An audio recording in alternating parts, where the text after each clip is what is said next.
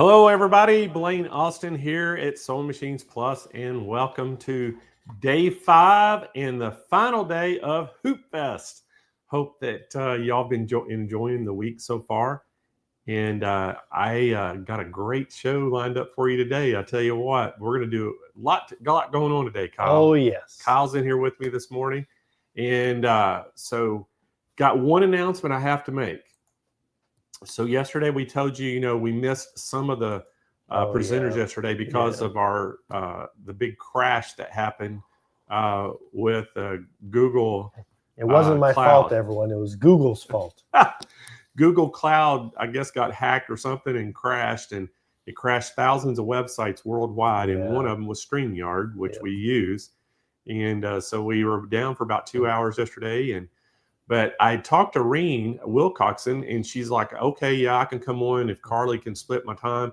Well, Reen couldn't get her videos all done. So she's like, she called or texted me early this morning and said, hey, I'm not going to be able to do it. So Carly's back on for an hour. So this year at Hoop Fest, we're just not going to have Reen. So I know you are disappointed. We are too, but hey, we'll get her again on another festival pretty soon. So, but I want to say a shout out to some of the SMP Nation watching. Today we have Rita Diaz in Texas watching. We have Tony C out in California. Always in Stitches down in Florida was watching. Sharon Davenport in Texas is watching. Christy G from Texas, but she's out in Oregon. Christy G, Oregon. She's in Oregon. I think she's from Texas. Oh, is she? I think so. Oh, okay. That's the same Christy G. Oh. Teresa up in Minnesota is watching, and Pat Blanchard over in Oregon is watching as well. So thank y'all for watching and tuning in.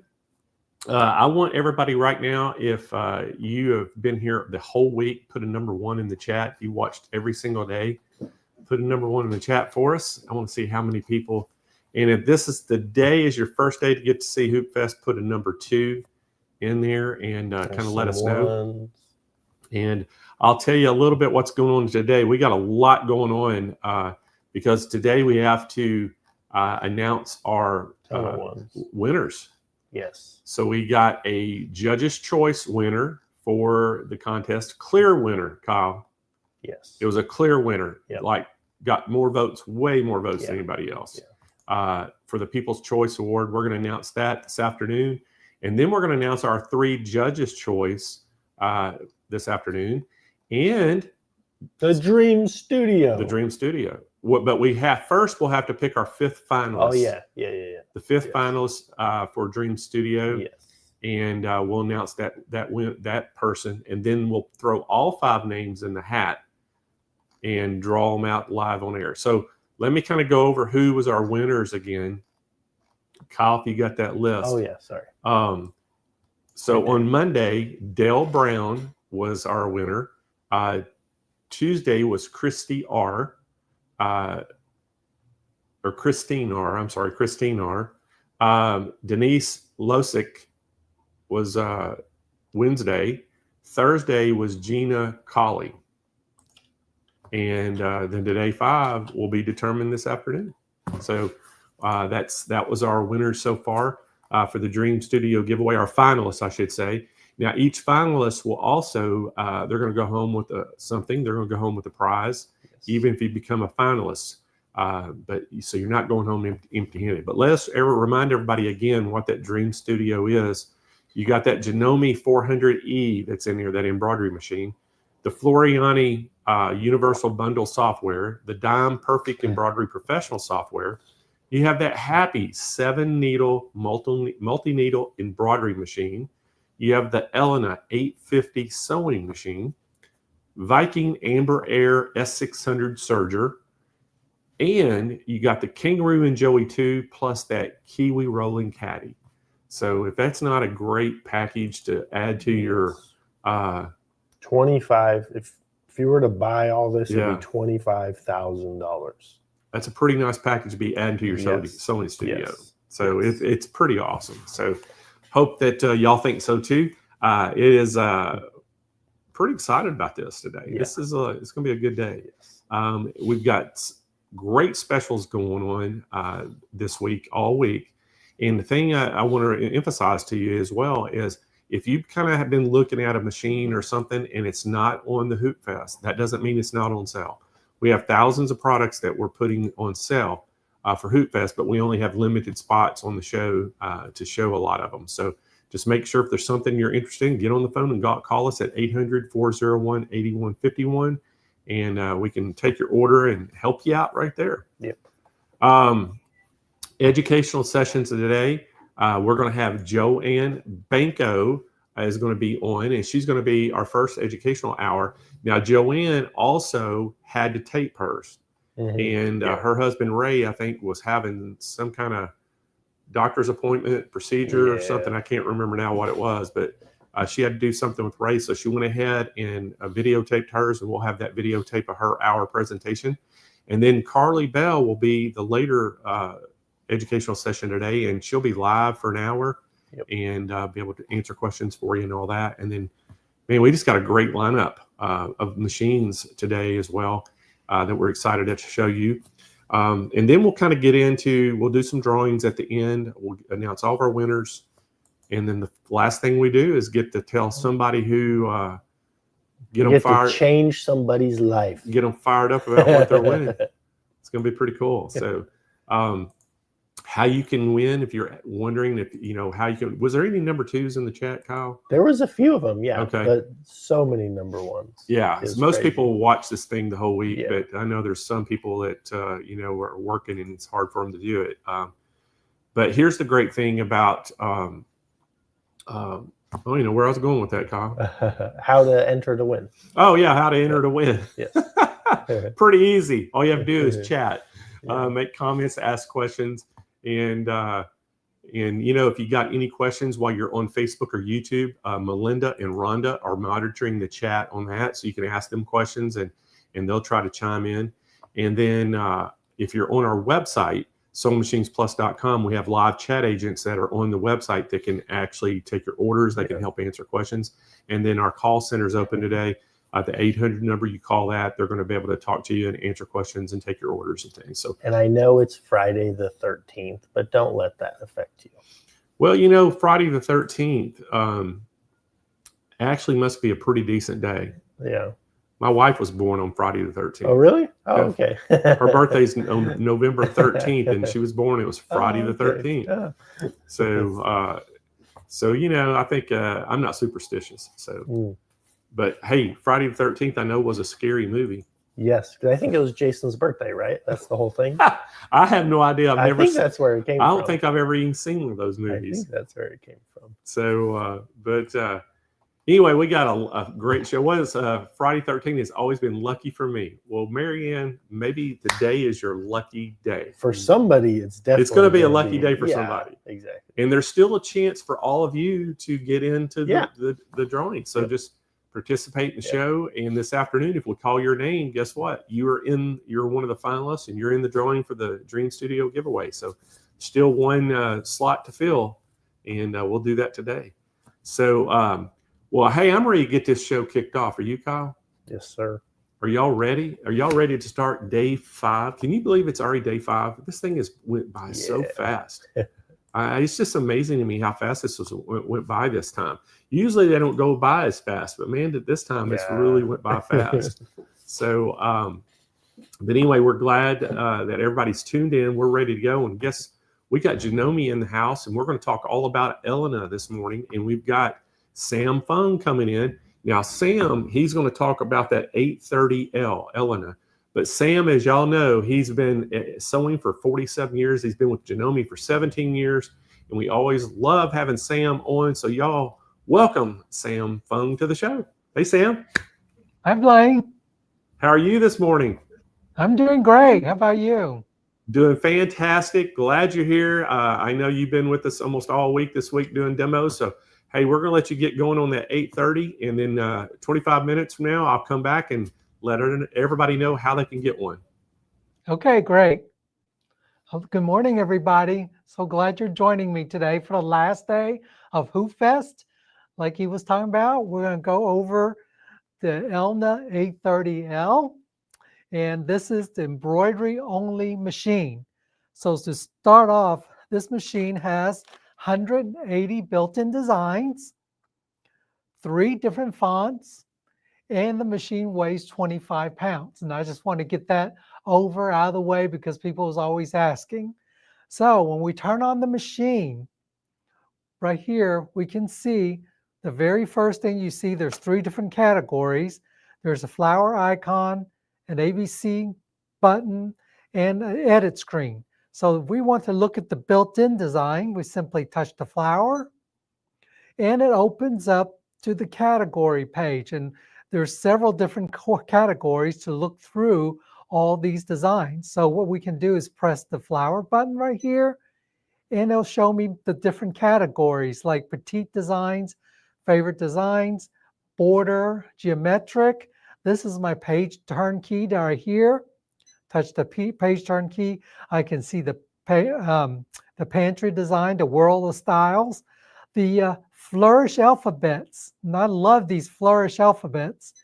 And these are actually like designs as opposed to traditional alphabets, because I'm going to pull one up. And it just tells me, the screen tells me to make sure to keep my hands free because the carriage arm is going to move.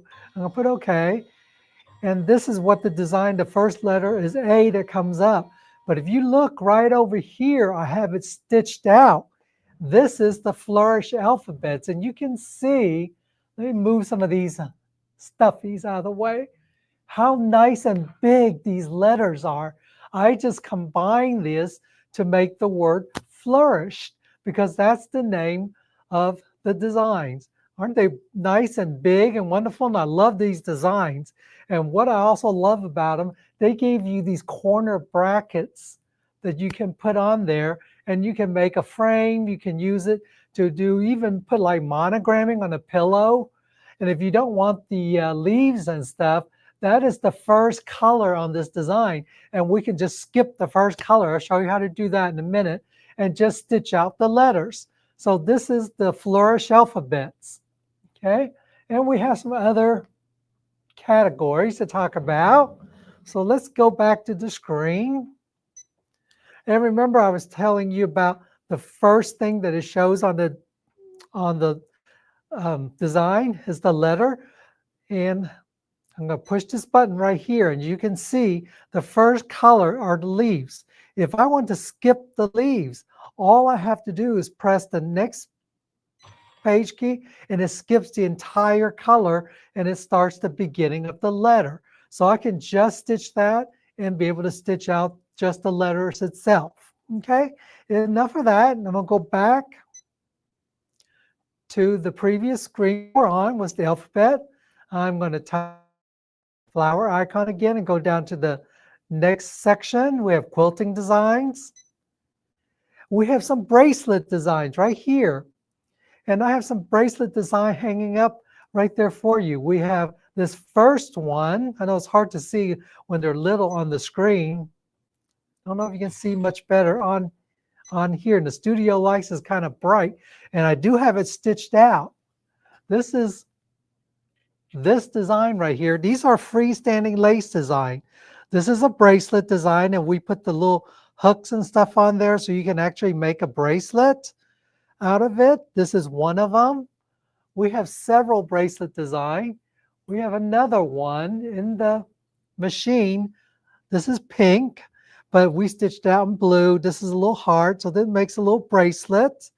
And then you have another one right here. So these are some of the few built-in designs in the machine, and this is like a little heart and a bracelet design too. And I think that if you put a big enough chain on it, you can probably turn this into a choker for a little girl or a teenager or something like that. So these are some of the cool designs that are built in to the machine. I know a lot of times we don't use designs in the machines, but until you stitch them out, you don't really know what they look like. So let's go back and show you all the different categories on here. So let's go back up here and go, and we have some celebration designs, and the celebration designs are like pennants. They're all built into the hoop, and you can stitch it out. There's some wedding design, and then this is the in the hoop designs. In the hoop designs, there are 3 different dolls that you can make. That's what I'm calling them. Some people call them stuffies, and this is what they look like. This is the little, we call them either monsters or whatever. This is, we have it done on polar fleece. And then we also have it done on fake fur. Now, isn't that cool? Just think about it. And then there's also this one. It's like a little worm. And we went and added some fringe to it. We basically just took some yarn and stuck it on top. And this is all done in the hoop. And these are just like cute little stuff to do for kids. Or if you want to, you can always make them as dog toys. Just put little squeakers in them. Dogs love them too. Kids love them. As a matter of fact, last month it was Take Your Child to Work Day. Here at Janome, we have some of our people here. They brought their kids in to sew, and they were able to make these little stuffies on the embroidery machine. And the kids just love them. Some of them have different hair that they put on here. Some of them put bows on it. So there's a lot of cute stuff you can do with them. Now, these stuffy dolls are actually made in this hoop right here. You get 4 hoops with this machine, and this is the largest hoop that comes in with it. This is a 7.9 by 14.2 inch hoop.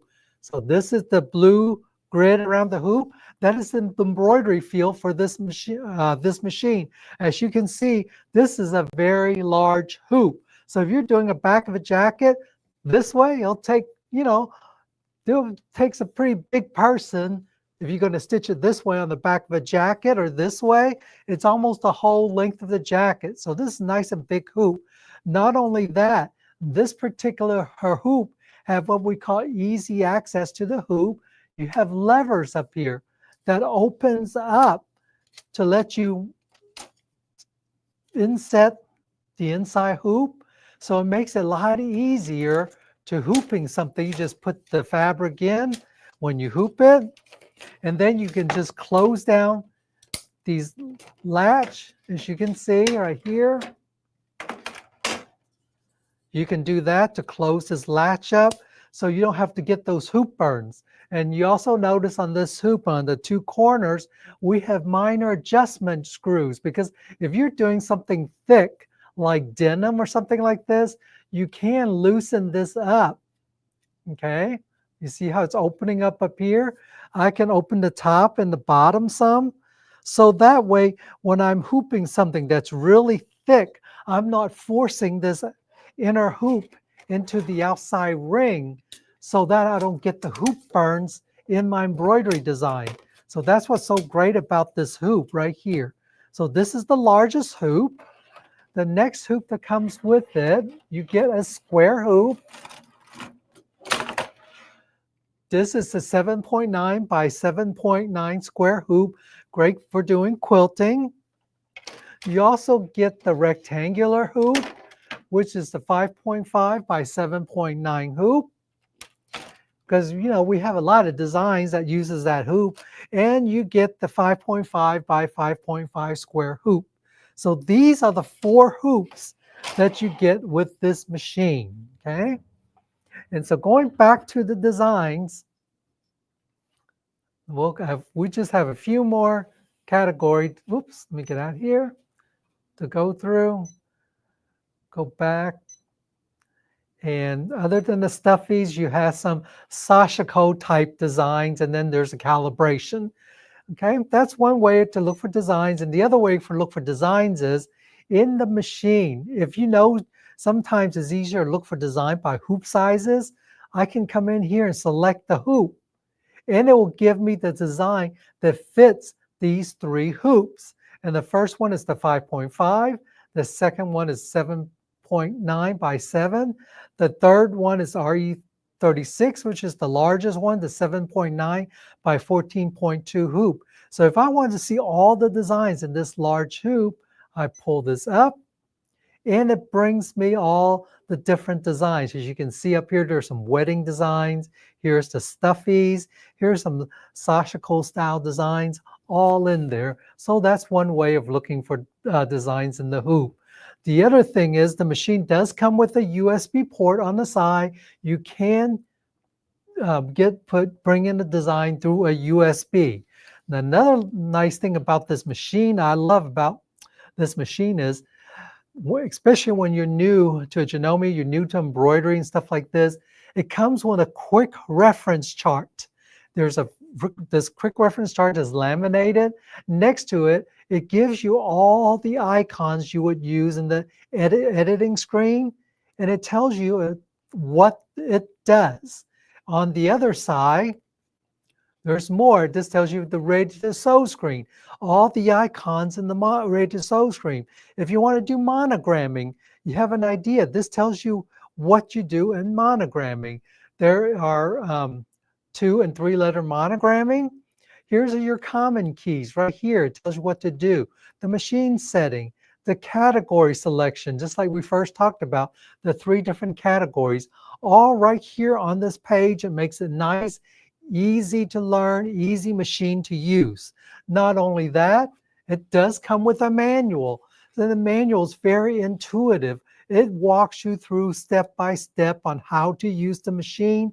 It's a colorful manual, easy to use, easy to follow. That's one thing I love about the Elna machines, is they're so easy to use. You have a bobbin winder on top. You have a horizontal spool pin that comes up, and you just thread the machine in here. You do have a needle threader that's built in, and you also have a secondary bobbin case. Now this bobbin case, the one in the machine, is a standard bobbin case. You would use that for your normal embroidery. What I mean by normal embroidery, that is, if you're just embroidering fabric, you're using a standard 60 weight thread like a Janome pre-wound. Those are a 60 weight pre-wound thread in the bobbin. You would use that normal bobbin case. If you were making lace, for instance, like those lace bracelet and stuff, more than likely you're probably winding a embroidery thread on the bottom. Then you would use this one. This one's the high tension bobbin case. It pulls more of the top thread to the bottom for doing lace work.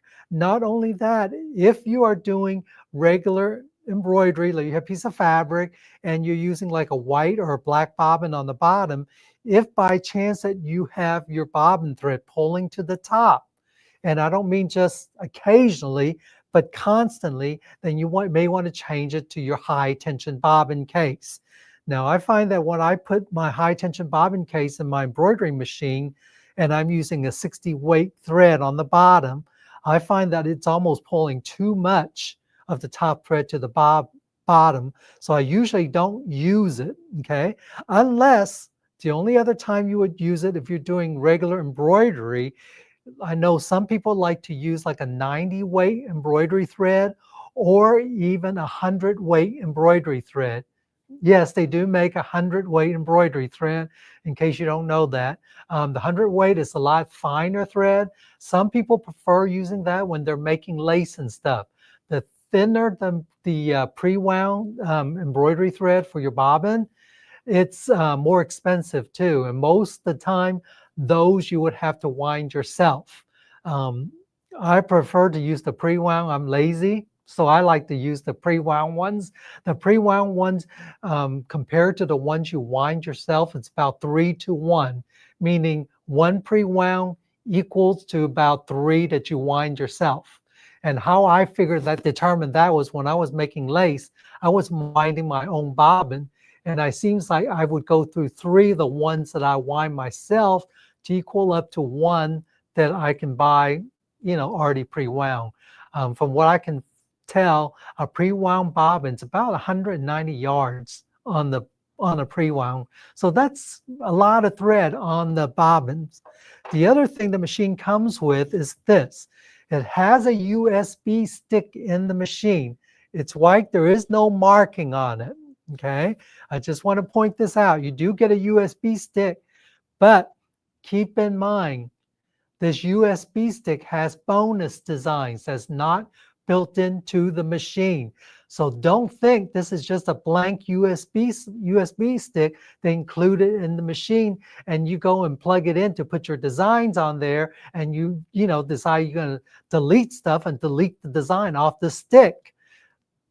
But first thing I would do is on these bonus designs, put them on your computer and save them. So if you then you can use this USB as a transportation device for your designs to transfer to the machine. But save them first, okay? Just make sure that you save it. So this is a USB stick with your bonus designs on there. There's 20 of them that's built into this USB stick. The other thing the machine does come with is this nice big extension table. Okay, now this extension table, if you're using a smaller hoop like this or this, you can probably use it without this extension table. But when you're going to a bigger hoop like this one, for example, you will need to use your extension table, and I'll tell you why. I'll show you why. Let me just get these hoops out of the way. Because if you weren't using the extension table and you have this hoop on the machine, okay? And to let you know, this is my carriage right here. These two silver things is how I put my hoop on. To put the hoop on the machine, I simply take this black knob, pull it back, align these two notches right here to the stem, pull it back, and push. And the machine and the hoop is now attached to the machine. If I'm not using the table, you see how this kind of flops down? Of course, you're going to have fabric here, and it's going to be pushing your fabric up. And when you're doing something that has an outline to it, sometimes your outline may get pulled away. That's because your hoop is doing this. You know, it's tilted down. This is obvious because I don't have a piece of stabilizer or fabric here. But having a table here there, it supports the really large hoop. So this is a nice thing to have when you're doing a big embroidery design. And not only that, if you're putting a quilt in here to hoop or jacket or anything big like this, you need this hoop for the support. So it's great that they give you this table and you don't have to buy an extra table for the machine. So I'm going to take this off to show you. You do have an extra high lift on this machine to raise up the foot. You can see that. So that way, sometimes we may need it because, sometimes when you're putting stuff here and this isn't all the way down, sometimes it may be hard to pull up or you have fabric here. So I want to show you, you do have an extra high lift, okay? So that way you can easy to pull stuff out and things like that. Now I want to show on camera here. I know I have people asked before, right here, you see these two brackets? When I pull this lever back, you see how it opens up this area right here to allow you to hook the hoop onto these two stems right here on the machine, okay? Now, another thing I want to show you is, you see these decorative little designs right here? These are built into the font section of the machine. These are what they call normal sew and border sew designs. On the sample I have here, when you look at the machine, you're looking at just one of these, okay? But on some of these, when you start connecting them together, like in the edit screen, I just keep hitting this design, and then it fills the whole hoop up. And then when you stitch it out, they actually connect. And you wouldn't think that looking at these. You see how nice these designs are? I'll show you going down. They nice, and think about how cute it would make to put on the edge of something. Maybe on the pillowcase, maybe on the pillow, on a skirt. Maybe you can put it on a blouse or something. Lots of stuff you can do with it. Look at these. Some of these designs are in our sewing section of the machine. What Elna and Janome did was they took those designs, had it professionally digitized, and put it into the embroidery section of the machine. We have little cats, a little house, like little laundry drying, little trains.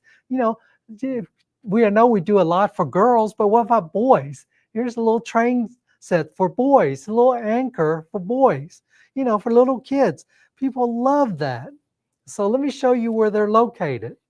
Okay, I'm going to X out of here and go back to the home screen.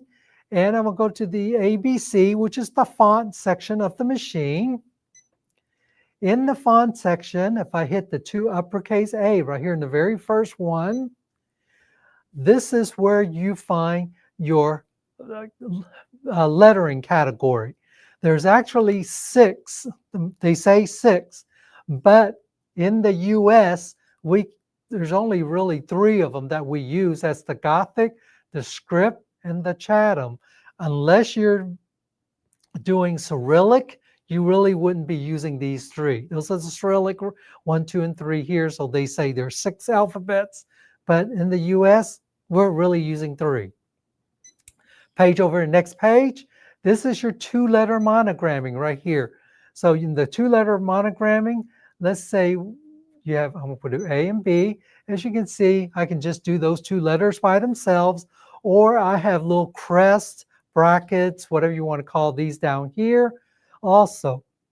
But if I don't want to use those, I can trash them by going to by getting rid of the letters. I can trash them by touching this. Oops. Touching the X to get out. Okay. Go back to the home. And if I want to use the brackets, I simply select the bracket, touch the letters, and then I can use the letters. So it's real simple to use. You have, back to the home screen, you have 2 and 3-letter monogramming right here. So 3 letters, just the same thing. You do ABC, and you can put in 3 lettering, or 2. So same thing, either way. Go back to the home screen, ABC, and we'll touch the 2 uppercase A. This is where your border and normal sew designs are. I'm going to show you the border designs first. Okay. Your border design, the very first one is this little flower, and that is this one right here. Let me show you. These are the border designs. Everything in on this stitch out is the border design. The very first one is your flower right here. If you look at it on the screen, it doesn't look like anything. Or this one right here, the little fleur-de-lis. You look at it, it comes in black and white. It doesn't look like anything, but when you stitch it out, it's actually a lot bigger than you think. And how I created this is I just simply keep touching these,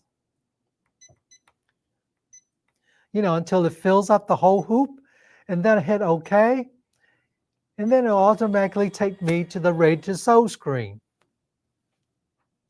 Right now it's a square 20B hoop. As you can see, it doesn't show up looking like anything in there, but these are the border designs. Let me go back and show you where they are. So these are all the different border designs. There are 2 pages of them. And then at the end, you have little squares, also your spaces. You have those in your letters too. So these are some of the border designs in the machine. And then we have normal sew designs right here. The normal sew design starts with these right here. Once you look at these, the normal sew will connect together. Some of these hearts are tilted on the sides. You have some bows. You have some little markings right here. Then you have some bigger ones. These are all built into the machine, as you can see. Let me get the rest of them so you guys can see all these cute designs. Here's some more of them. They're all built into the machine. You have little umbrellas. You have a dress form. We have shoes. We have all different types of design built in, and they are really nice. There's like over 300 built-in extra designs, although they're not in the embroidery. I mean, they're in the embroidery, but they're not with the regular embroidery design. They're in the monogramming section of the machine. Now, what's so nice about these designs are because they're in the monogramming section of the machine, we are able to arc them. We have an arcing feature in the edit screen where you can arc these. Okay, now let me show you that. Okay, so let's bring something in first. Okay, I'm going to go here and let's pick this little heart. I have 6 of them on the screen. I'm going to hit OK. It's going to take me to the Ready to Sew screen. Ready sets it. So tell me I'm using the Square 20B and hit OK. Now I need to go edit. So in order to edit, I need to go back to my home screen where the main menu is. Or here's my edit screen. I select the edit screen. And there's my design. Underneath here, I have several keys. I can change the hoop size. If I select the hoop size, it's telling me I can use my large hoop. I have the Square 20 selected. I can use the 7.9 hoop just by selecting that hoop right here. Now, my designs are over to the left. I can bring them over to the center by simply selecting them, move them anywhere up and down on my screen, or I can use these jog arrows to move them left or right, up and down. I can also copy these. If I want this, I want to copy it. I simply hit the copy and paste key. It copies directly on top. I just simply move them, and I have 2. If I don't want something, I can hit the trash can to delete it. Okay. Now, I know you can't see on the screen. Whatever I'm editing, there's a green box that's going to be around the design. Right now, the green box is here because this is the last one I touched. If I touch here, the green box is up here.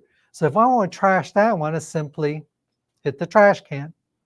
If I want to enlarge it, I have an enlargement key right here. I can go up or down 20% just by touching the plus key. You see it getting bigger? On my screen, it shows 120% right here. That is the largest I can do this. I'm going to hit OK to save it. Okay. And let's say I want to make another one. I'm going to hit copy again. Okay. I'm going to hit OK. And it takes me to Ready to Sew screen. I'm not ready to sew, so I want to go back to the main menu again, hit Home. Go back to Edit. There's my design is saved. I'm going to go to the next page. There's more icons I can do. Here's a rotation key. Okay. In the rotation key, I can rotate it by 1 degree or 45 degrees. Okay, I'll rotate this one 45 degrees. I'm going to move it over to the side. Like so. I'm going to hit OK to save it. Okay. I have a mirror imaging key. But before I do that, I'm going to copy this and show you something. I'm going to go back one. I'm going to copy this one right here. I'm going to copy that. Move it over. And I'm going to copy this one too. I'm going to move it up. I'm building a square here. Now for the mirror imaging key, we already showed you rotation. I want the hearts to be all facing in, so I have this one selected right now. I'm going to mirror image it horizontally. So now the heart is down. And then I can mirror this one the other direction. And you can see they're all together now. I'm building a square. Okay. And what I can do with this is I have an arcing key here. I can actually arc these designs if I want to. Now, in the arcing design, I can arc it up to make a frowny face, or I can make it down to make a smiley face. So if I want this one here to have a little arc to it, I simply touch this arcing key and see how it arcs down. If I want to go the other direction, I can arc it this. And then I can move it up. Well, it's hard to see because I'm trying to do this sideways. Okay, I move it up. Now you can see this is kind of away from it. I can connect, trying to make it a little bit, spreading the letters out simply by touching this. See how it spreads out the arc? So this is, I can almost make it like almost like a handle on a bag, shall we say. Well, so there's lots of things you can do on this machine. Because these are in here, I can arc it. I can also group and ungroup them. Grouping them means like this.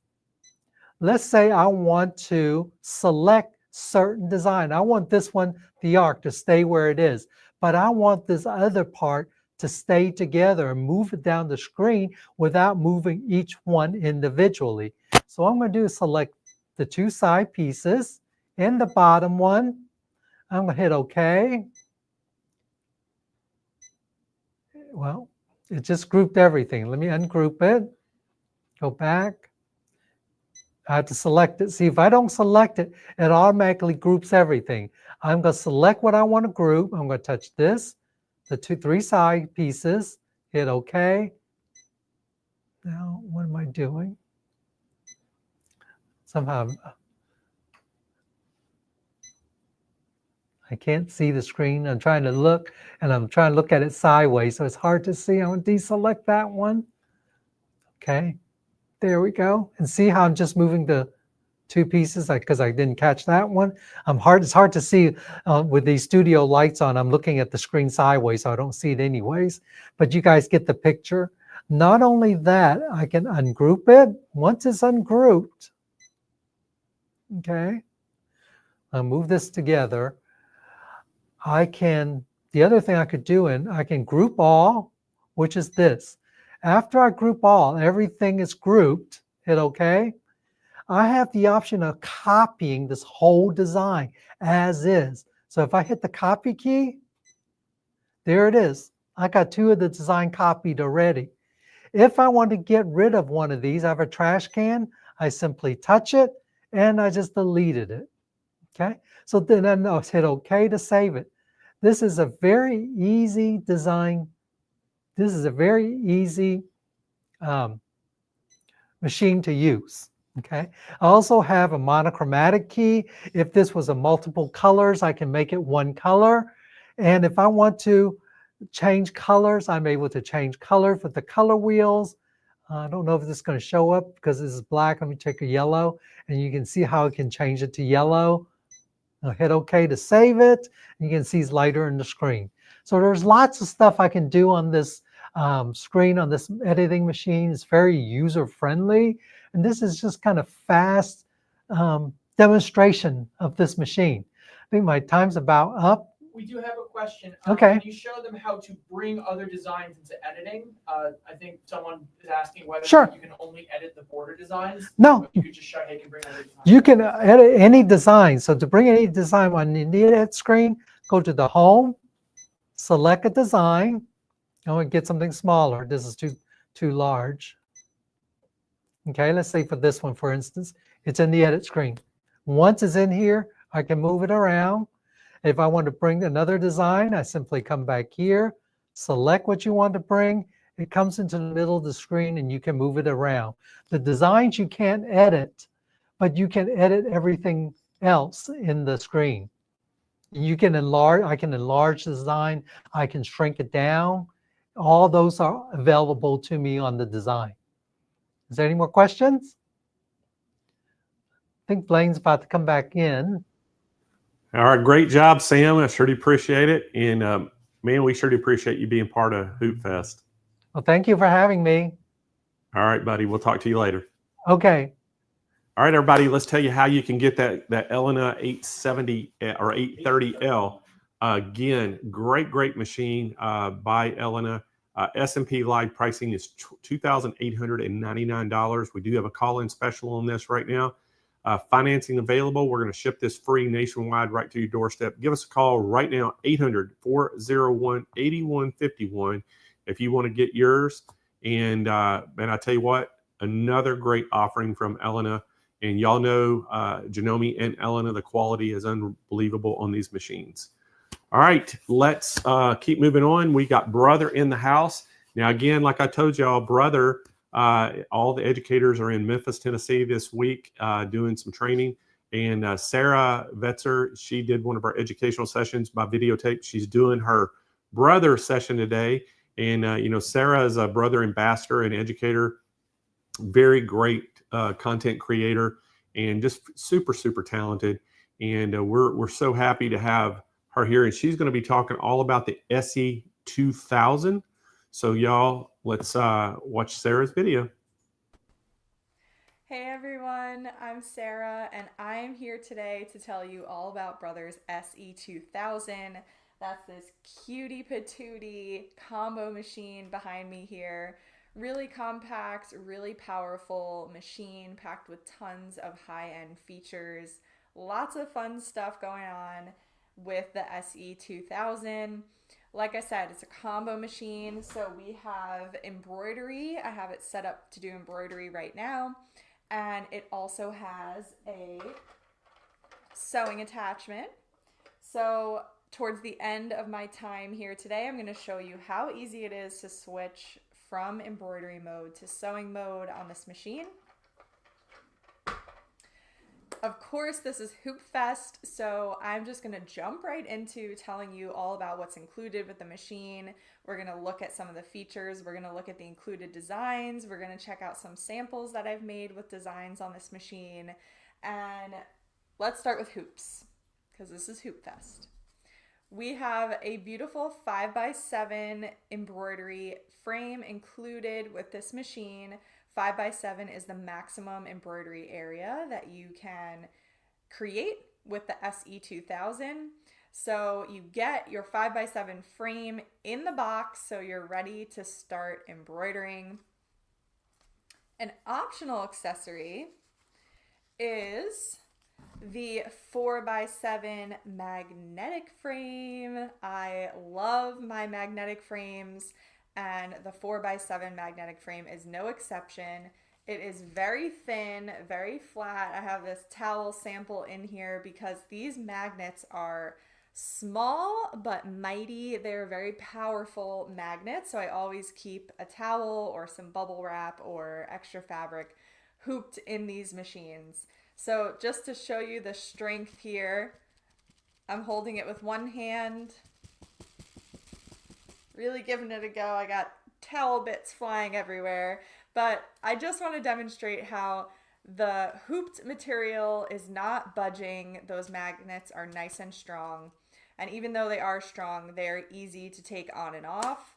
They're easy to attach, and this is a really flat frame, so loading it into the machine is really easy, and the magnets leave no hoop burn on your project. They make it easy to hoop bulky items or awkward items like stuffed animals that you might want to be embroidering.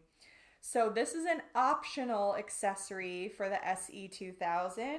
Highly recommend the 4x7 magnetic frame. So Hoop Fest, I just wanted to kick it off with the frames. Maximum 5x7 embroidery area for this machine.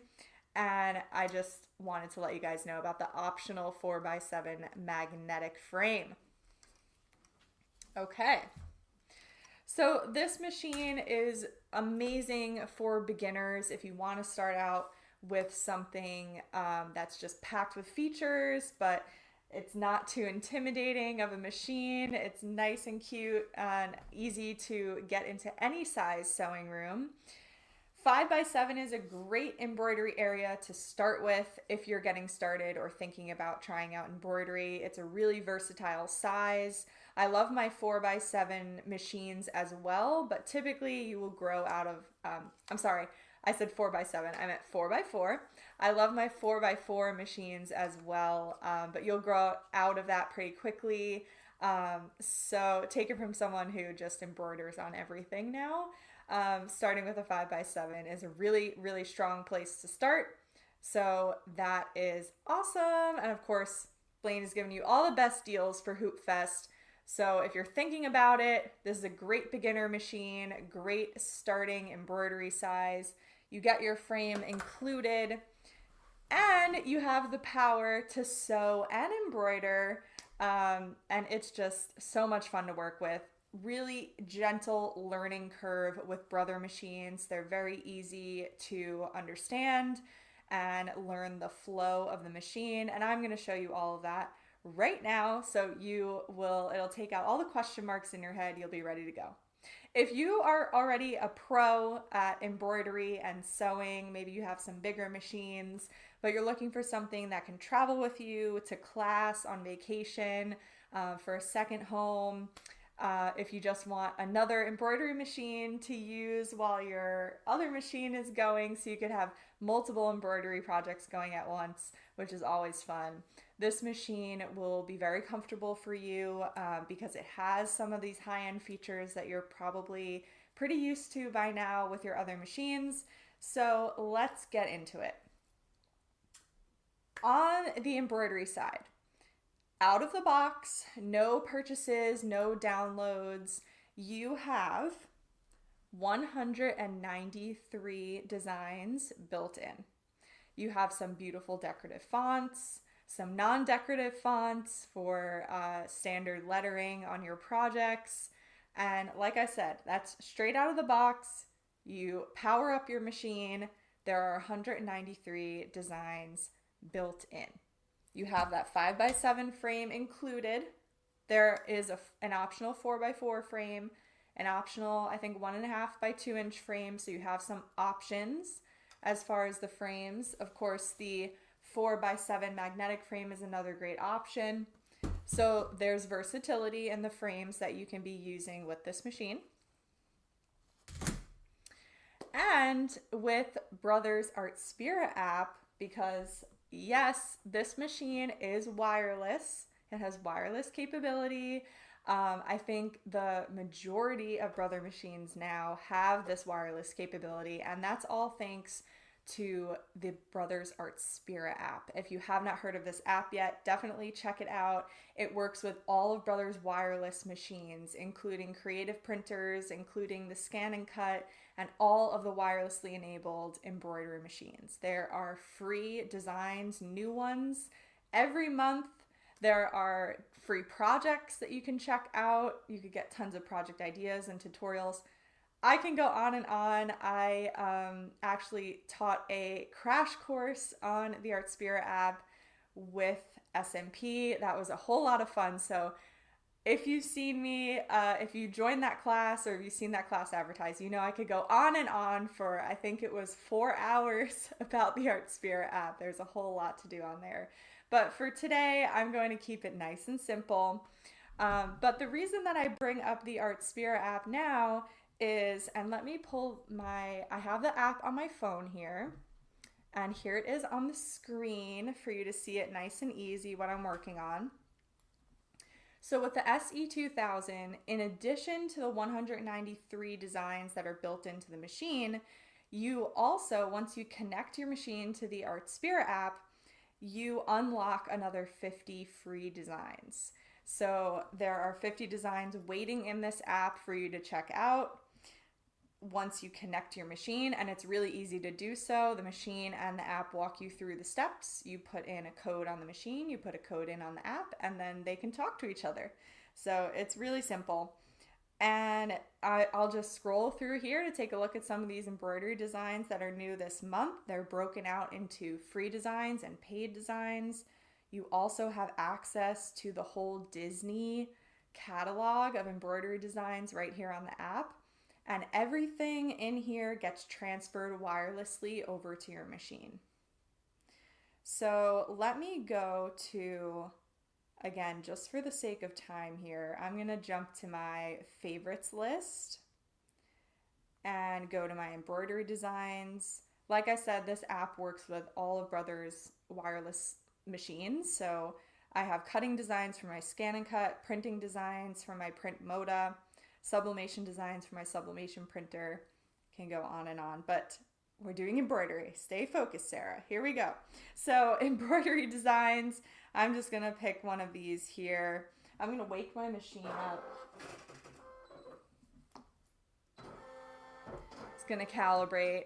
I have to wait until that embroidery, the wireless network connects. So let's take a close-up look at the screen here.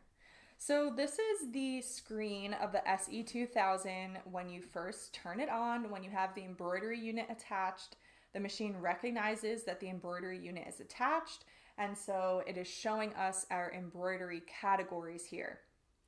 Right here you can see the wireless symbol, and then on the machine screen you have that same symbol, and when it's blue like it is now on my machine screen, that means that you are connected to a wireless network. So I have it connected to my home network here. My phone that I'm using the Artspira app on is connected to the same network, so that I know that they can recognize each other and talk to each other, and I can transfer designs seamlessly from the app to my machine. So let's take a look at some of these categories here. We have some seasonal designs built in. There are 13 pages of them that I can scroll on through. And right off the bat, you can see how easy to navigate this machine is. So you have your embroidery area indicated on the left. You have thumbnails of designs on the right. I'm using the arrow buttons on the front of my machine just to scroll through the different options here. And if I see something that I like, I can tap on it, and right away the machine is helping me along with my embroidery journey. So it's graying out any frames that are too small for this design to fit in. So it's telling me right off the bat, I cannot use that little 1.5-inch frame. This design that I've chosen is too large for that frame. You can also see the dimensions listed right here on the screen. If you want to take a closer look, you can select the preview button and you can see the design nice and big on that color LCD touchscreen. You can select the frame that you're going to use to get an idea of the proportions of the design inside that frame. So this is the included 5x7 frame. If I planned on using my 4x7 magnetic frame, here's what the design would look like stitched out in that frame. So lots of fun stuff here, and we're all creative visual people, so I love that you can preview the designs in the different hoops like that. That really helps me as I go along. In the pineapple category here, you have some other beautiful designs built in, and I have stitch outs of a lot of these that I'm going to show you in just a moment, so don't worry, you're going to get a close look at some really beautiful designs that are built into this machine. There's some applique designs built in, lots of fun stuff. Our butterfly category here has more seasonal type designs, 14 pages. So these are those 193 designs that I was mentioning, all built in. You don't have to download them or purchase them from anywhere. They're right on your machine. And if you see something you like, you go ahead and press set, and now you have your first editing screen. I call this the editing screen, and the second one is kind of my placement screen. So all of your tools are listed. They're listed in plain English here: move, size, rotate, you know what all those are going to do. So it's easy to see what tools you have at your fingertips here. If you wanted to add multiple designs, you can do that as well. You press add, it brings you back to your home screen. Let's take a look at some of those fonts. So I'm going to choose a font here. I'm going to type out a message. I can resize the font right off the bat.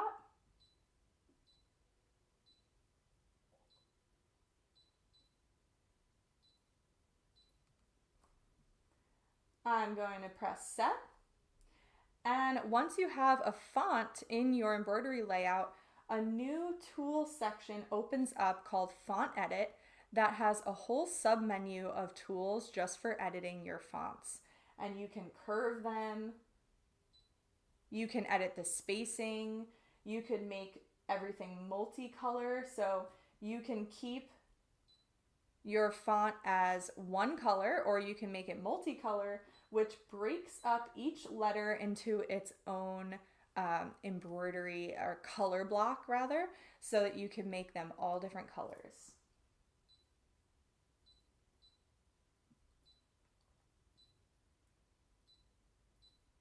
I have a full color palette here to choose from. So I'm just jumping between all my different letters. I'm choosing all different colors for the letters.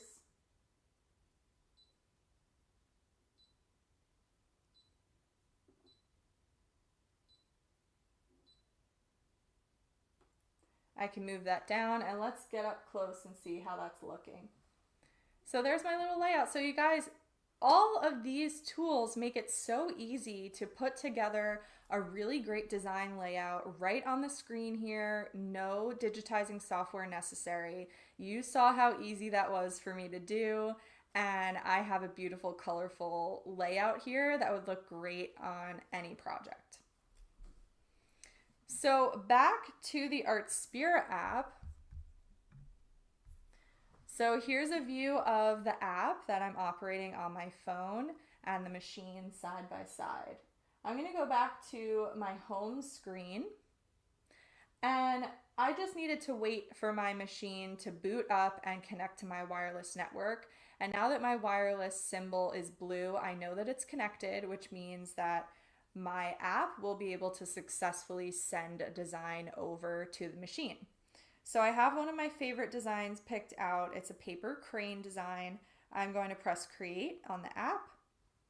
I can go ahead and make some edits here. I can add multiple design elements. I could add text in the Artspira app.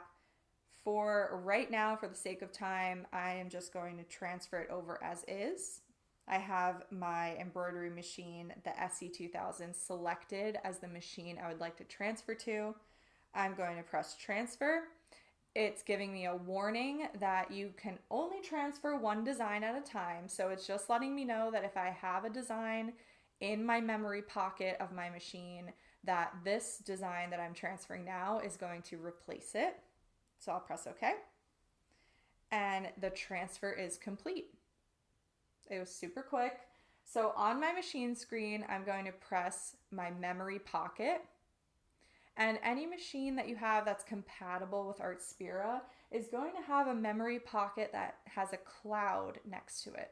This is our dedicated memory pocket for the Artspira app. So I'm going to open that pocket up. And there is my crane design. So I can select the design. I'm going to press set. And once again, I'm back to my editing screen on my machine. So now I can add text, I can add more embroidery elements, I can transfer another design over and add that to my embroidery layout and just get all this stuff stitched out. So not only do you have the 193 built-in designs in the machine, you also have 50 free designs that unlock on the Artspira app once you connect your new SE2000 to the Artspira app. And you have the thousands and thousands of free designs that already exist on the Artspira app for you to use.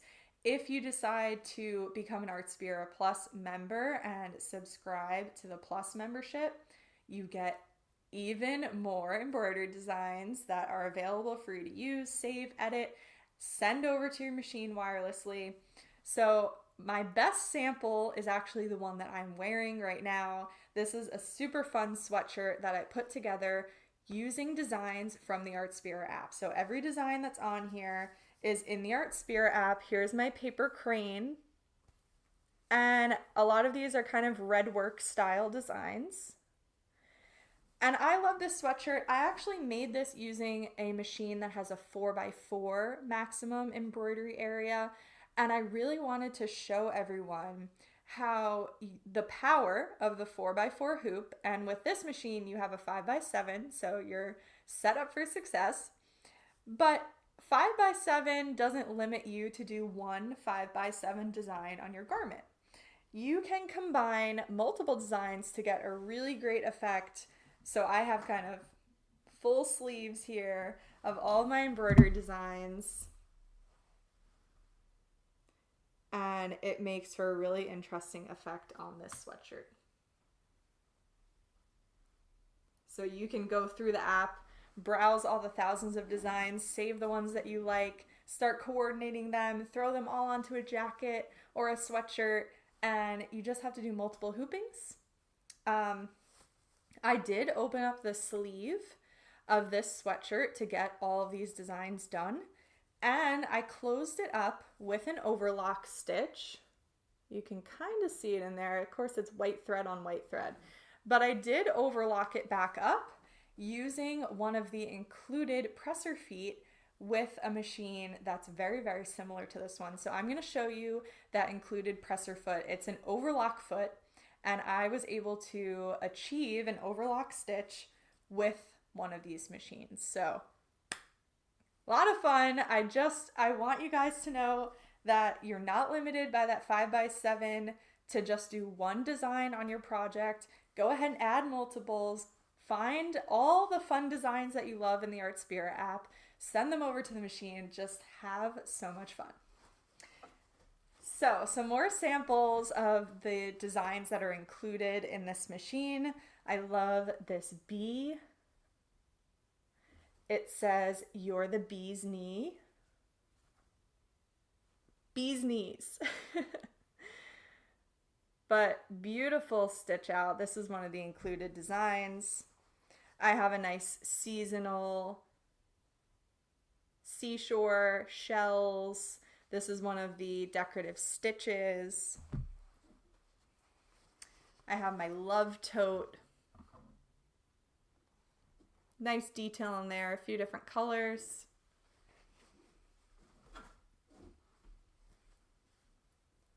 This beautiful tea kettle. Again, I'm just loving the detail on a lot of these built-in designs here. And then I went ahead and added some text at the bottom. I did multicolor. I split up the lettering to make a little, you guys know I love my punny tea towels. Here is a strawberry design. This is built in. So I added 2 of them to my embroidery area. I mirrored so that I could have both of them in the frame here. And then I added a decorative frame around. One of the great features of this machine is actually color sort. It's a high-end feature. It's so cool that it's on this machine. So if I go ahead and I add, let's see here. So my crane design, let's get close with the screen again.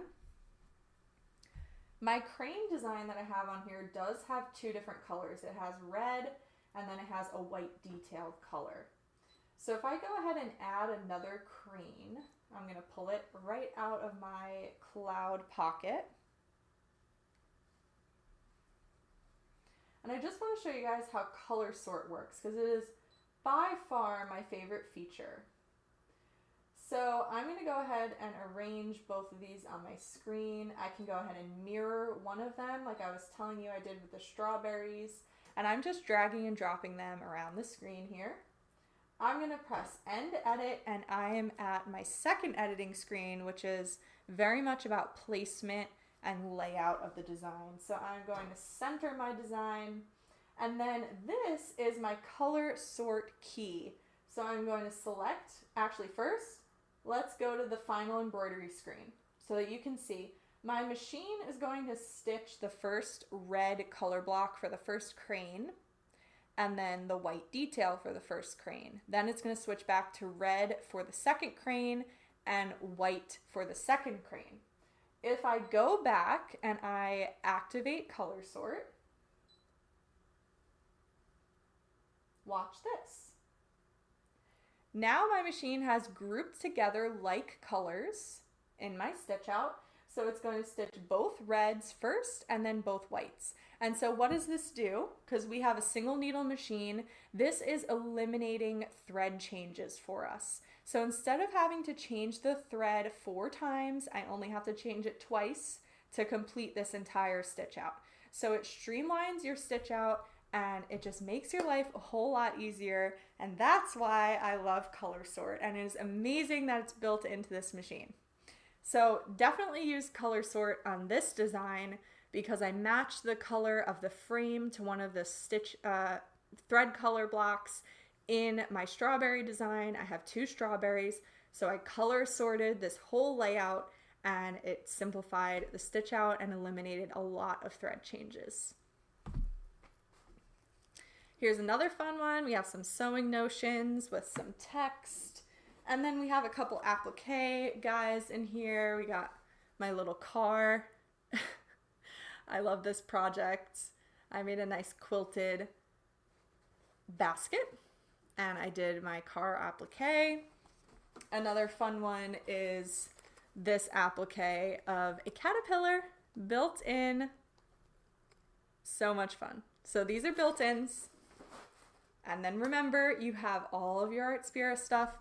And I didn't even mention it yet, but this machine is very much compatible with iBroidery, which is Brothers, another marketplace to get embroidery designs. And you saw that there were Disney designs on the Art Spirit app. I think iBroidery has even more. They have some Marvel designs on there.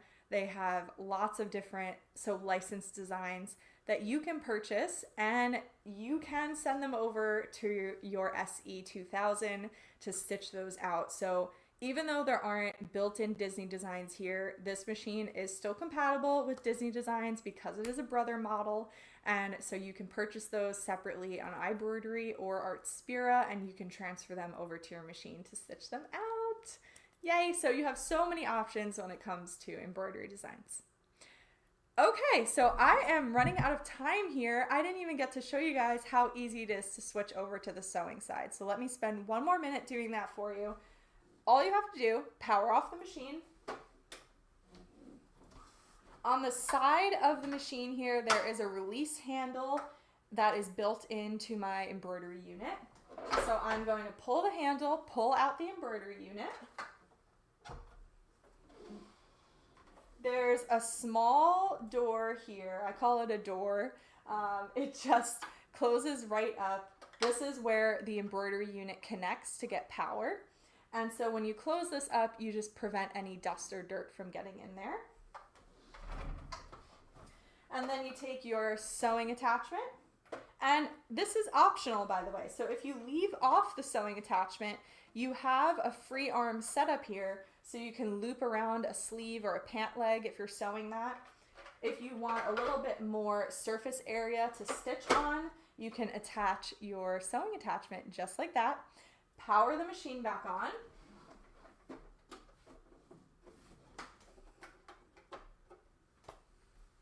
And now it's going to power up in sewing mode. So you have your utility stitches that come right up, and then you have your full menu of sewing stitches, 241 sewing stitches, and 8 sewing feet included. There's some storage in here, of course. You have your sewing feet. And because I mentioned it, just want to show you really quickly that this is your overcast foot. So this is how you're able to stitch together some knits. That's how I sewed this sleeve right back together after I was done embroidering it with my overcast foot and the overcast stitch that's built into this machine. So that is my time. I'm going to pass it back to Blaine to tell you how you can get one of these awesome SE2000 combo sewing embroidery machines from Brother. And thank you all for tuning in. I'll see you soon. All right, great presentation by Sarah there. Oh my gosh, great presentation. Well, let us tell you how you can get it. This is the Brother SE2000 sewing and embroidery machine. And again, our SMP live pricing is $13.99. Call for more information on this, 800-401-8151. And again, if you're on the website, you can just type in Brother SE2000 in the search bar. It'll take you to the product page. You can read about it. We have live chat agents standing by as well on our website, can help answer questions. But again, great offering. We're going to ship this free nationwide, and we do have some financing available as well. All right, we are going to keep moving on. We got Wendy Owens coming back in, and she's been doing double duty all this week with, with doing the Viking and Pfaff. And so y'all give a big SMP welcome to Wendy Owens. Hey, Wendy. Hi, how are you today? We are doing great, and I hope you are too. So we're going to let you take it away, and I'll be back here in just a few minutes and tell them how they can get it. All righty. Hi, everyone. Welcome. Wendy, SVP. And this time around, I'm going to be representing Pfaff, so I have my Pfaff hat on. And what we're going to be looking at today is, again, we're going to take another peek at that Creative 3.0 machine. It is a mid-level machine. So I'm going to go over some sewing features really quick on it, just to recap what I talked about earlier in the week. So let's just go ahead and take a peek at the machine. Wrong one. So here we have our machine, and you can see that I am in sewing mode.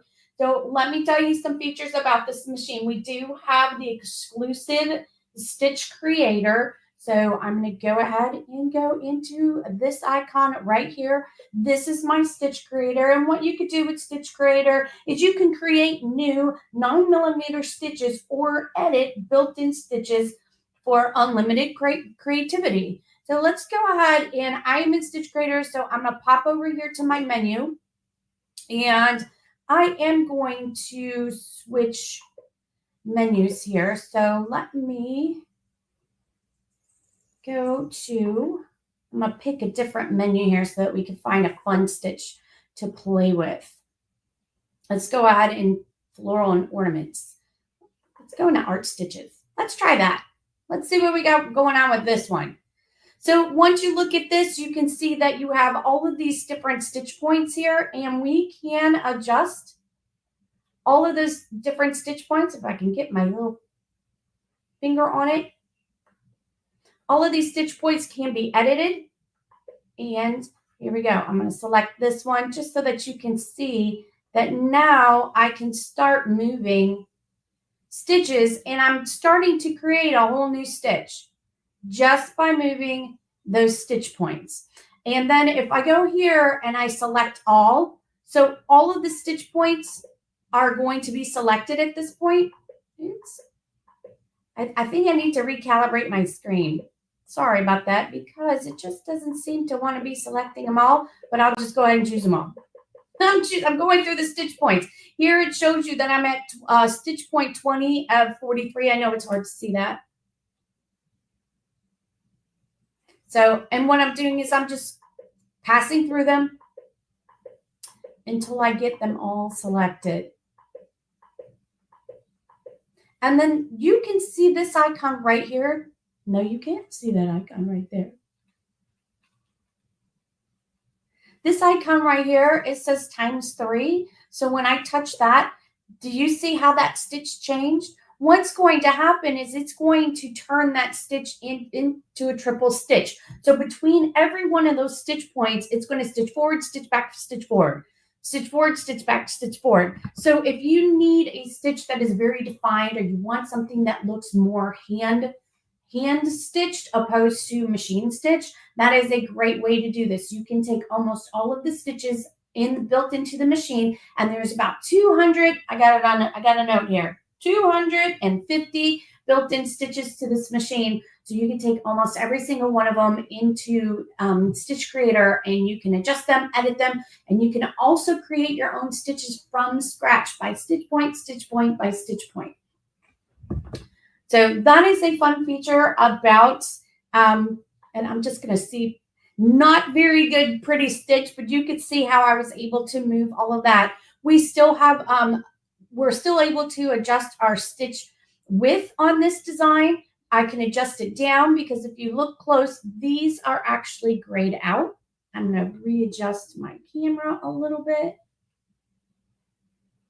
So the plus sizes, those are grayed out. I know it doesn't look grayed out to you guys, but on my screen it is grayed out. And that's telling me that that's as big as I can make that stitch. But I can make that stitch a little bit smaller. And if I need to, depending on if I am changing up my thread, let's say I want to use a heavier weight thread, I can adjust my tension. I can make that tension a little bit larger to accommodate a thicker thread. So I'm going to go ahead and delete that. We also have our original IDT system, and I'm going to switch to this camera so that you can see it. It is back here, and what that is our integrated dual feed. Only from Pfaff. For over 40 years, we've had this technology. Absolutely even feed from both the top and the bottom, and it is so easy to engage. All I need to do is just pull my hand down here and pop it into place, and then just go ahead and pop it out of place.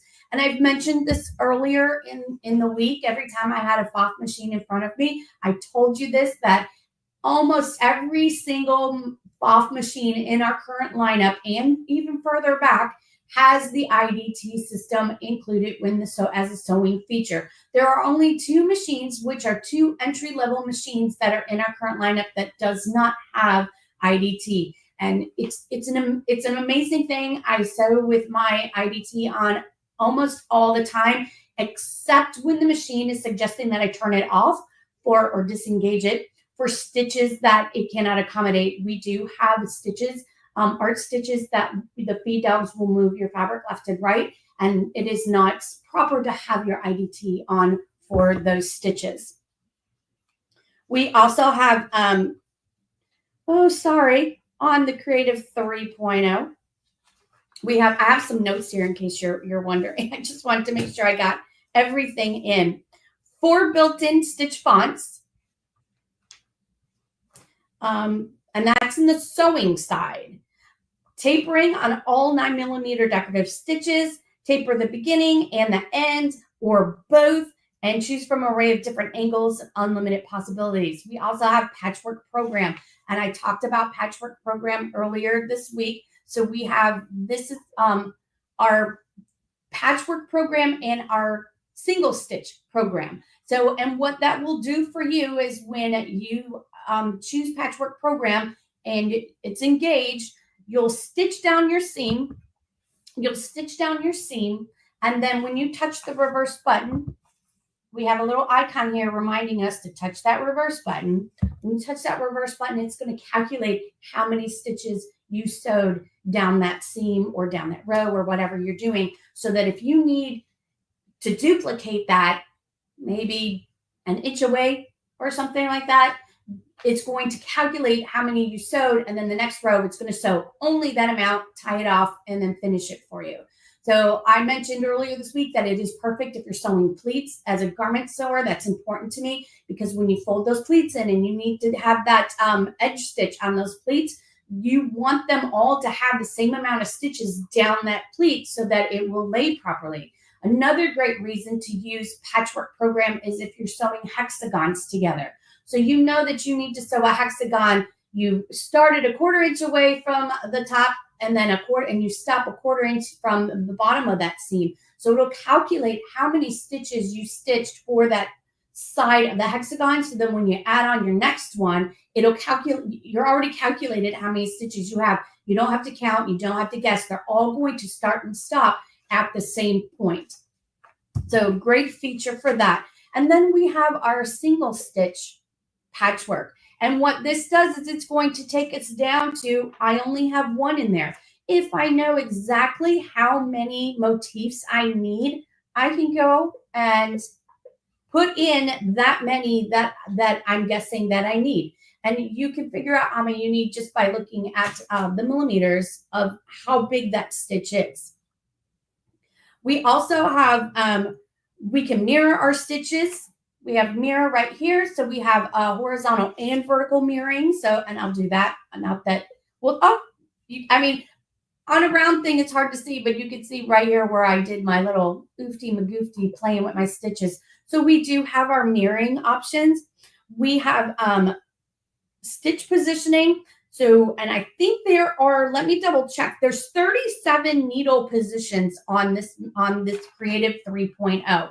So if you need to get close to zipper teeth, or you want to back away from zipper teeth, or if you want to get close to piping, or if you want to do some edge stitching, and you can move the needle opposed to moving your fabric. The best way to get a good even feed is if your fabric is covering both feed dogs. That way you're going to get a good feed, and that's not just on this machine, that's on any machine. If you leave one of your feed dogs exposed, one of them's working, the other one's not doing anything, so you'll notice that it starts to shift to one side. This allows you, 37 needle positions allows you to move your needle so that you can keep your feed dogs covered. We also have a start-stop button. Free motion modes. There's 3 different modes for free motion: quilting, thread painting, or darning. So you get to select the mode you want to specify. A Sensormatic buttonhole.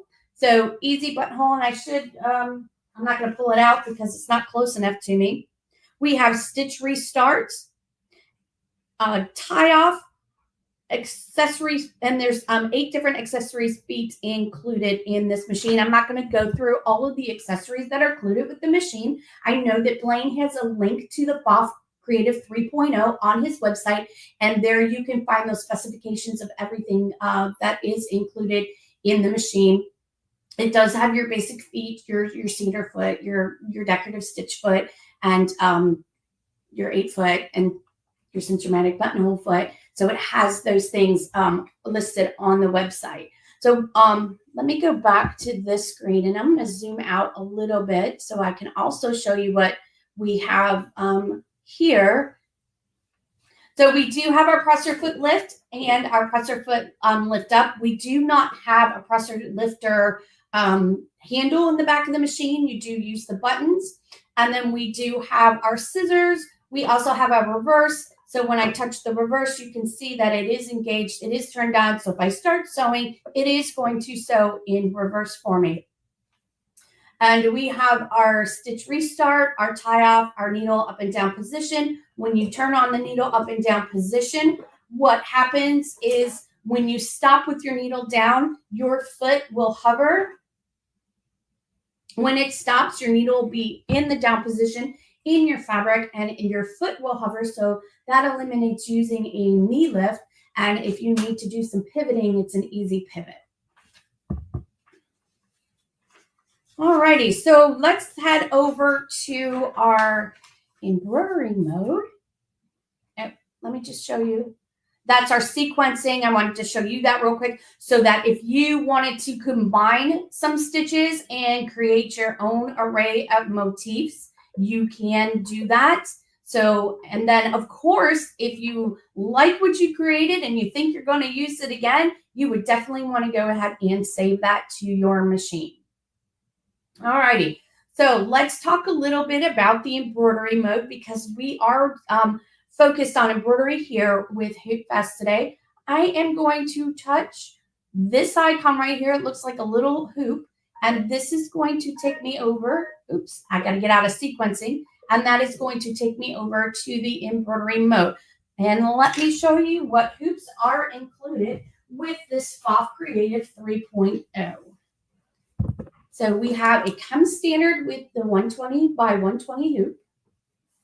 And it also comes with the, I'm gonna look at the size, 260 by 200 hoop. Now I have this hooped up because I want to be able to show you something. I want to do a demo for you. We talked about the precise positioning, how it has the 2-step precise positioning. And I thought, you know what? I didn't show it the last time on this machine. So I went ahead and hooped this up so that I could show you, and we'll get into that in a few moments. Okay, back to the machine. So we have some editing features here. We have our move. We also have our scale. So if you need to scale a design, you can go 20% up, 20% down. If you feel that 20% up and 20% down is not enough, then I will suggest looking into our Creative 8 software where it has a resize program in it. We also can pan. We have our hoops here. So when we touch on our hoops, it shows you all the hoops that are available to be used on this machine. So it does come with the 2 hoops, but there are 12 additional hoops that you can purchase as additional accessories, including a metal hoop, the air hoop, the endless hoop. So you have all kinds of options there for your hoops. And I'm going to double check and see how many fonts are built into the machine because sadly, I don't remember. Let me go back into here and we'll just look. So I know there are 157 embroidery designs built into the machine, offering multiple techniques. And if we have a specialty technique, there will be one for that technique built into the machine. So you could try those different techniques without going out and purchasing anything. And then here we have our fonts, and we have 2 fonts built in with different sizing. We also have the option that if you have a USB device, you can you transfer your designs via USB. And I do have a design in here that I am going to bring up, and I'm going to go ahead and bring this one up because that is the one I'm going to show my demo on.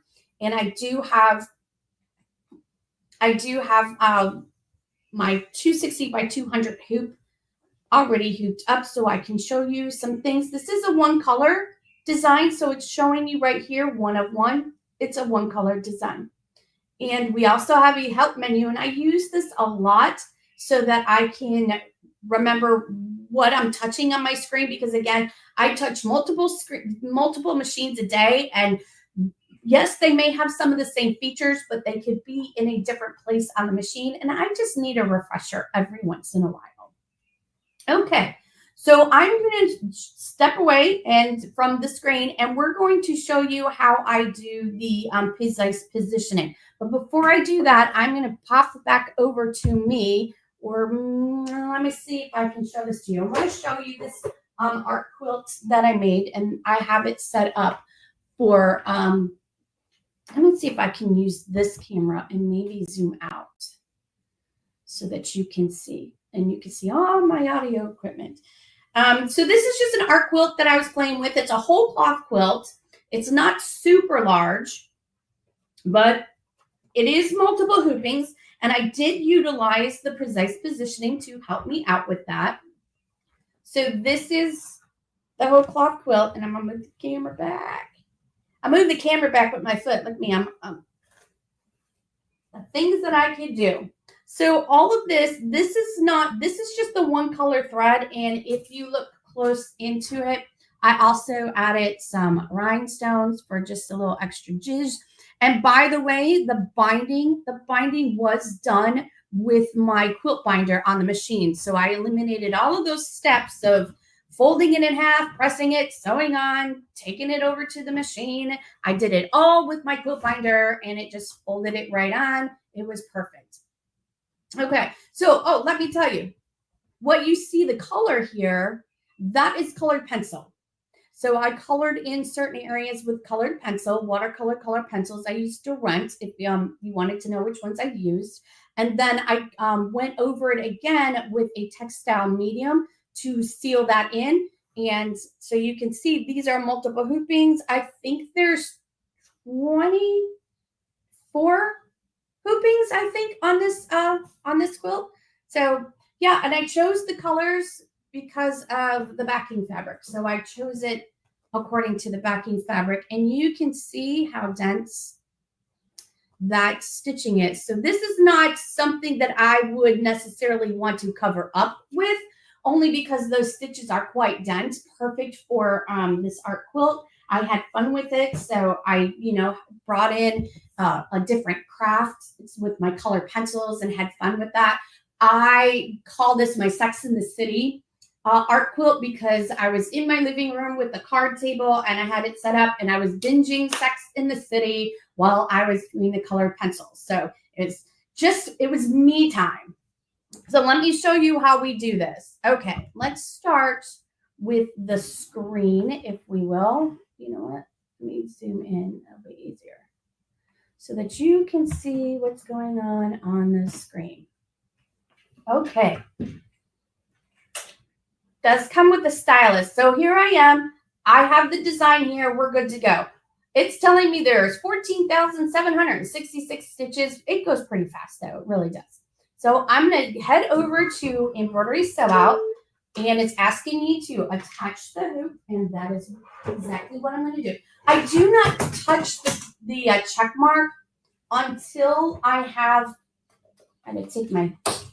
until I have the hoop on, because once I touch the check mark saying, okay, the hoop is on, it's going to go to the very first stitch of that embroidery. And sometimes it may, it could be in a position where it's harder to get your hoop on. So I like to put the hoop on and then touch okay. And I know you can hear me messing with this, putting it on. And I need to move this out of the way. So now I'll touch okay. I know you didn't see me putting it on the hoop, on the machine. It was ugly watching me put it on the machine. It was like I was on the struggle bus with all these cameras here. And I need to roll the quilt up so it's out of my way. My cat was sleeping on it just before I went on, and he wasn't happy that I moved him. Okay. So I'm going to pop the embroidery foot on. I'll just show you that. Oh, look, I totally moved my camera. Don't you love live? All right.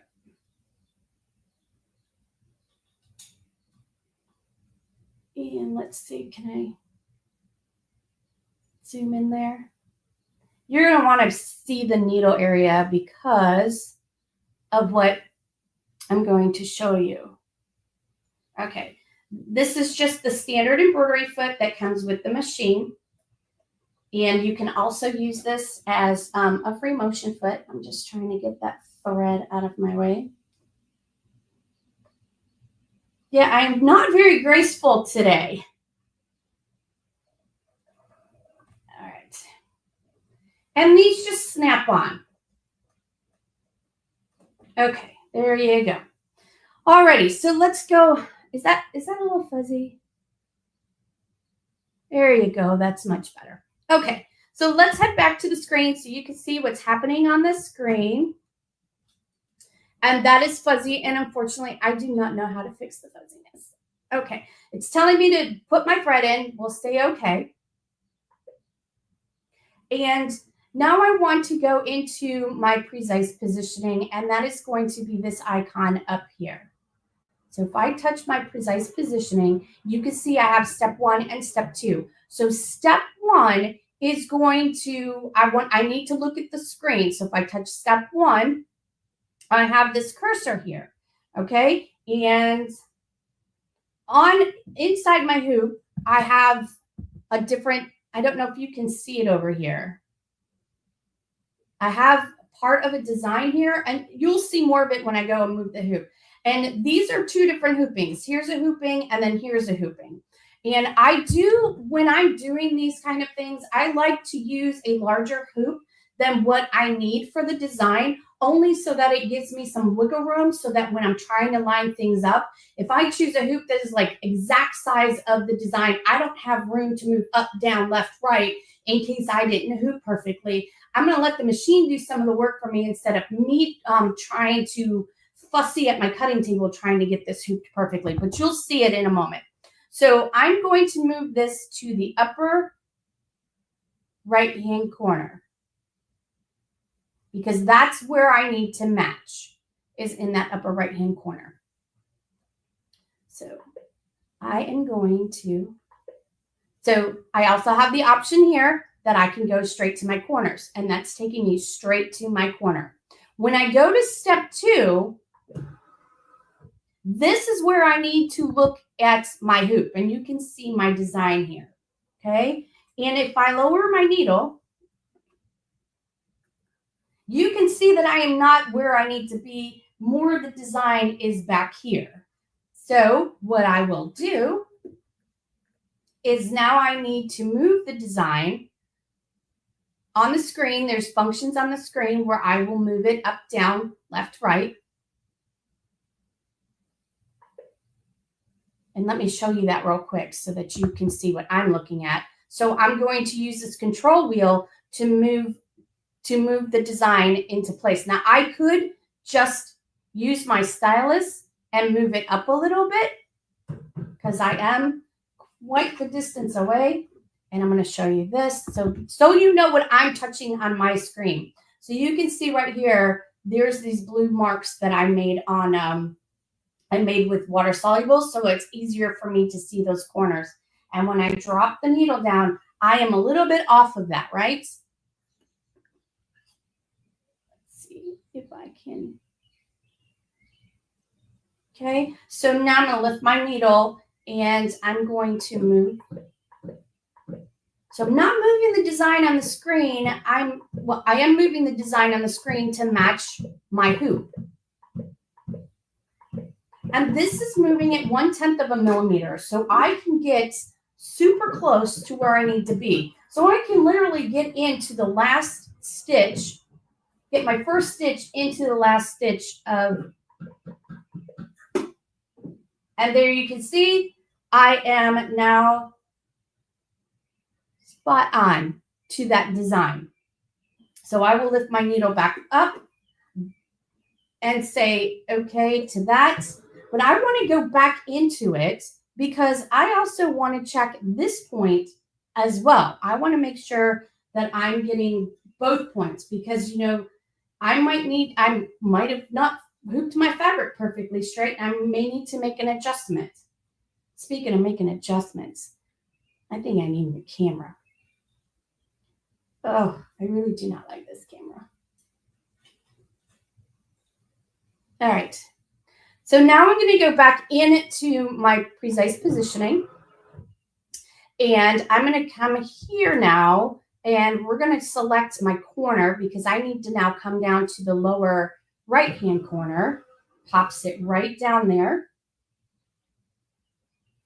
And now, if I go back to my screen, let me close this up so I can get to my control wheel and go to step 2.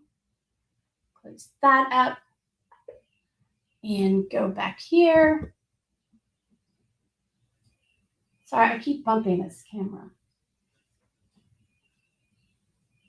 So now I need to adjust this and put this into place. And I'm slightly off, so I'm going to move this and move it back up.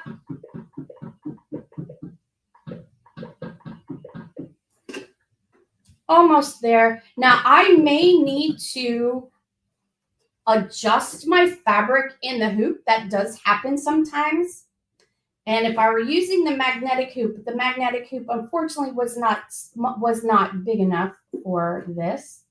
So all I did was underneath here, and I unscrewed my screw on the hoop just to loosen it.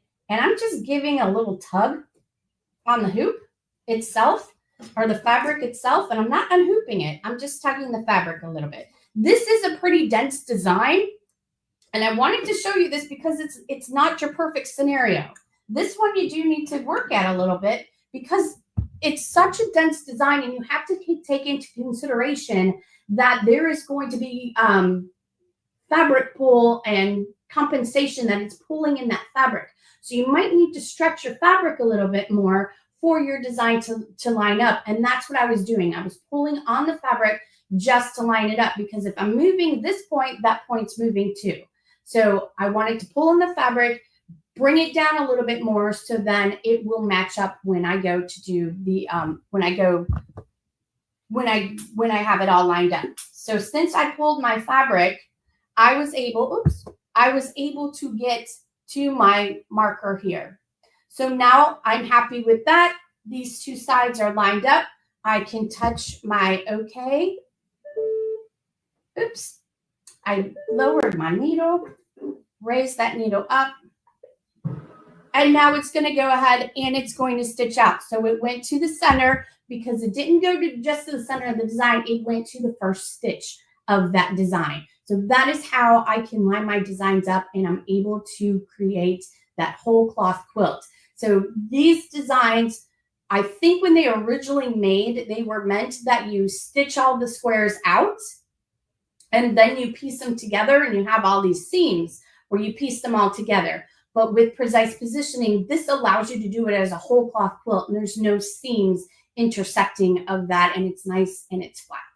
So any questions on that? All righty. Well, I think I exhausted what I was prepared to say for this. Ink pencils can be used on fabric and made permanent with water as a fabric medium.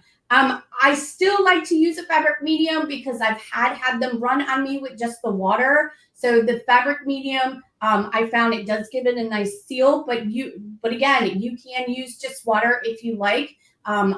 Because I'm always packing this in my suitcase and things like that, I don't want anything bad to happen to that quilt because it was hours of coloring. So, all right, sorry about that, Blaine.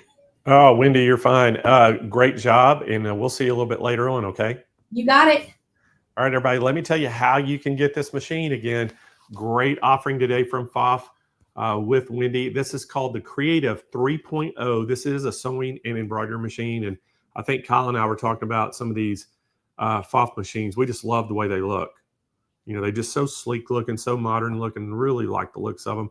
Again, SMP Live pricing is $4,749. Great special on it this week. Call-in special, give us a call. Financing is available, and we're going to ship this nationwide absolutely free right to your doorstep. 800-401-8151. If you'd like to get one of these or get more information, get on that phone. All right, guys, we're going to continue on. First educational session of the day, and we have your favorite, Joanne Banco with Let's Go Sew. Now, if you don't know Joanne, she has been around for a while. She has worked with us for years now, and she is just a professional all the way. She is an independent contractor. That means that she freelances and she can do anything she wants to do out there in the sewing world. She used to be a brother ambassador, still works with the brothers, she can work with anybody. She also used to be on the It's So Easy TV show, making appearances. She writes blogs. She does all kinds of things. And she also has a book. It's wrapped up in embroidery that we actually have it on our website to sell. So y'all, we're going to show a video of her doing her hour session. So Kyle, play the video. Sewing friends and SMP Nation. I'm so happy to be here with you today. Although I'm not live, this is actually a recording. I had a very important commitment that I could not change. So this is the next best thing. So thank you, Blaine, for inviting me once again to present on Hoop Fest. I always love spending time with the Sewing Machines Plus SMP Nation. And I've got some really fun things to share with you today. So on to my topic. My topic is pucker-proof your projects the easy way. So big topic. I know I've got an hour here, so I plan to cover quite a few tips, tricks, and throw out some ideas for you.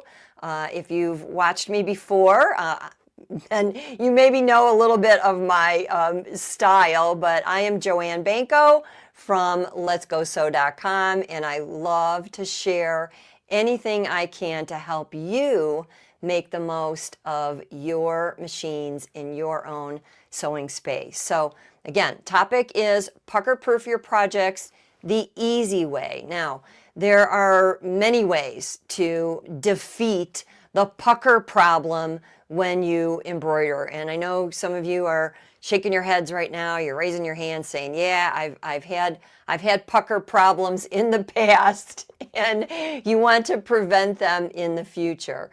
And like I said, big topic, but today my goal is to share some easy ways that you can fix this issue and prevent this issue without maybe a ton of knowledge or a ton of experience or a big investment in software and high-end things and things you may have but you may not have. So I want to make this easy for everybody because your sewing space should be your happy place.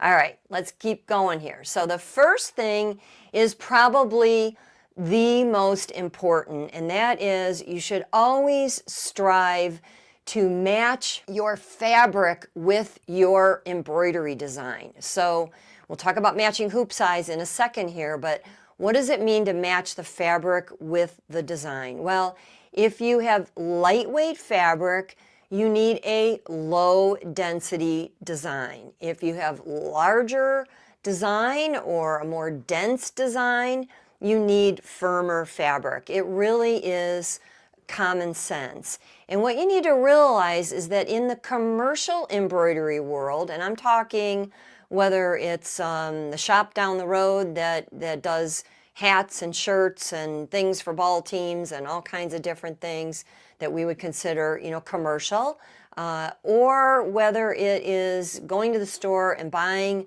a ready-made item that is already embroidered.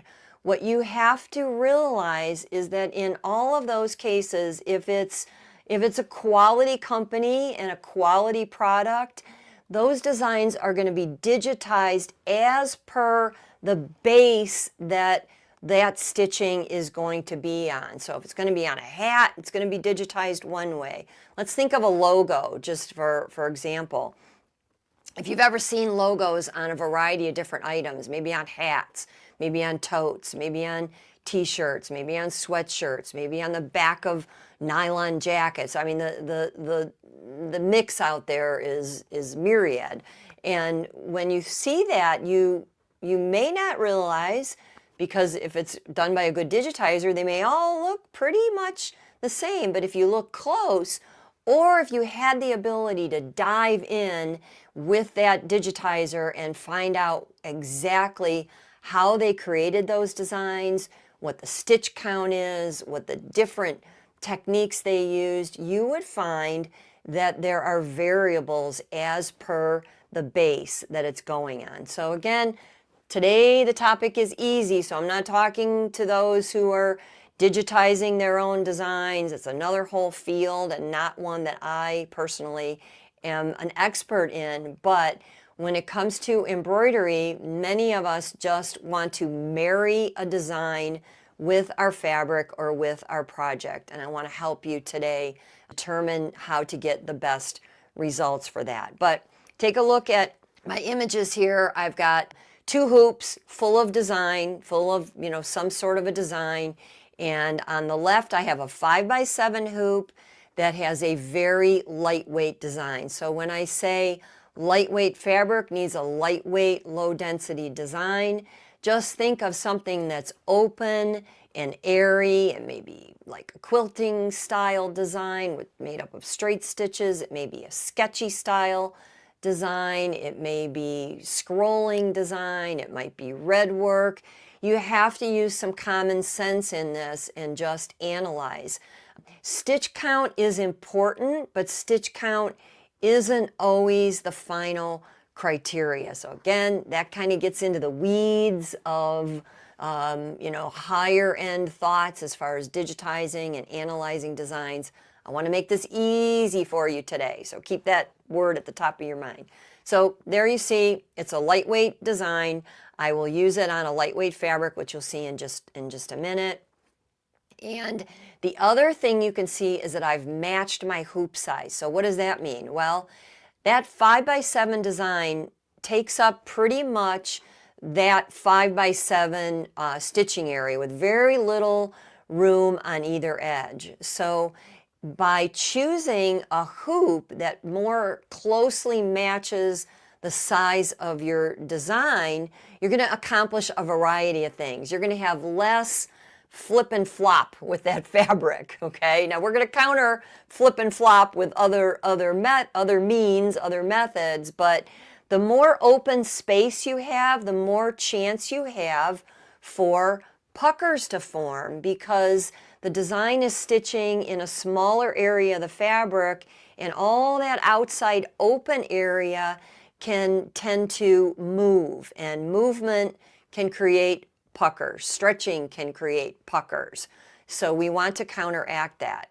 If you look at the second hoopful, that's a large hoop and it's a large design. Obviously, I'm going to do that on a fabric that is more firm, has a firmer base, because there are more stitches and it's a larger design. But the thought again is that I am basically taking advantage of the maximum area of that hoop. So just to kind of, put it in perspective again, if we had a little 2x2 design, we would not want to stitch it in either one of those hoops because there would be too much space. You also waste stabilizer when you do that, or whatever else you add to your project to prevent those puckers, which we will show a little bit more of. So I know sometimes people will throw out stitch counts out there and say for every certain amount of stitches, add this amount of stabilizer. And I'm going to say, yeah, maybe, but you really don't know for sure. And over stabilizing is as important as under stabilizing. I will talk a little bit about stabilizers today, That's another topic that you're getting some expert advice during the Sewing Machines Plus Hoop Fest from the people that make and sell those stabilizers. And, you know, it's a big topic, one that we could talk easily all day on. So again, I'll give you some tips on that as well. But just remember, you are going to want to, you know, think about your design, what fabric it's going to go on before you even think about what stabilizers you're going to use, because an improper combination is going to be a fail no matter what you do. So keep that in mind, and I got some extra tips for you to help you along the way. All right, so there you go. There is an example of my lightweight design on lightweight fabric. That wrap is from my Wrapped in Embroidery book collection, which is available on the Sewing Machines Plus website. And that design was stitched on rayon batik. If you like to sew your own garments, even simple things like wraps like this, very simple pattern, all included in the book. And if you have never experienced the beauty of rayon batik, I encourage you to seek it out, because it is one of the silkiest, most wonderful, lovely fabrics I have ever sewn or worn. So the whole idea with the wraps that are in the book, there are 9 machine embroidered wraps and scarves. And again, I'm not going to go into great detail on that. We've done some past shows on that. But the whole idea was to maintain the drape of the fabric. And in particular, when you're talking about a wrap or a scarf, you don't want anything stiff and bulky. So in order to maintain the drape, the designs had to be coordinated for the fabric. And when I had these digitized for the book, I literally told them, this is going to be stitched on here, this is going to be stitched on there. And if you look at the samples in the book, you'll see that everything matches up really well. So if you want to take those designs and use them beyond the book, which I encourage you to do so, I've done it many times myself. They're classic designs, they're beautiful designs, but they are designed to coordinate with a similar fabric. So if you're going to use this scrolling design, you're going to, you know, seek out a lighter weight fabric in order to use it on, and it just looks beautiful. The other criteria that I used for the designs that coordinate with the scarves and wraps is I wanted to use as little stabilizer as possible.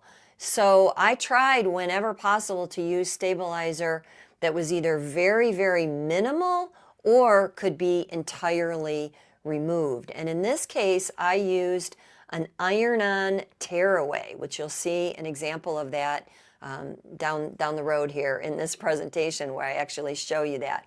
But again, that just allowed me to entirely remove the stabilizer when I was finished and have nothing but the design and the fabric and a little bit of leftover stabilizer that stayed underneath. So while we're on this wearable item, I want to bring up just a little thing that I've heard said often, and it is this statement here: if you wear it, don't tear it.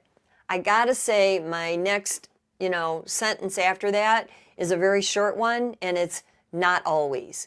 So in this case, I am wearing it, but I am also tearing it. So there are times when you will be using a tearaway stabilizer on something you will be wearing. And again, as long as your design and your fabric are compatible with one another, you can definitely get away with using tearaways even on a wearable. Okay, all right. So what's up next? Well, here we've got now a more dense design. It's done in an 8x12 hoop size. I didn't record the stitch count here, but it's obvious that it's a larger design. It's a more dense design. And I stitched this design on a medium weight home decor fabric. So it needs firmer fabric. And I also added some additional weight to the fabric by means of adding fusible interfacing. Interfacing is another topic. I've done this in the past where I've talked about interfacings. If you have some specific questions, you can check out my website for some tips on that. And always feel free to email me via letsgosew.com. I'm happy to give you some recommendations. But I use a few different interfacings on a regular basis, and I use them to add a little bit of body, add a little bit of firmness to fabrics that need just another level up. And then I will still use stabilizer. So in this case, I have medium weight home decor fabric. I've added a layer of interfacing, or sometimes I will use fusible fleece or fusible batting, fusible craft fleece. It's that's what it is. It's called fusible craft fleece.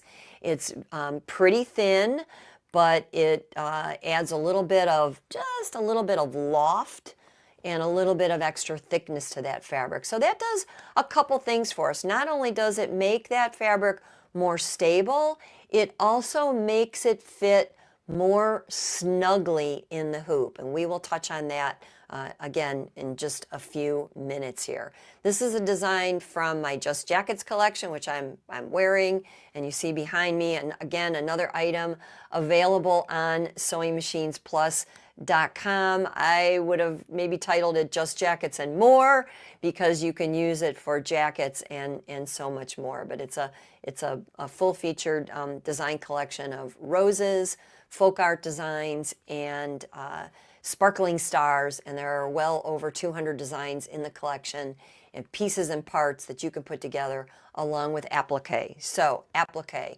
On the subject of applique, you'll see in just a few minutes, I've got some samples on that. But let's go ahead and talk just for a minute about stabilizers, because you can't talk about pucker proofing projects without talking about stabilizers. And Stay Perfect is the line of Sewing Machines Plus stabilizers that are available in a wide variety of forms and sizes. This particular picture just shows you that they make a lot of them that are in pre-cut sheets, which are very, very convenient. But you will also find most, if not all, of these on rolls as well. And so the good folks at SewingMachinesPlus.com can give you all the details on that and help you find the right one. But I want to share the ones that I firmly believe you should stock up on, and we'll talk just a little bit about how you would use those. But if you have it, you'll use it. And so I say buy it when you see it, and you'll have it when you need it. All right, what does stabilizer do for us? Well, why do we stabilize? What do we stabilize? Let's talk about the options. First of all, stabilizer very simply supports the fabric for the added weight of the embroidery stitches. So picture your fabric without any stitches, picture it with stitches, feel it after it's been stitched, and you know that you have added extra weight. You've also stitched through the fabric, not just on top. If you're doing, fusible appliques or fusible embellishment with other products, it's laying on top of the fabric, and it might still be adding weight, but with stitchery, with embroidery, we're actually going through the fibers of the fabric. So you need that added support for that added weight. And while I'm on that subject, let me just touch on this little tidbit of information. When you consider the fabric that you're going to stitch on, realize that the denser the fabric is, or the more tightly woven it is, the harder it is for your needle to penetrate that surface layer. So that can cause puckers as well. So when we think about matching our design to our fabric, it's also going to take some thought process of what kind of fabric we're stitching it on. And so, you know, your really densely woven fabrics, your microfibers, they can sometimes be a little bit more challenging. And just remember, again, if the fabric itself, it might be lighter in weight, but it might be really tightly woven, then it also needs a lighter weight design, because if it has too many stitches across that tight woven layer, it's going to be prone to puckering, because there's nowhere for the needle to go through to form that stitch and push the fibers out of the way. So I realize a lot of this is kind of based on experience, but it's going to let me throw out this little statement that you've probably heard not just me say, but embroidery experts.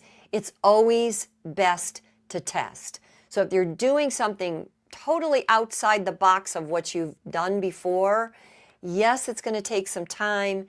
Yes, it's going to take some thread, but in the end, you will know exactly what you've got before you put it on that one project that maybe is irreplaceable. And then you just got to get clever and creative with those extra sample pieces. Make them into pillows, make them into tote bags, add it as a quilt block, give it to a friend, donate it to somewhere that would brighten their day with a you know, an attractive design. You got to get a little creative with those thoughts as well. All right, what about the next important factor here? Stabilizer minimizes movement. So again, picture that needle's going in. I know I'm using both hands, but that needle is going in and out of the fabric many, many, many times, and very often, very quickly. And it can cause some movement with your fabric. Now, proper hooping is going to have your fabric firm and snug in the hoop with no room for sloppiness. Now, we never want to stretch our fabric in the hoop, so we'll talk more about that in a second here, but it does need to be firm. I know some people use the term drum tight. I don't really know what drum tight means, because I never pounded on a drum. But again, just use your common sense. It needs to be firm and straight and smooth in the hoop without any movement. Stabilizer stops the stretch factor. Stretching of your fabric while you're stitching, if it's stretching while you're stitching, you're going to have puckers, because what's going to happen is you're going to take it out of the hoop, and all those areas that got stretched are going to be bubbling and lumpy and distorted and show up as a puckered embroidery. So we need to stop the stretch factor.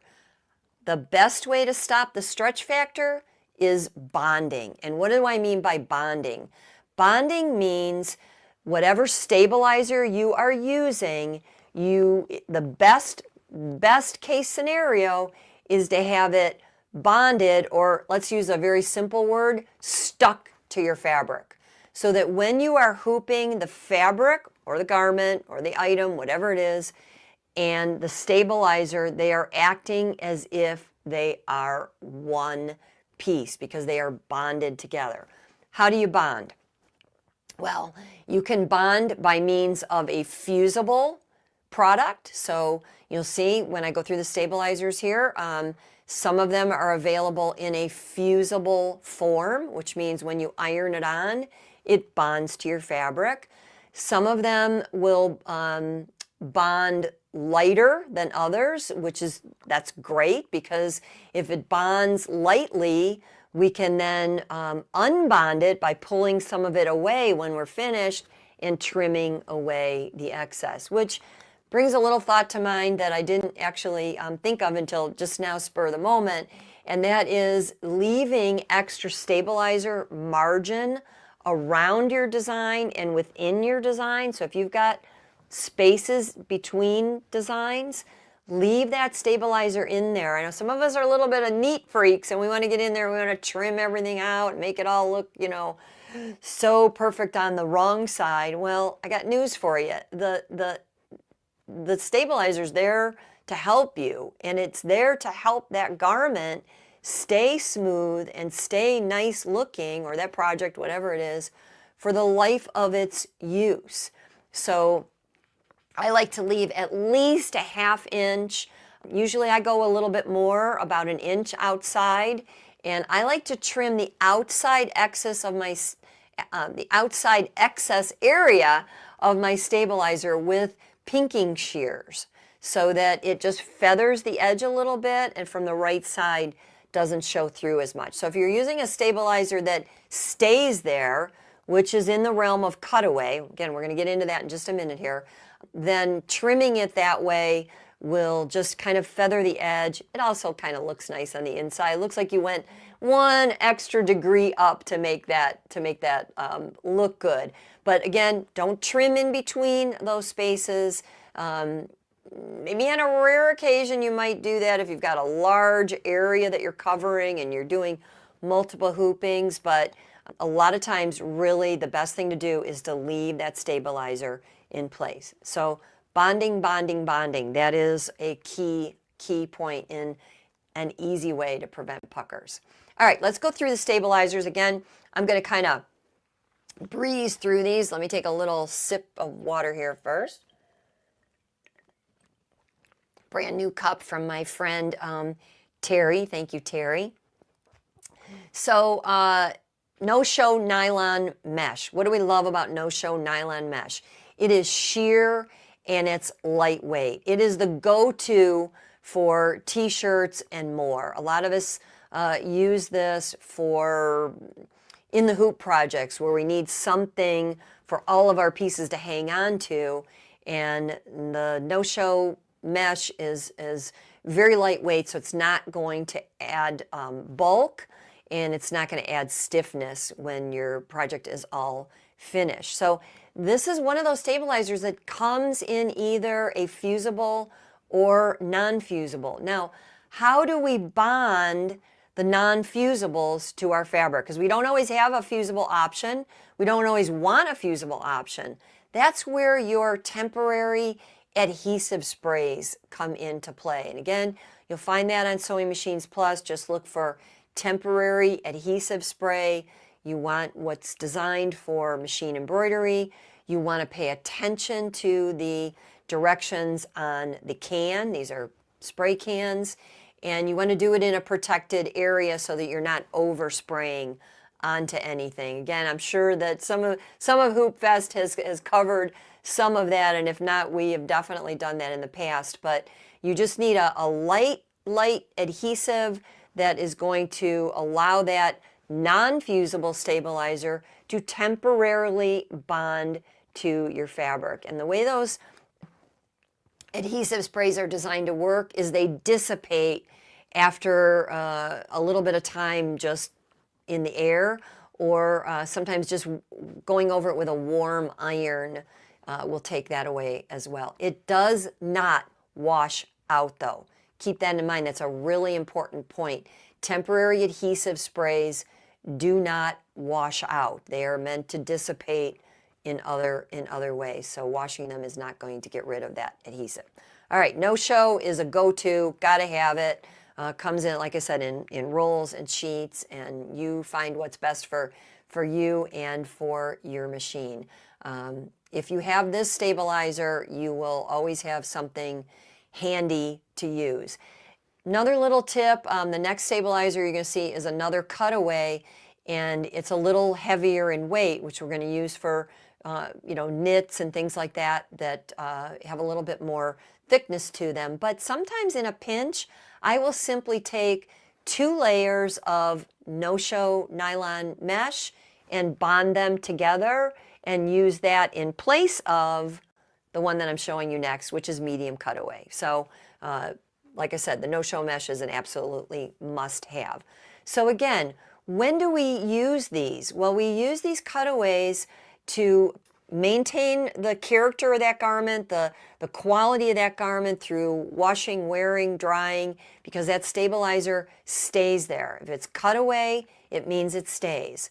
and it's ideal and essential for anything that has stretch on it. So knits, they stretch. We got to keep them from stretching so that when they're hooped, the stretch factor is totally eliminated.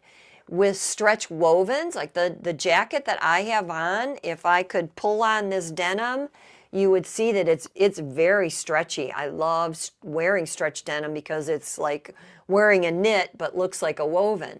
So when I did the stitching on this, you can bet I used a cutaway and I bonded it to my fabric so that the stretch factor was eliminated when I was stitching. And by the way, there's a full tutorial included with this collection that shows you exactly how you can recreate the designs on a jean jacket or obviously on anything else you might want to use. All right, what's the next one here? A light, a medium, or a heavy tearaway. Again, you can always have all of them on hand. I will tell you that for me in particular, I tend to use the lightweight the most often because again, I'm trying to minimize my stabilizers and use as little additional heavy weight as possible. If I'm doing something that's going to be framed in a picture frame or real solid piece on a pillow or home decor project, wall hanging maybe, I can use heavier stabilizers because it's not going to matter. But when we're doing it on things that, again, we're going to wear, we want to maintain the character of the fabric. We don't want to lose the character of the fabric. So lightweight is pretty much my go-to. And again, if I need a little bit more, what do? I double up on that lightweight layer and I use 2 layers instead of just 1. But most often I am using 1. If you have lightweight tearaway, you can add it to the fabric and hoop it as 1. For my preference, and this is just based on my experience, anything heavier than a lightweight tearaway should always be just slipped underneath the hoop as a floating layer and not included in your actual hooping. And the reason for that is anything heavier than a lightweight tearaway is very stiff, and it tends to force the fabric to buckle away from the stabilizer. And again, anytime we lose contact with the fabric and the stabilizer, or anytime there's movement in the hoop, we have a chance for puckering. Okay, so I hope that helps you with that. The next one that I love, I've been using this since the earliest days that I started embroidering, which is about 30 years ago now, and it is a fuse and tear. So what does fuse mean? Again, it's bonding to the fabric. And this is actually what I used on that beautiful purple wrap that you saw, because I was able to bond this with my rayon batik, hoop each hooping. I obviously had multiple hoopings, which the book shows you how to accomplish continuous embroidery. There are many ways to do it these days, but that's kind of, I used some old school methods, so you don't need any extra bells and whistles to do that. But by bonding that, it gave my fabric a firm feel as if I was hooping a piece of paper, because this is a very papery-like stabilizer. And it irons on with a warm iron, warm dry iron, and then it releases either by just pulling it away or spritzing a little bit of water on it, and you can tear away virtually all of the stabilizer that is existing outside the design. There'll be just a little bit left underneath your stitches.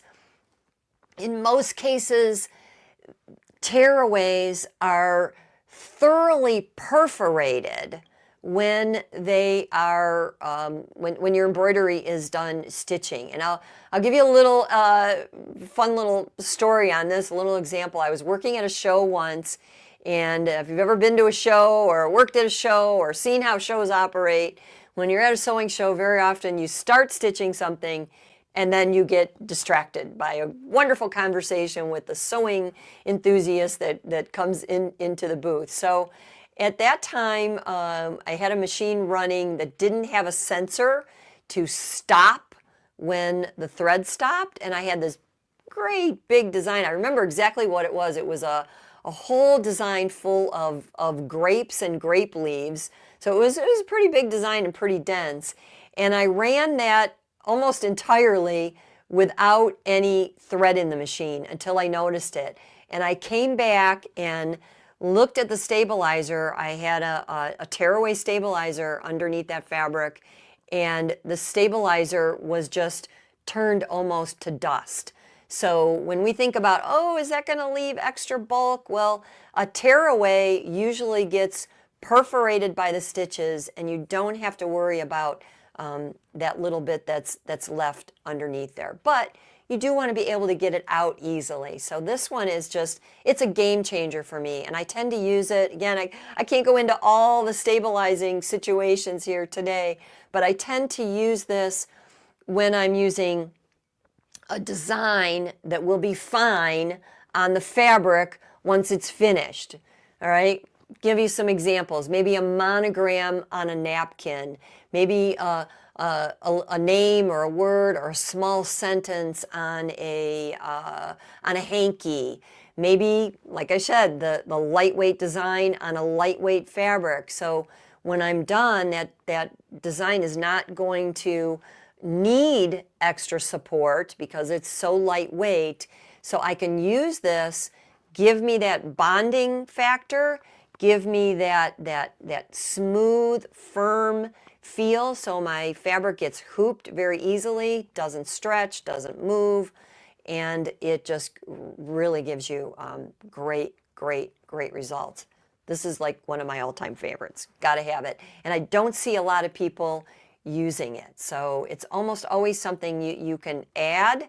And even with your other stabilizers, if I'm using the no-show mesh, I can add this as a last layer, and it's going to bond to the fabric, and when I'm done, I can tear it away. So it's a bondable tearaway. I love it. All right, peel and stick. Well, I couldn't help but insert this one in because it's very popular for the unhoopables. And so what I want you to think about with this, though, is that sticky stabilizers, again, there's a variety of criteria we want to follow with sticky stabilizers, but you know, you want to make sure that it's going to not harm your fabric when you pull it away. You want to make sure that your needle is kept clean. If it builds up at all, you want to maybe use a non-stick needle, or check that needle to make sure you can clean it off very easily with a little bit of rubbing alcohol.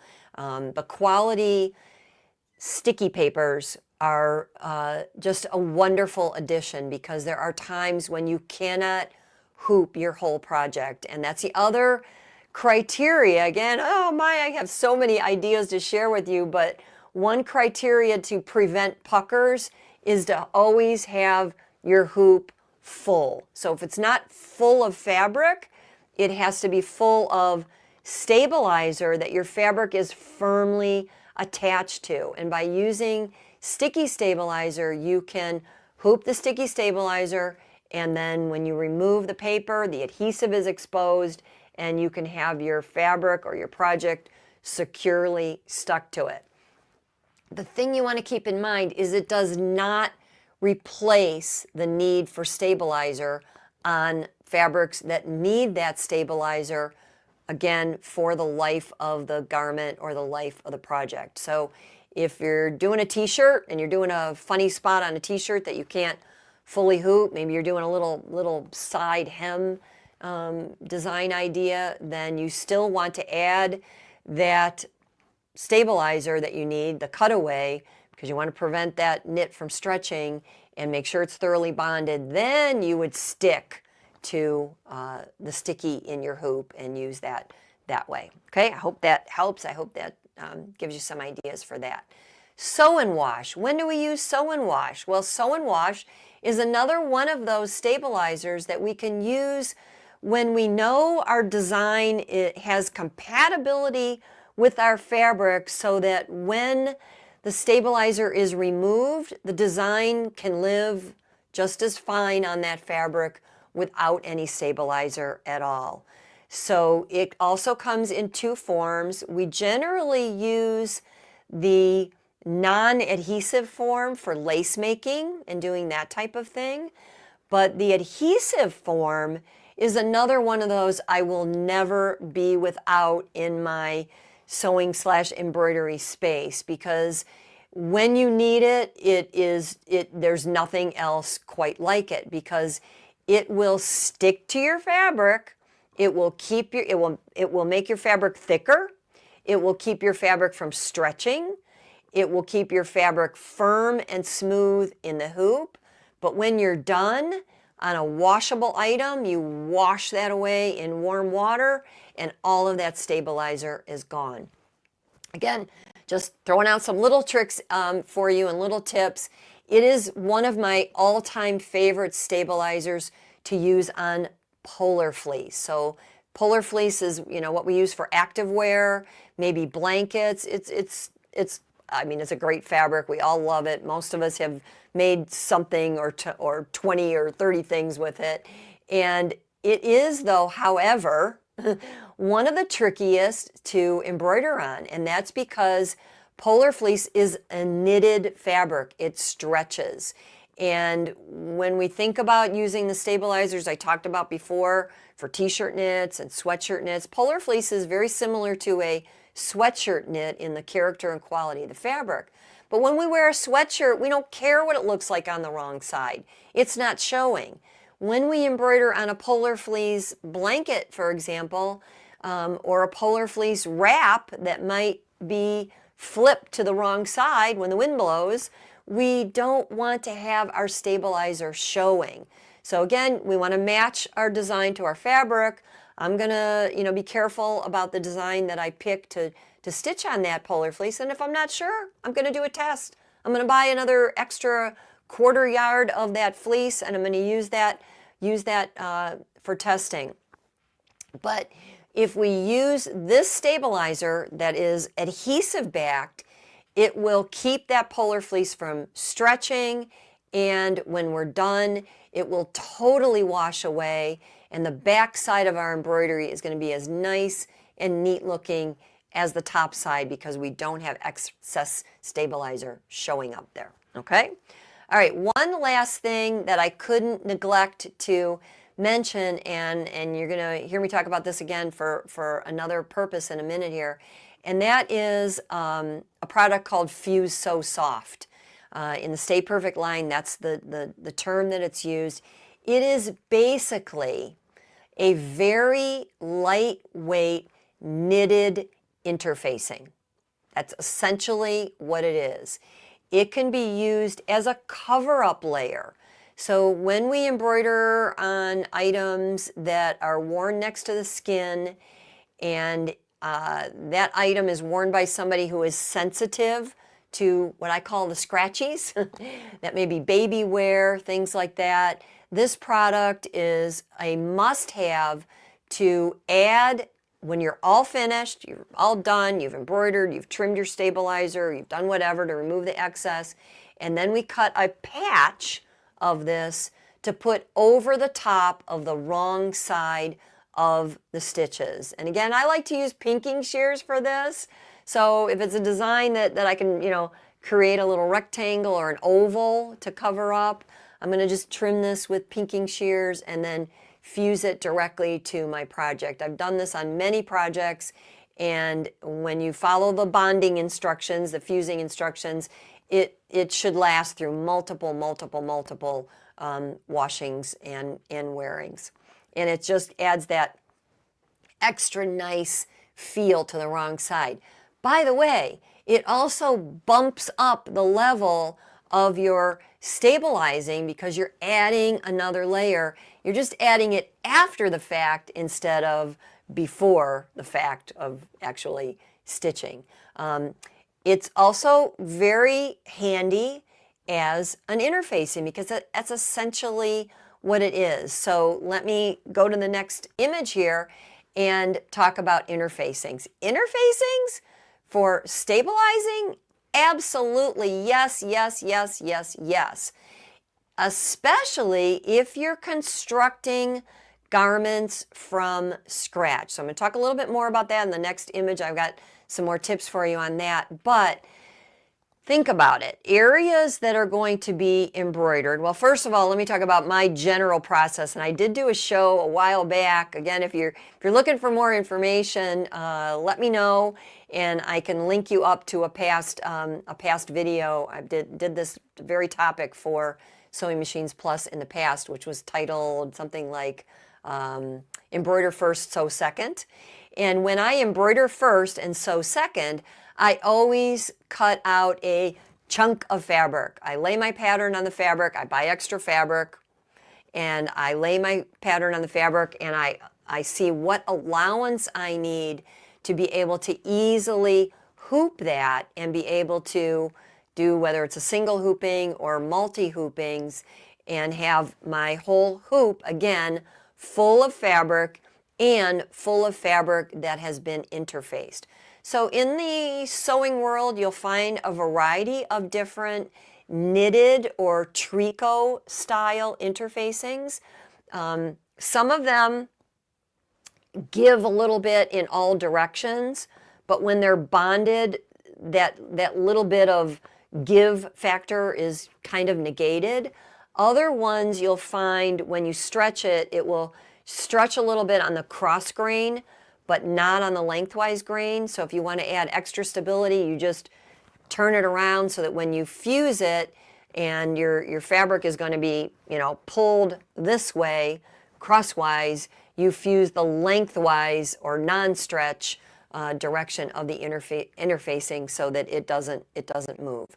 What I love about it is it adds an extra layer to the fabric. So maybe I've got a lighter weight fabric. This almost bumps it up to a medium level, so I have more options for adding embroidery designs to, that don't have to be so light and so airy and so open, because this basically beefs up my fabric and adds just a little bit more thickness and stability. Now, you'll notice on this dress, another little drink of water here for a minute. On this particular dress, I have only embroidered the center panel, and you're going to see this on my next picture here. Again, center panel of a dress, center panel of a t-shirt, of course the yoke area, and then we'll talk about the jacket over in the corner in a second. But here's another important element for pucker prevention, and that is your placement of your design. So think about it. Now when you're, look at these designs. These are all designs, again, from my Wrapped in Embroidery book. They were designed to be stitched on wraps, but I am here, taking it out of the box, adding it to other things. The black and white is a basic weight but high quality t-shirt knit. The dress is a rayon knit, so it's relatively lightweight. The dress you saw previously was silk dupioni, so again, lightweight. On all three of those, again, we'll take the jacket off here in just a second, but on all three of those, I have fused a tricot type interfacing to the entire panel, cut that panel oversized, embroidered that panel, and then cut it out using my pattern to actually make the garment. So when I did this, I was very careful in considering the placement. And what do I mean by that? Well, let's take the pink and navy dress. If I thought, oh, that'd be really cool if I had those embroidery designs going all the way around the hem.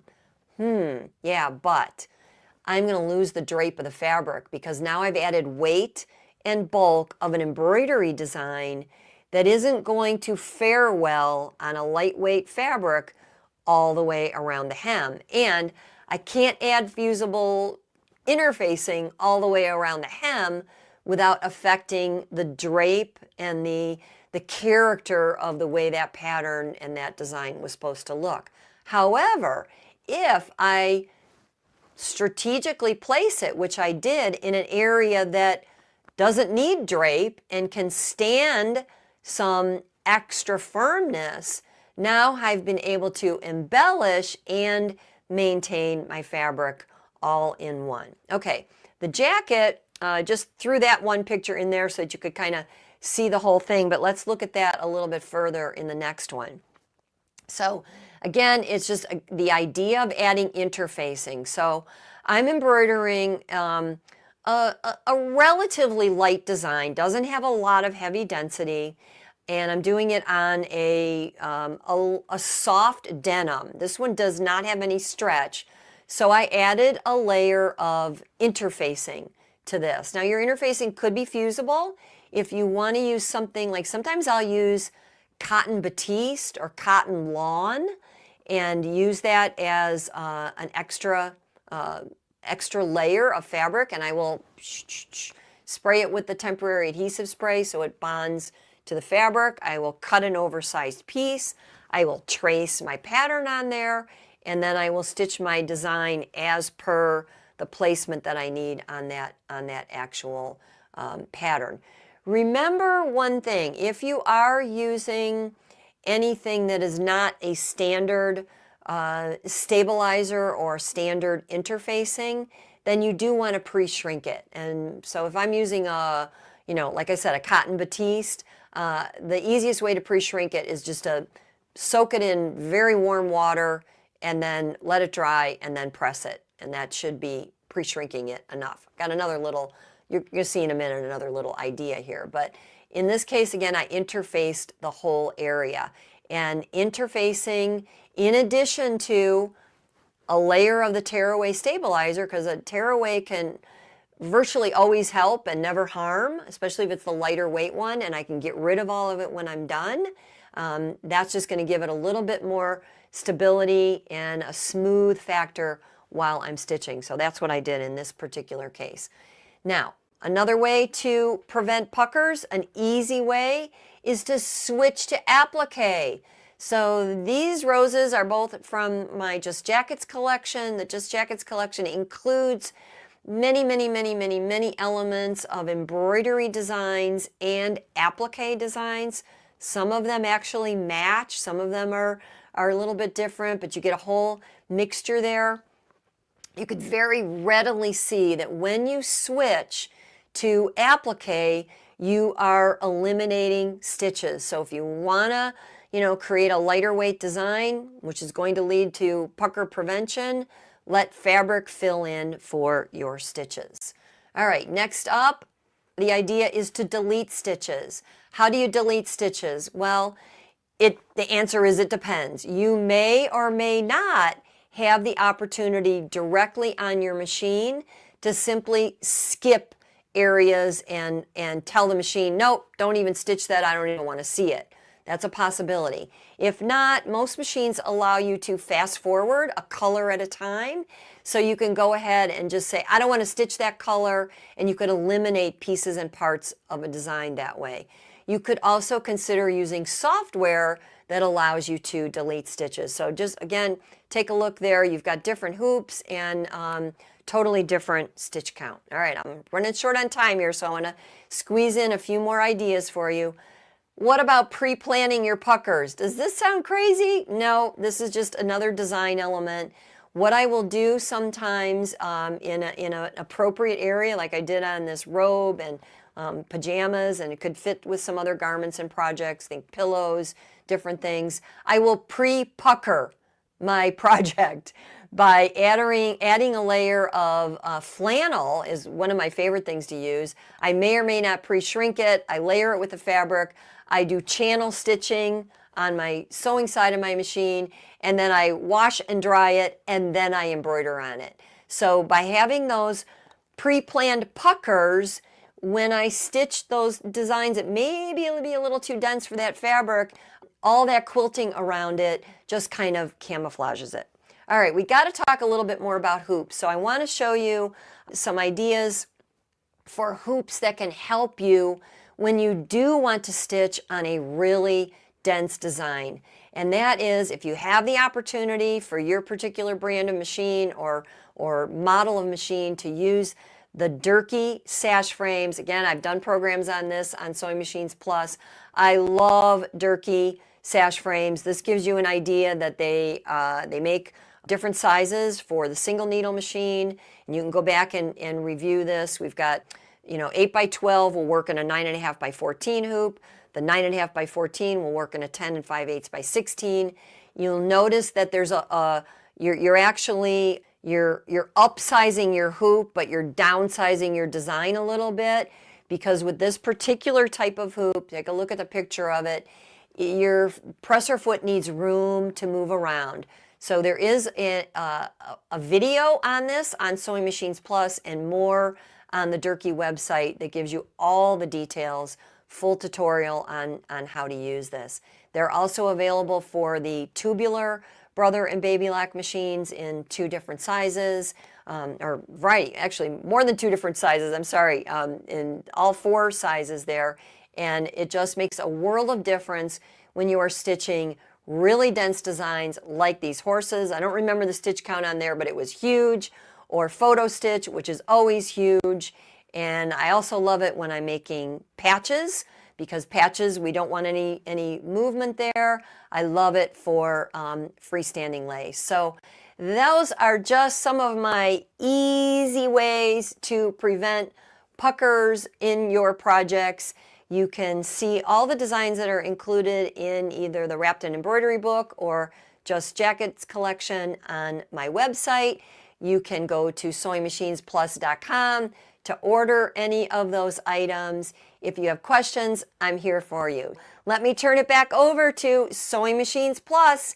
Thank you so much for having me, and I wish you all a world full of pretty stitches and happy hooping. Bye for now. Hope to see you soon. Well, great job from Joanne. Wow. I hope y'all got a lot out of that, because, man, that was really, really good and very thorough, as usual with Joanne. But, hey, let's continue with the show. We got Wendy Owens coming back in, and she's going to put her Viking hat on now. So let's go right back to Wendy. Hey, Wendy. You're unmuted on StreamYard.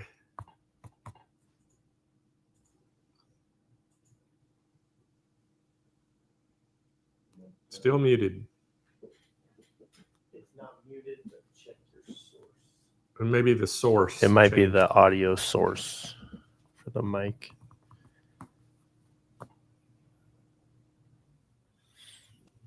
Okay, now you hear me? There we go. We All got right, you sorry loud and about clear. that. That's okay. All right, Wendy, I'm going to let you take it away. All right, thank you, Blaine. Hi, everyone. Welcome back. So I'm back here with Husqvarna Viking, and I am going to continue from earlier this week with the designer Ruby 90. I always want to say diamond after that, but it is the designer Ruby 90. And this is it is not the top of the line machine, but it is pretty darn close to it.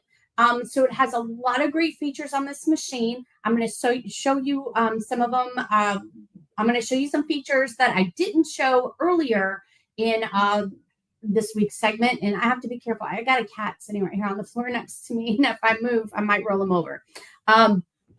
So without further ado, let's do this. Okay, so here we are. We're at the screen. I'm going to go ahead, wake it up. I have talked about all week how our Wi-Fi capable machines have the blog connected to it. So this has the blog. I am signed in. So you can see the blog here. I'm not going to go into a whole lot of detail about that again, because there are other things that I do want to show you.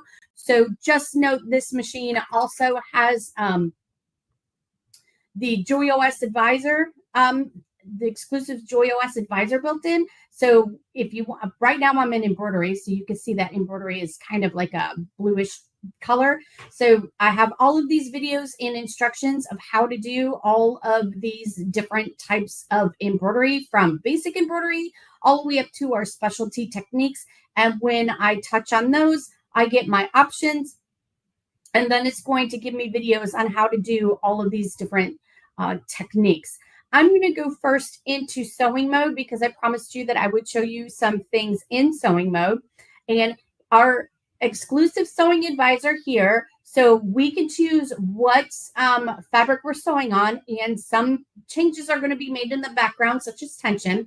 So it is best advised that for you to pop in there and do take advantage of using the Sewing Advisor. Your sewing is going to come out so much smoother. It's going to be a lot easier for you. The other thing that we have is it's going to suggest a certain foot for different stitches. I do highly recommend go ahead and use that foot that they're suggesting to use. They're suggesting it for a reason because all of our feet do something different and they help make your sewing adventure a lot smoother. And if you're happy with your adventure, the further you're going to keep going on that adventure. So take the advice of the machine and use the proper feet.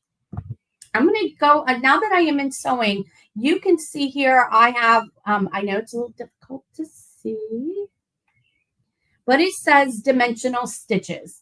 And the Ruby 90 has some exclusive stitches built into the machine. We have applique stitches, pop-up stitches, horizontal, a combo of applique stitches and sequence stitches. So I'm going to go ahead and I'm going to demo one or two of those stitches for you so you have an idea of what they look like. So let's start with the applique stitches. And when I touch on that, it's automatically going to come here and it's bringing me to the applique stitches only. So I don't have to go flopping around looking for those stitches. And down here, I'll bring it on up here. I have instruction of how to do these applique stitches. So if you forget how to do it, you have it right here in front of you. And when you see this icon, it may take a moment for that icon to pop up. My little video icon. It may take a while. It all depends on my Wi-Fi. I have other things connected to the Wi-Fi. But it shows you a video of exactly how to do this stitch, and I believe it should live right there. But I'm going to show you how to do it. So here we go. Go ahead and close that up. And let's choose one. Let's go ahead and choose. Let's choose that one. There you go. It is suggesting that I put the S foot on, and that is exactly what I'm going to do. I hope this is not fuzzy for you. I don't want to bump it. Our feet just slide on, slide off. Pop my S foot on. It is nicely marked there. I also have an automatic needle threader with a push of a button. So let me go ahead and do that for you. The button is on the front of the machine. I didn't press my fabric. I apologize. So let me show you this really quick. Up here, it's showing that I chose a woven medium fabric.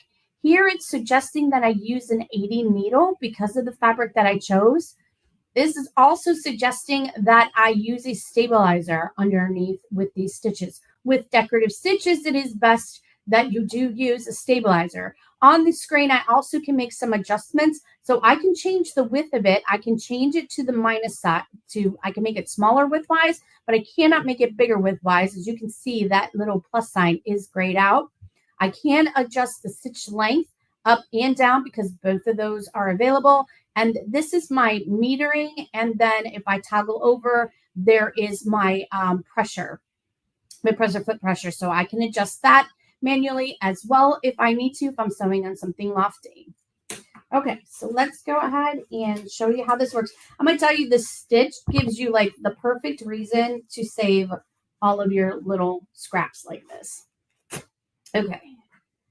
And how this works is I'm just going to go ahead and use my start-stop button because, again, I forgot to connect the foot control. So I will slow the speed down a little bit. I do have a speed control on the front of my machine, and that is what I'm pressing. So I'm going to go ahead. As soon as I press the start button, my presser foot will come down. Again, we have the exclusive sensor system on this machine so that if I am sewing with my foot in the down position, my foot will hover, and this is going to be a good thing, and you'll see this in a moment. With this stitch, you do want to use your start-stop button because there's stops built into the stitch, and if you use your foot pedal, you will automatically, sometimes you will just stitch right through, pass up that stop. So let's go ahead and let's say start.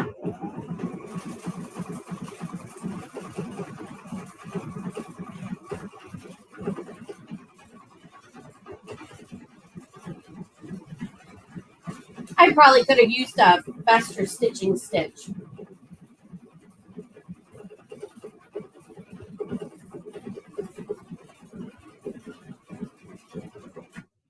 When the machine stops, you definitely want to be in the needle down position because it is going to act as a third hand. And you can see here that my presser foot has that lift to it.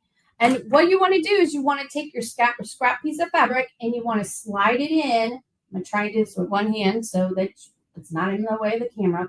You'll slide it in, and you want to just kiss the needle with your fabric. And then you press the start button.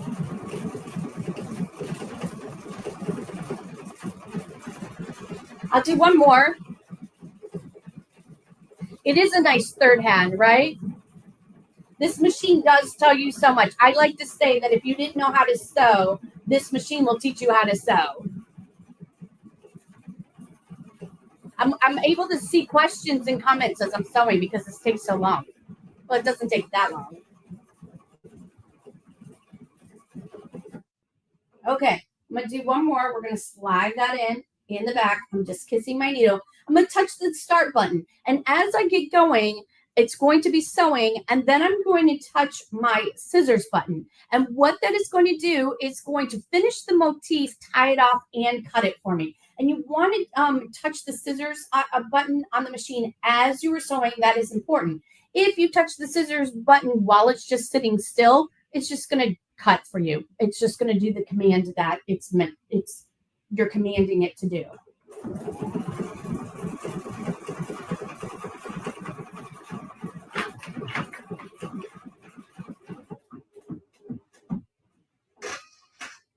Finishes it, and now it cut it. So then now what you do is you just trim. I'm trying to do this diplomatically so that my hand is not in the way. Of course, if you were doing this at home or on your own time, not on camera, you would definitely be going a little bit slower when you're cutting these and being a little more precise. So those are applique stitches. And I always get, every time I demo these in a group, I always get, how do you turn those into satin stitches? Unfortunately, you do not change these into satin stitches. These are meant to be raw edge applique stitches, and you can have lots of fun with them. Don't worry about it. It stays nice and secure. I've made samples, and I'm going to show you one. I've made samples with these applique stitches, and they haven't come out. They're just fine. Okay. So that is our applique stitch. Another stitch that I think is super fun is, I'm going to go through my stitches this time instead of through the Jewel SF visor. So I can get to my stitches in multiple ways. And now I'm going to slide over to my L menu because I know that's where these live. So you get the applique stitches, but if I swipe up, I now get the pop-up stitches. And you know what? Everyone loves the ballerina, so I'm going to do the ballerina. I'm hoping I position my fabric right so that when I put her little skirt on her, it's not flopping up above her head. I hope it's like, where she's showing off her goodies. I hope it lays flat the way it's supposed to go. Again, you want to use your start-stop button for this because there's stops built into this stitch. It is suggesting, again, that I'm using the S foot, and I am. It's suggesting stabilizer, because we are doing a decorative stitch. So let's go ahead. I'm touching the start button. And this one does take a little bit to sew out.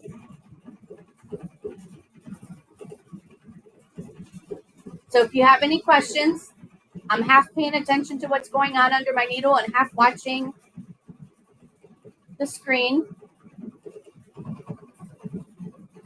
You're absolutely right. Every machine has some features, no matter what make and model you have. That's why Blaine does these events, so that you can figure out what features are best for you.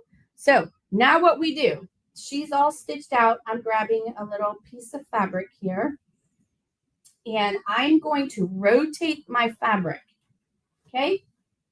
And remember I told you that this machine, our presser foot, we have a little extra lift because, ladies, to be honest, we can all use a little extra lift, right? So let's go ahead and do that little extra lift. And I'm going to slide this little triangle under, and I'm touching the needle.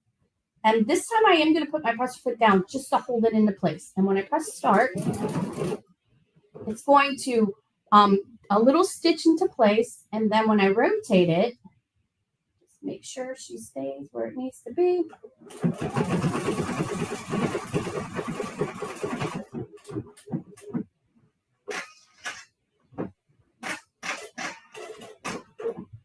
And there you have your little ballerina. And her skirt is where it is supposed to be. So it tacked it down. So you can try other things. It looks really cute. She looks really cute with like using tulle or some organza or organdy or something like that. And if you give it a little bit of gather before you place it down, it looks really cute. So let me show you some stitches here. I have some sewn out that that you can see. That's not that. So no, not that. Well, maybe I left them in my suitcase. Well, I'll show you my pop-up stitches. So this is something that I did with pop-up stitches. This was just a trim that I found at one of our beloved that is now gone craft stores.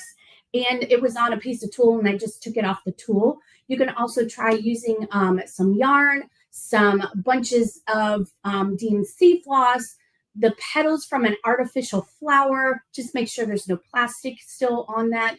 So there's all kinds of things that you can do to get some of these fun little fancy stitches that go along with it. I know you see more of my pop-up than you do the stitches, but there's all these different little stitches that go along with it. So that is super fun.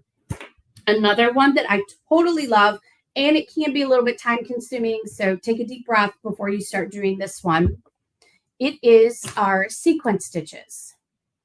And it's just as you said. Now I don't have any sequence with me, so I can't sew it on for you. But let's go ahead and choose this one.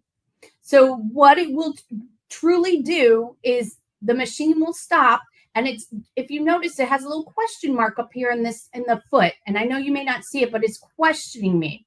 For this particular stitch, you do want to use an open toe foot because you're going to slide some little sequence, and you want to choose the flat sequences, not the cupped sequences.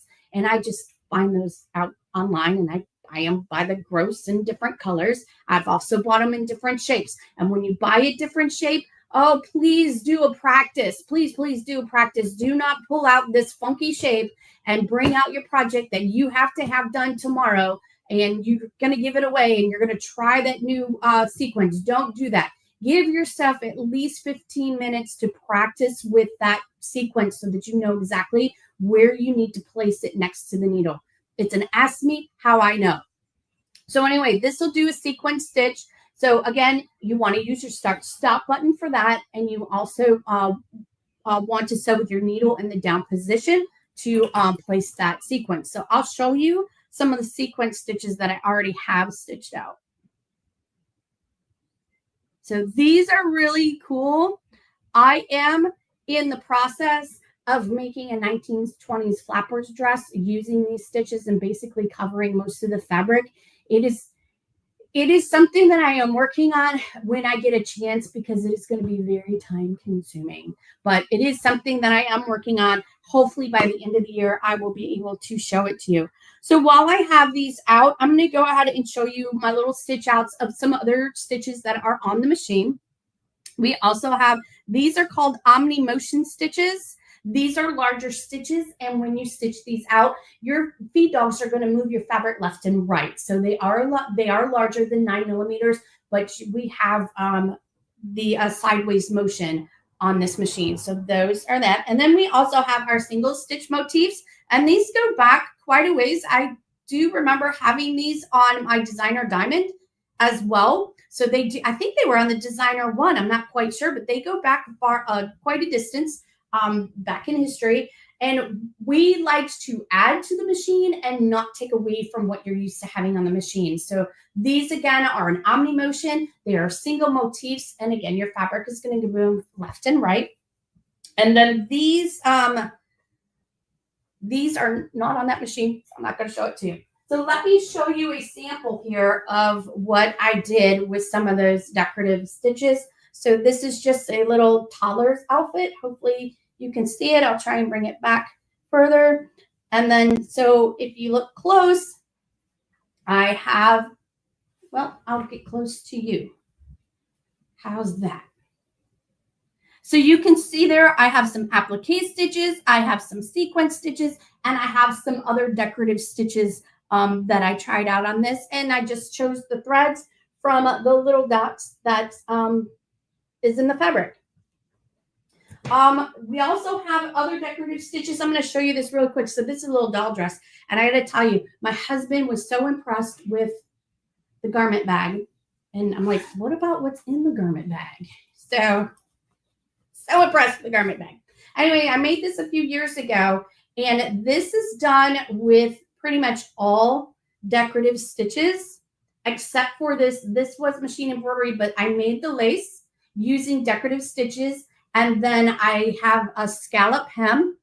And again, that was done in sewing mode. I didn't do that in embroidery. And I have some pin tucks. And then on the collar here, I'll show you the back of it. So on the back of the collar, I'll get close to you with that. Again, I traced the shape onto my netting. This is English netting. And I had some scraps left from when I was doing heirloom sewing.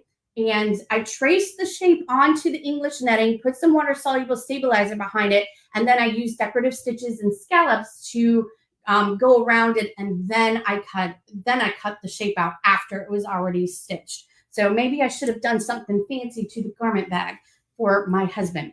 Okay, any questions on that? So fun things that you can do with embroidery, with some of your sewing stitches. All right, this is Hoop Fest. So let's move on to the embroidery portion of this program. First of all, let me show you what hoops come with this machine. So you do get the 120 by 120. I have a line in there. Hopefully I'll get to that demonstration, but we shall see.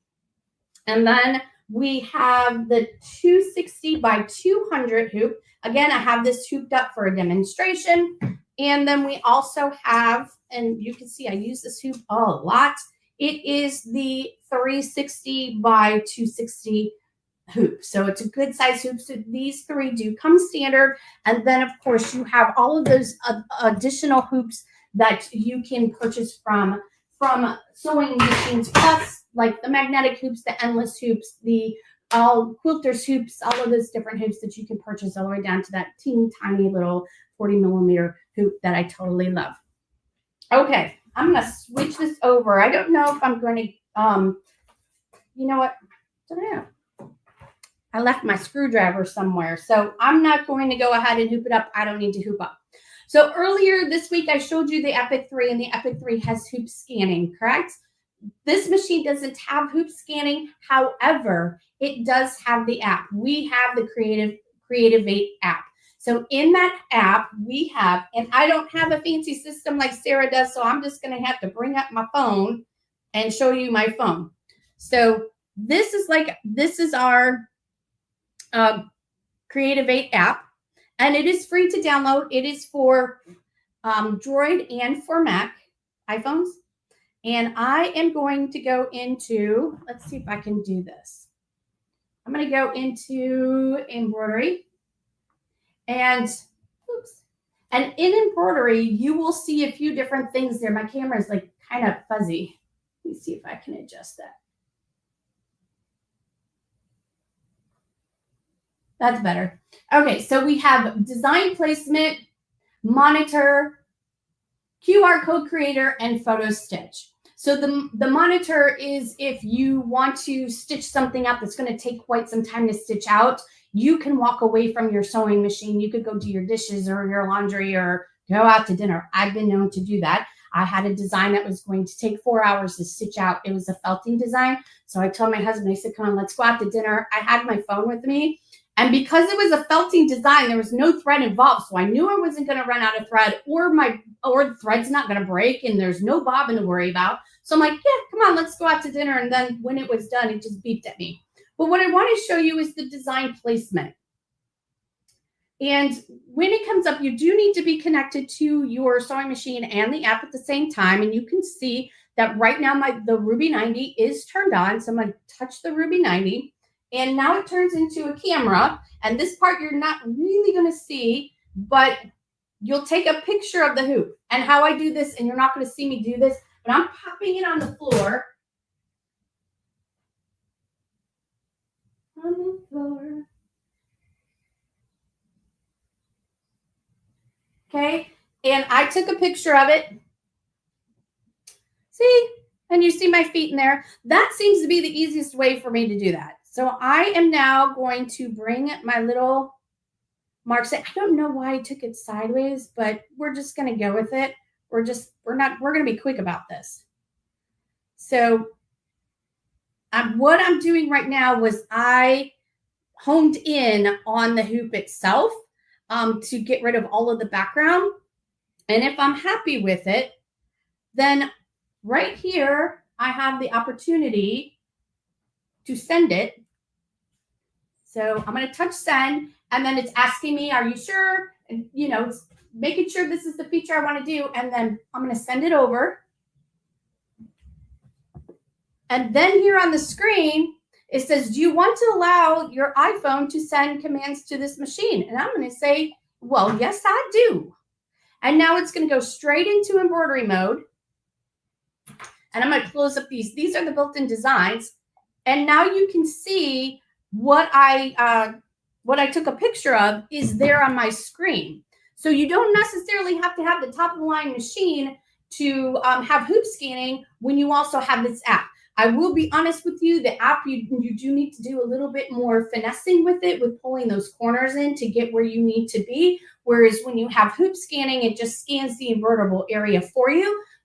But you know, I know everybody's at a different price point, and that's why we have so many different machines to choose from with different features, and you choose what's best for you in your price point.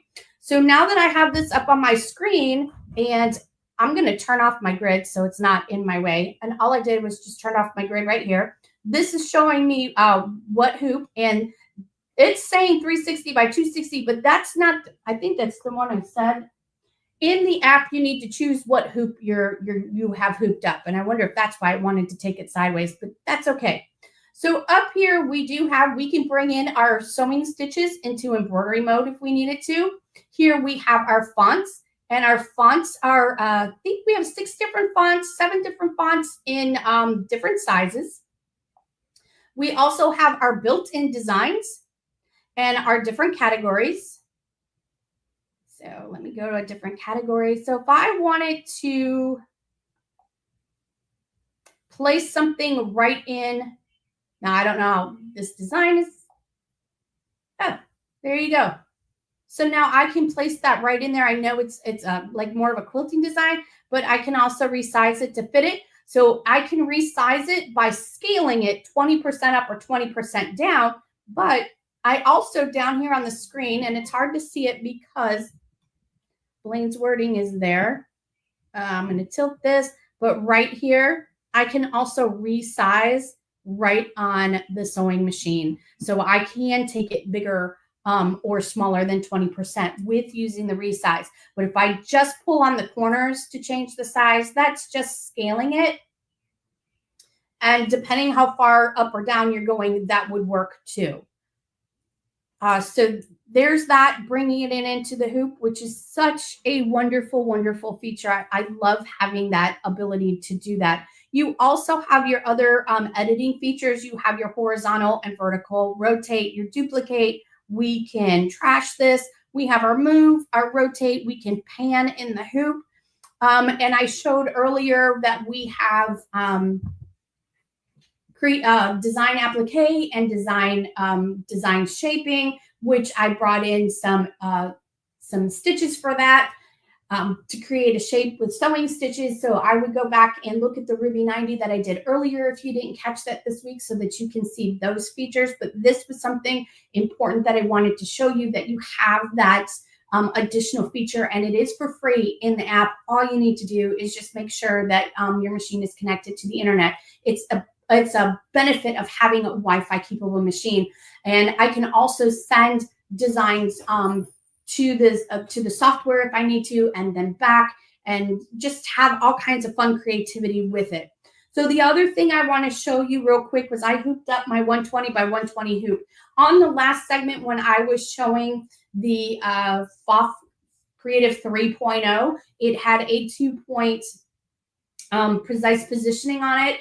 On the Husqvarna Viking side, we have that similar technology, but we call it design positioning. And on some of the machines, like the Topaz 50 that I showed yesterday, it has the 2-point system, but the Ruby 90 has the 4-point system. So I want to show you how that works really quick. So I am going to go into my hoop options, and I am going to select my 120 by 120. And I need to get rid of this design. And let me find my 120 by 120 hoop. So that's what I have this line on there is. I'm going to put my name on that line. So I'm going to go into my fonts, and I am just going to choose. Let's choose. I choose you. And as soon as I choose a font, that might be oh, that's too big. So let's back that up, and let's choose a smaller font. I chose 20, so let's go ahead and choose 12. There we go. I didn't have to retype everything over. I just needed to go and choose the different size. Once I'm happy with this, I can say okay. And now here, I'm going to go to Stitch Out. It's down at the bottom of the screen. I know you don't see it, but I'm touching Go to go over to my embroidery stitch out. It's suggesting my hoop. It is suggesting a foot, and it knows what stitch plate I have on, and I do have on my zigzag stitch plate. So I'm going to touch continue, and it's asking me to slide the hoop on. And I'm not going to put the embroidery foot on, and I think you'll be able to see easier if I don't put the embroidery foot on.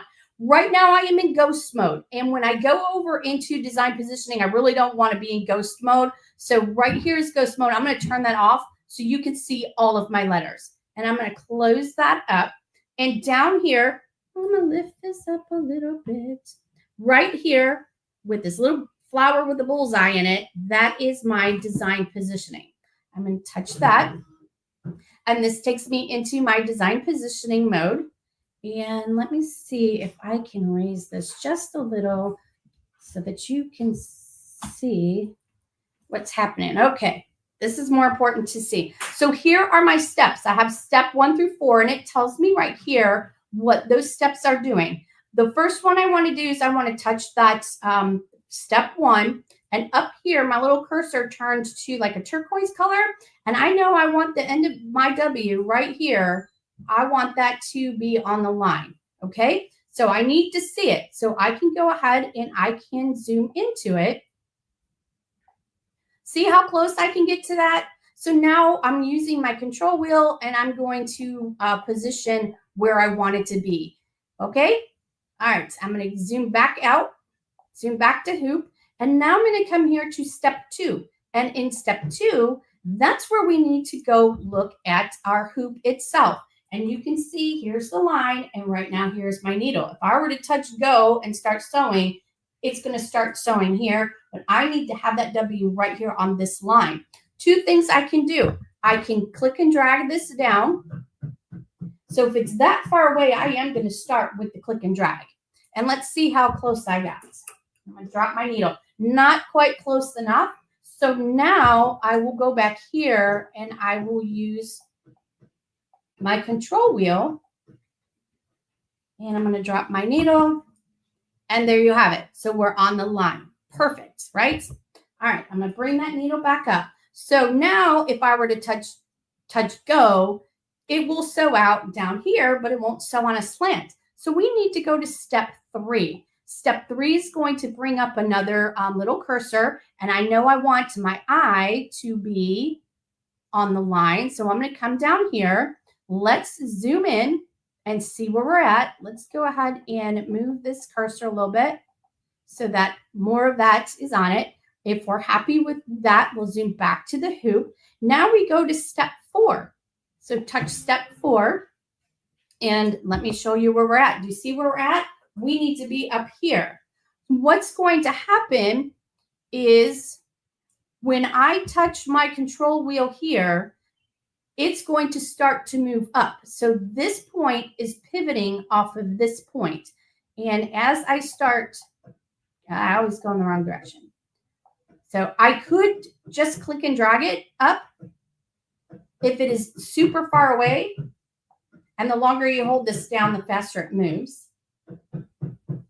So let me come back here and let's see where we're at. Oh, I went a little too far. That's all right. Now I can come back down. And right there, that's right where I needed to be. So I'll bring my needle up. I'm happy with this. So you can see now how that is going to stitch out. I will touch my check mark down here at the bottom, and we are ready to stitch out my name. It is that easy. So if you are not a perfect hooper, if you are slightly askewed with your hooping, having the 4-step design positioning is going to help you immensely. If you have a machine that only has the 2 steps positioning, that's okay too. Like I mentioned earlier in the week, I use the first 2 steps 95% of the time, and I don't go into the pivoting. So it's nice to have that pivoting so I can do things like that. But again, if I were to have a line with, a fabric marker, and then I took a picture of my hoop, then it would be so much easier for me to just change the degrees and put it in. But this is going to give me spot on. So if you are someone who does things like edge-to-edge quilting, this is going to be your friend, having that 4-step, because you can literally get your second motif to start in the last stitch that you did with the first motif. So it truly looks like it is continuous edge-to-edge quilting, like it was done on a long arm. By the way, I want to talk about this. We have, and let me back up here. Oops, wrong camera. We do have 12 inches from needle to tower. So if you wanted to do quilting in the hoop, it is possible to do quilting in the hoop. And I have done a twin size quilt done in the hoop. And my mom has a similar machine to this, the same size. It is it's a sister brand. And she has done it in there. And she actually did a queen size quilt. And she was determined to do that queen size. And I'm not just talking about the top of the queen size. It also had a full, a hang down on each side. So it is possible. It's just how you roll the fabric up. I do want to tell you, when I do my quilting in the hoop and they're that large, I usually do move my machine to the dining room table so that I have all of that space around me to help support that fabric. And you do have to be pretty creative when you're hooping things. You need to roll, in both directions so that you can get your quilt in there. But it is very possible to do that. And just, there's so many things that you could do with this machine. I could be here for the rest of the weekend just showing you everything that this machine could possibly do for you. So, all right. Do I have any questions? Well, hey, great job, Wendy. Thank you. All right, we're going to tell them how they can get one, okay? You got it. Thank you. Hey, thank you for coming on Hoop Fest and doing all you do. You got it. I'll see you in September for your Sew Fest, I believe. All right, sounds good. All right, thank you so much. All right, everybody, let's tell you how you can get this machine. It is the Viking Ruby 90, and we had it on earlier in the week. This is an awesome, awesome machine. SMP Live pricing is $14,299. We do have a call-in special on this. So give us a call at 800-401-8151. We have some financing available, and we're going to ship it free nationwide for you. All right, we are going on. So if y'all look, it looks like it's smoky in here. Your eyes are not playing tricks on it. We can't hardly breathe in here. We just had a little small fire. Y'all will not believe what just happened. I have a battery case on my phone. They're probably not going to be able to see it, though, Kyle. It's pretty hidden down here. Yeah, you can see it right there. It burnt the table. My phone battery blew up. My case for the battery, or the battery case for the phone, absolutely blew up just now. it started up like burning like a rocket. I had to grab it, take it off my phone, and throw it outside, and it smoked it up in here so bad we can't hardly breathe. But it's kind of funny. Oh my gosh, that was kind of crazy. All right. Well, anyway, you can imagine what it smells like in here. It smells like electrical fire. Anyway, we're going to continue on with the show. It's always something in it, Kyle. Yeah. All right, we're going to go all the way over to the Happy headquarters. We got Renee there with us today, and we're going to talk all about embroidery machines. Is it Matt Lamb? All right, we got Matt. So, hey, welcome back to the show, Matt. How we doing? Hey, we're doing great, man. All right, we're going to let you get going. I know you got a lot to talk about, and I'll come back in about 25 minutes. We'll tell them how they can get theirs. Excellent. So we're going to talk about these machines here that are running perfectly cool and have no risk of fire damage right now. So we should be all set to go there. Today we're going to do a little bit of an overview of all the machines that we've got, the general lineup that you can expect to see. So we're ranging from the 7 standard to the 7P, and we'll kind of pan around as we go.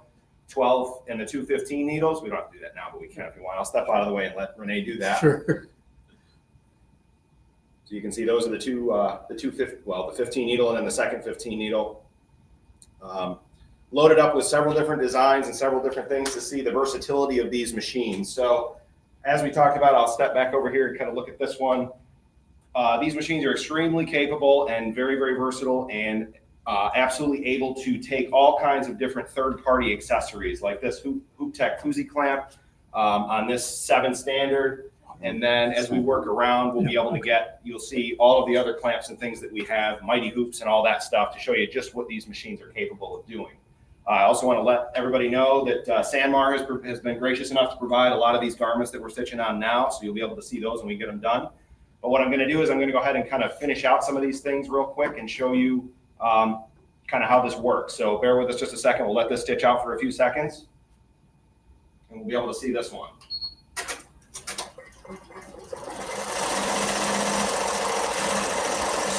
So as a reminder, this is the 7 standard, using a pretty robust clamp there, that koozie clamp to stitch on, again, a thick garment, a lunch bag.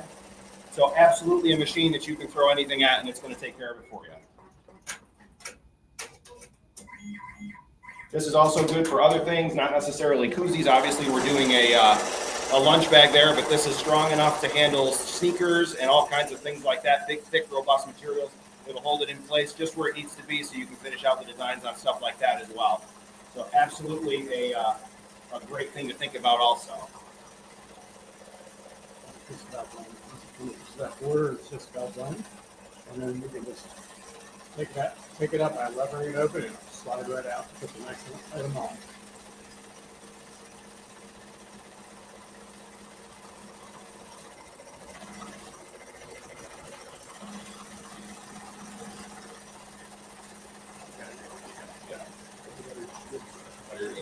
This will be done here in just a couple hundred stitches, so a couple seconds.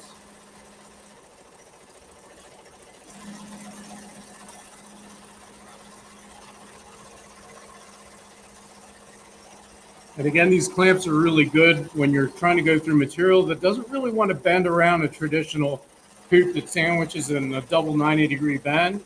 So instead, this holds it together with its screwing force. So an upper jaw and a lower jaw, that it really expands what kind of things that you can embroider. So we're just finishing up here.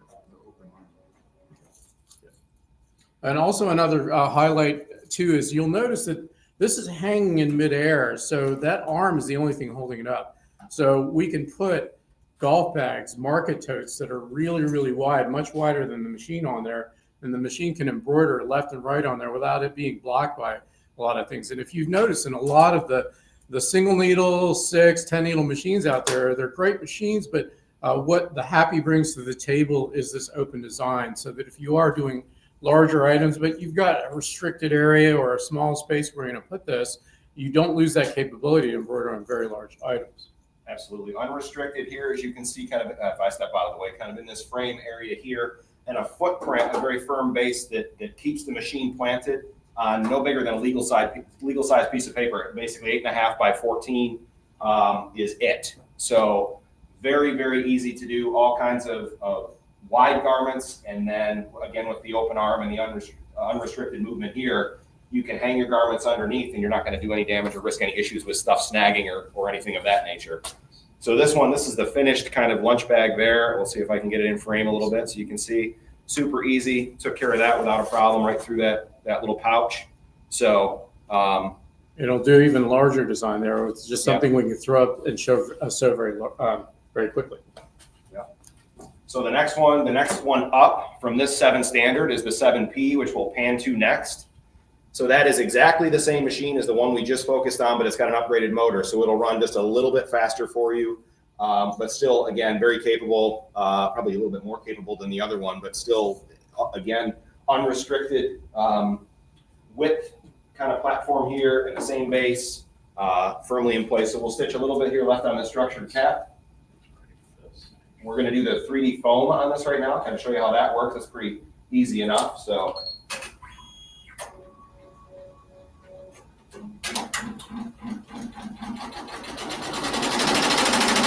That's it. We'll let that run for a few stitches and move on to the next machine. So you can see again the versatility of the first machine doing the lunch bag, and now we've got pretty much the same machine doing structured caps without an issue going through. I think that's 3mm dense foam, 3mm dense foam, which really with ease, just like butter. For those of you who've seen hats or you've got people that really like that raised effect, the dense foam is really the rage right now because it really makes squared off letters. It rises up really nicely, so people are asking for it. There are a lot of bigger machines out there that cannot do this, but what you're seeing is even the compact models that are really friendly, you can fit anywhere, have no problem going through this dense foam. So you can offer hats for your friends, your family, or for your customers just as easily as you can offer flat goods like the other things that we're sewing out today.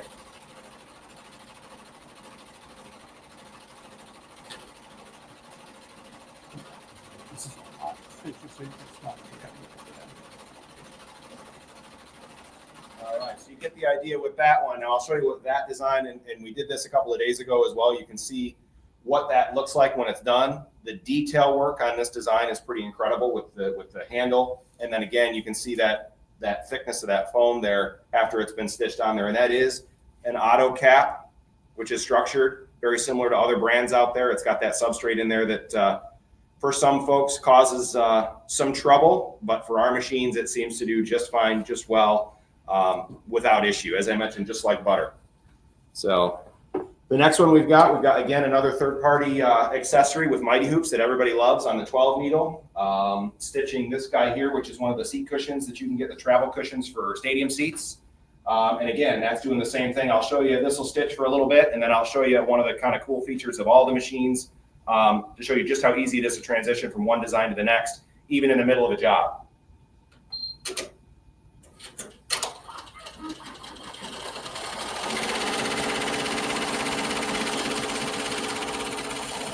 So what Matt's showing you here is that we're going to stop this in the middle of a job, just like what happens in real life. You're going to have other people that maybe want to get something done really quick, and you don't want to stop the job that you're running because you want to finish it, but you don't want to send this person away too. So this interrupt feature, or what's called work save, lets you do that. Not necessarily limited to the business customer either. The home user can do it for the same way. If they've got something that's big and intricate and they really just want to move on to something else and worry about something, change gears for a little while, you have the option to do that as well. So, all right, so we've got to go ahead and stop that. So pretty simple from this point. We're going to zoom in on the screen. Okay, sure. Just to kind of give you an idea of how easy and simple this actually is. I don't have presets, so give it a few seconds. We'll be right up on it.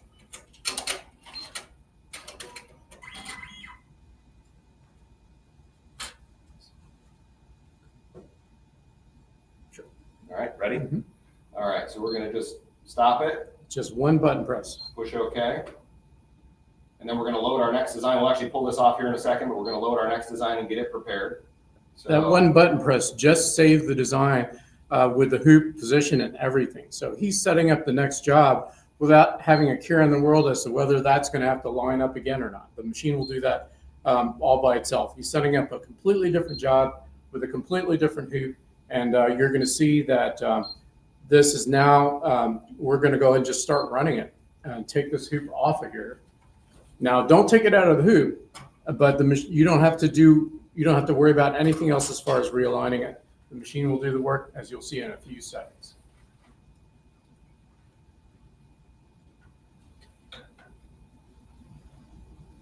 And this is just an apron here, again, provided by our sponsor, San Mara. So you can see some of these goods that sewn out on.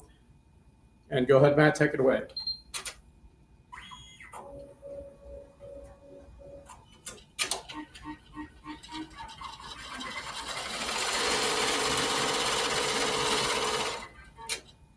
So you can see this is a completely different job. We started out, let's pretend that we're finished it, and then what we're going to do is we'll just go ahead and stop it, swap it out to the next, right back to where we're going, and we don't lose registration or anything. We can keep on going. In your busy life, when you're managing family projects, you're sewing, and maybe the occasional customer, being able to multitask like this makes your home environment and being able to do your hobby and everything else that you do in the day much easier. So we're just reloading that stadium seat right back on here, and you're going to see Matt's going to show you all it takes to get started again here in just a second.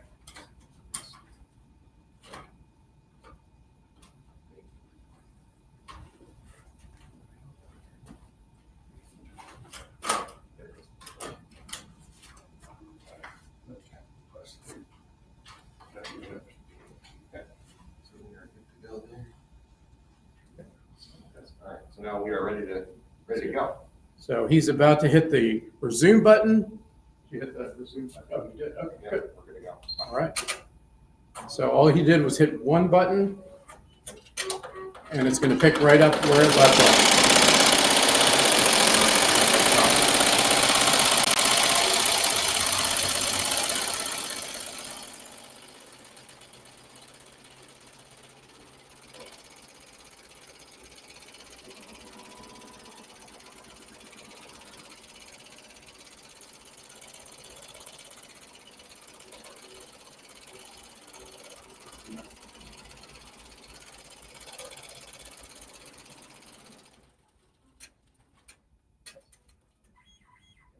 All right, so we want to show, all right, so moving on to the next thing. So you're seeing that great feature, the job interrupt and resume feature with, and this is again, like Matt said, in all of the machines that you can do. So let's move on. Matt, go ahead. So this is the HCD3, one of the 15 needles, the first in line of the 15 needle models that we have, just using our standard hoop. But again, a different garment than you typically see, a stuffed animal that you want to customize with whatever design for a birth or something of that nature. So I'm going to go ahead and resume and start this one here real quick so you can kind of see how that works and how fluid it is.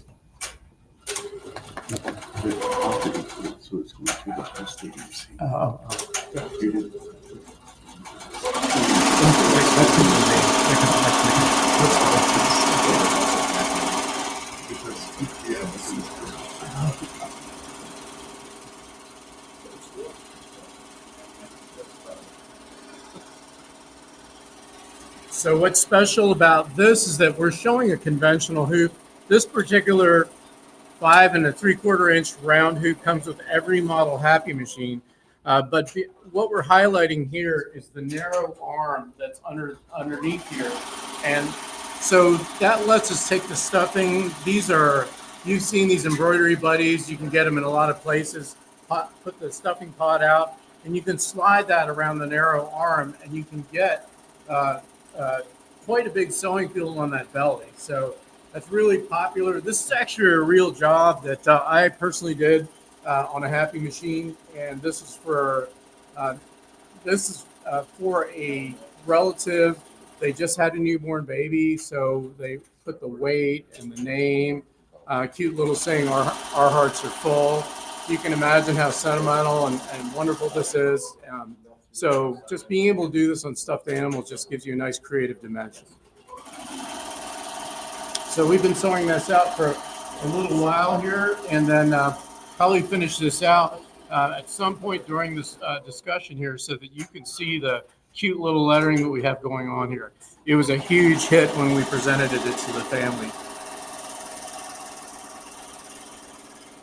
And one thing I want to point out is that all these things that we're showing between the 7 needles models here, and the 12 needle and the 15 needle models, all these things can be done on any of these machines. We're highlighting the overall general capability that these machines give you.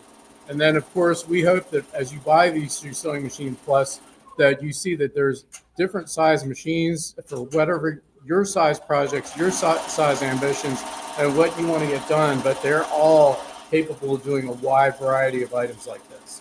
Especially using these special attachments, again, things that you can get to accessorize with the machine you buy with Sewing Machines Plus.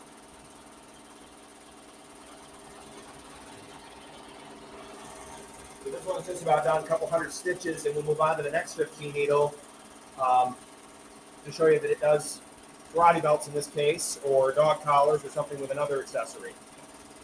If we are going to finish this, we'll just show you. This was real cute. Everybody loved it when we presented it to the family. So again, something you can do if you haven't done it already yourself.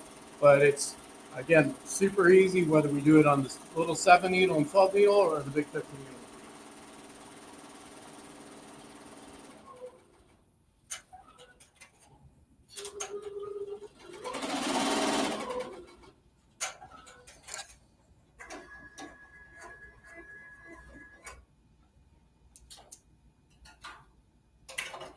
Pop this out of the hoop. And this does come with a little stuffing pod here to fill him back up again. But this is basically what we did with his belly. Just some information about the child and a little sentimental message. You can imagine what you want to do for projects like this. But again, a highlight of how the narrow sewing on arm on all of these machines can fit into little areas like this. Just yet another capability. And let's go ahead and move on to what Matt was talking about here, and we will see this next attachment here called the Durkee multi-needle name frame.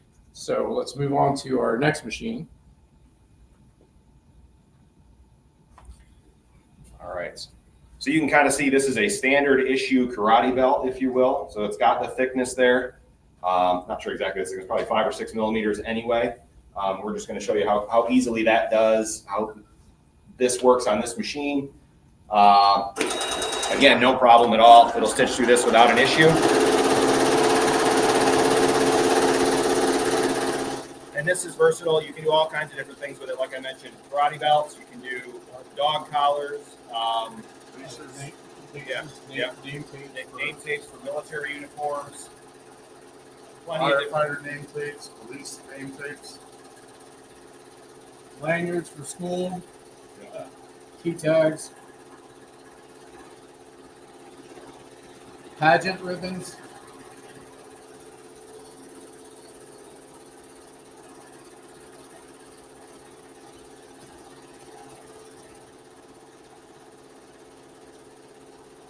And I'll tell you, I know that you want to change your needles and maybe mess with your tension, but with all these machines going through this thick karate belt, we don't change a thing. When you have this extra sewing power with these machines, it makes your life easier when you're going through a wide variety of projects that you have in your sewing room. You can go through them fearlessly without having to reconfigure your machine completely.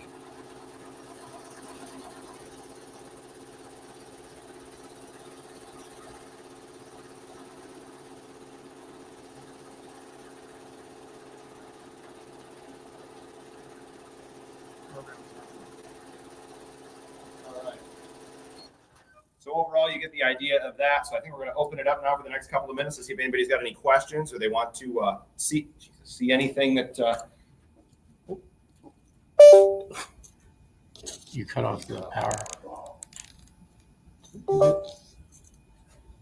Is it live? Yeah, we're live. Stand by. Hello, hey, Matt and Renee. We lost your camera feed. We hear the audio, but we don't hear. We don't see anything. We had a power feed. It'll come up here in a few Okay. short All right. Did we have any questions from anybody?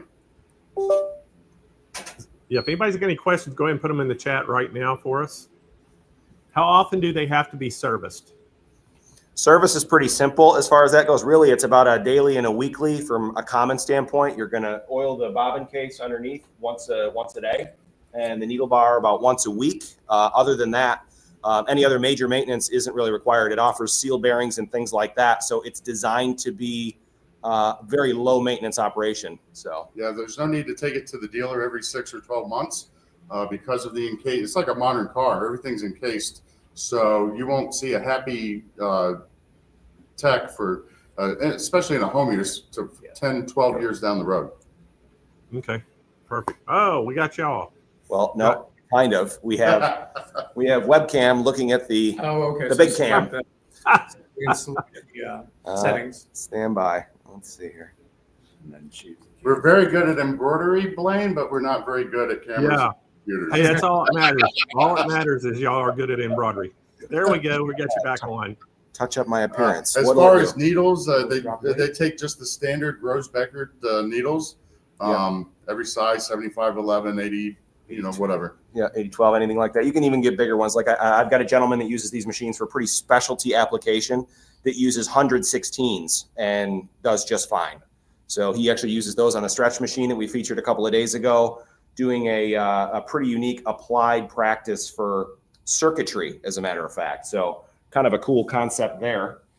One thing that you might find interesting is through all of these 6 different projects and different kinds of material and different kinds of hoops, we're still using all 7511 sharp points. And to that makes it simpler for your customers, anybody that's buying these machines, that you don't have to change out your tensions or your needles. You can run, again, a wide variety of things using the default settings. The machines are built to work hard over a wide variety of projects and conditions. Yep. Any other questions? Yeah, we're looking right now to see if there's any other questions. I think that might have been it. Kyle, you see it any? Oh, here we go. Is hat hooping the same on all machines? Yeah, the concept is exactly the same. So you're going to get a hooping gauge with the system should you elect to do that, and it comes with the gauge itself, and the frames, and then it's just a matter of, let me see if we can actually kind of show this a little bit. But this is the frame that it'll come with, and then the cap will go. Give me a cap here real quick. There we go. The cap will go over this essentially against the bill stop. Now again, you'd have the gauge to do this, so forgive the kind of. There's a gauge over there. Well, yeah, we can do that. But then this band will snap across. So it's just one single band to hold that hat in place. And then it snaps over the apparatus itself, over the driver, and it'll continue to rotate and stitch accordingly. So very straightforward. And what's unique about the Happies is that they are one of the stronger machines out there when it comes to caps. These are trucker hats that are hard to drive through. And we've added the difficulty of this 3D foam that you see that Matt's presenting here, and we don't have any issues with that. I know you may have heard stories about needles breaking, thread breaking, but with the way these are built to work hard for you, that same kind of drive system makes it easy to work on hats. You'll have that advantage when you have a Happy machine that you bought through SewingMachinesPlus. Yeah, that's one of the advantages of going to commercial from the home machines. As people say, well, why a commercial machine?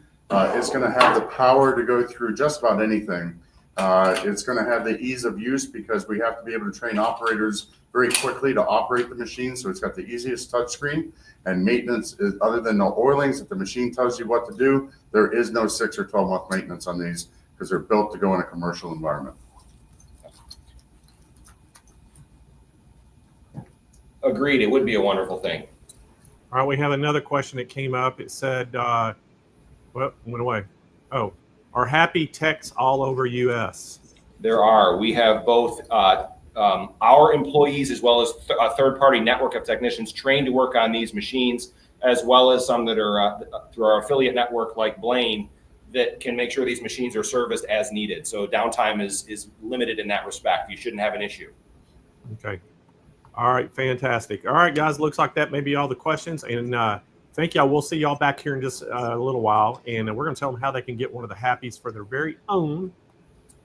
All right. All right, Kyle, let's do the the overlay. There we go. Y'all see it? The 7-needle happy embroidery machine. You see it right there. We have a call-in special on this. SMP live pricing's $8,396. Again, great machine. And this is going to be very similar to all of them you saw. But let's go to the next one. There we go. This is the 7-needle plus. And I don't know if y'all remember the motors, but the standard one has a motor that's going to be similar into like the other embroidery machines out on the market, the multi-needle.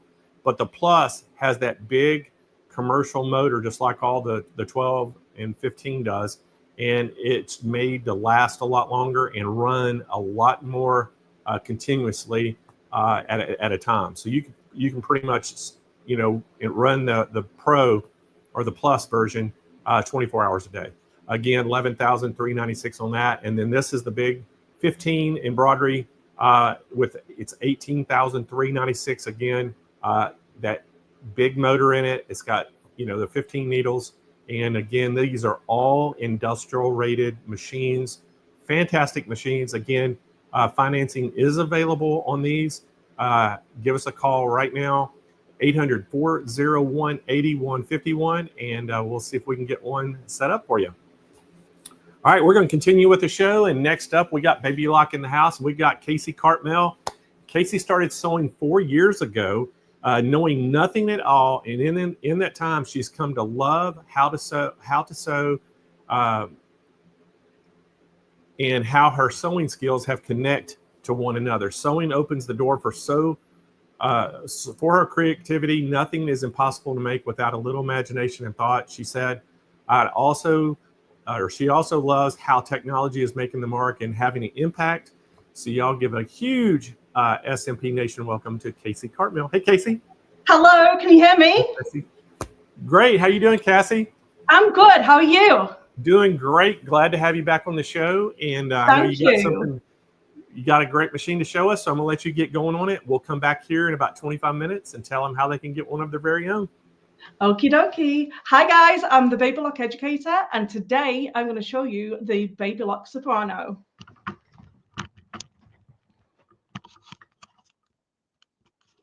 So this is the Baby Lock Soprano. It's got a load of my stickers on because it's my own personal sewing machine. This sewing machine was a sewing machine that I actually purchased for myself even before I was a Baby Lock educator. And I absolutely love it. I've had it for years now. Let's go through some of the features. So we have the LCD screen on the Baby Lock Soprano, and it also has LED lighting. So we've got 2 enhanced lights that illuminate the sewing area with minimal shadows. It also has the advanced needle threader. So you basically just pull the lever down and it will thread that needle. It also has a built-in stitch memory, so you can save your favorite stitches and settings for a quick recall, and also has the advanced pivoting feature. So once you press like the pivot feature and you press on your accelerator foot, and it will, and once you press say off the accelerator foot, it will actually automatically raise. So if you're doing like clothing or anything like quilting and stuff, it's an easy feature because it provides that hands-free on the easy turning on the corners. It also has the automatic thread cutter, so it will cut your upper thread and your bobbin thread. And it also has a generous workspace. To the right side of this needle is 8.3 inches. So it's great for handling large quilts. And believe it or not, I have actually done a king size quilt on the Baby Lock Soprano. You can actually roll it up really tightly there and get that in. So I just did straight line quilting on that large king size quilt. Also, another thing that comes with the Baby Lock Soprano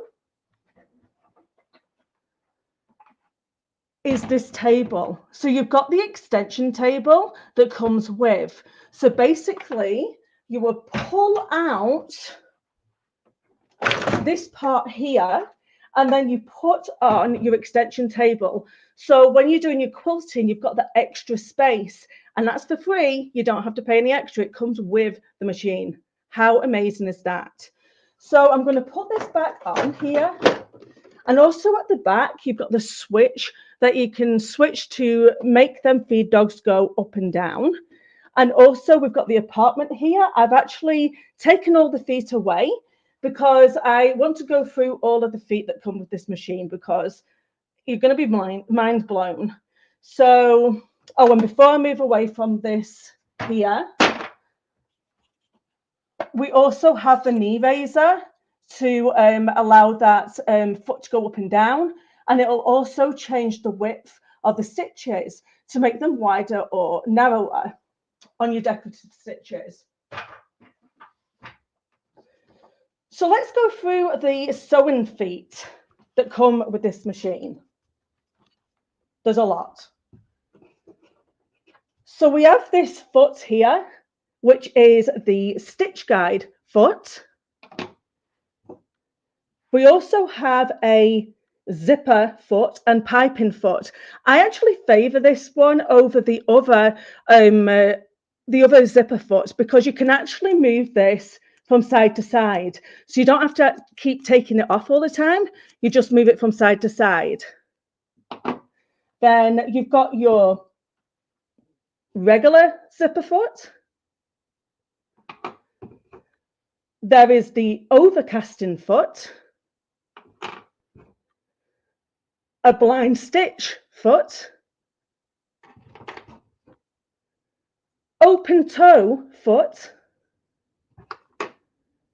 the non-stick foot,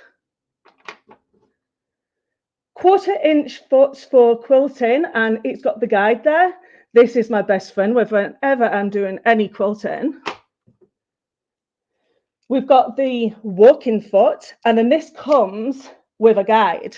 So you can put this in here, and if you're just doing straight line quilting, you can then just pull this out, and you can make sure that your lines are straight going up and down. We have the button foot here. You slot a button in here, and then you attach the buttons. We have the free motion quilting foot, and another one here, and also for darning.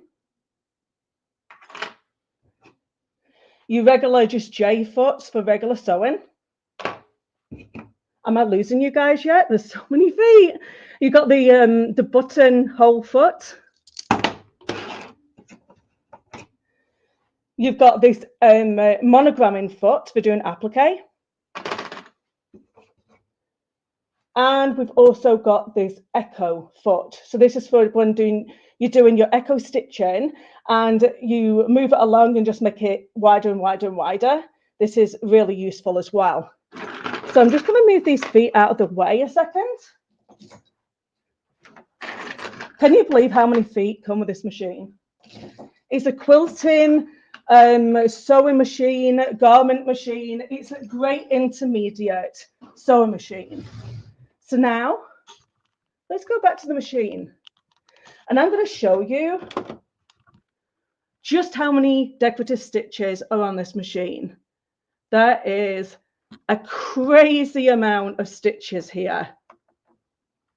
I do have samples, so I will show you them later on. So there is built-in utility stitches. There are 99.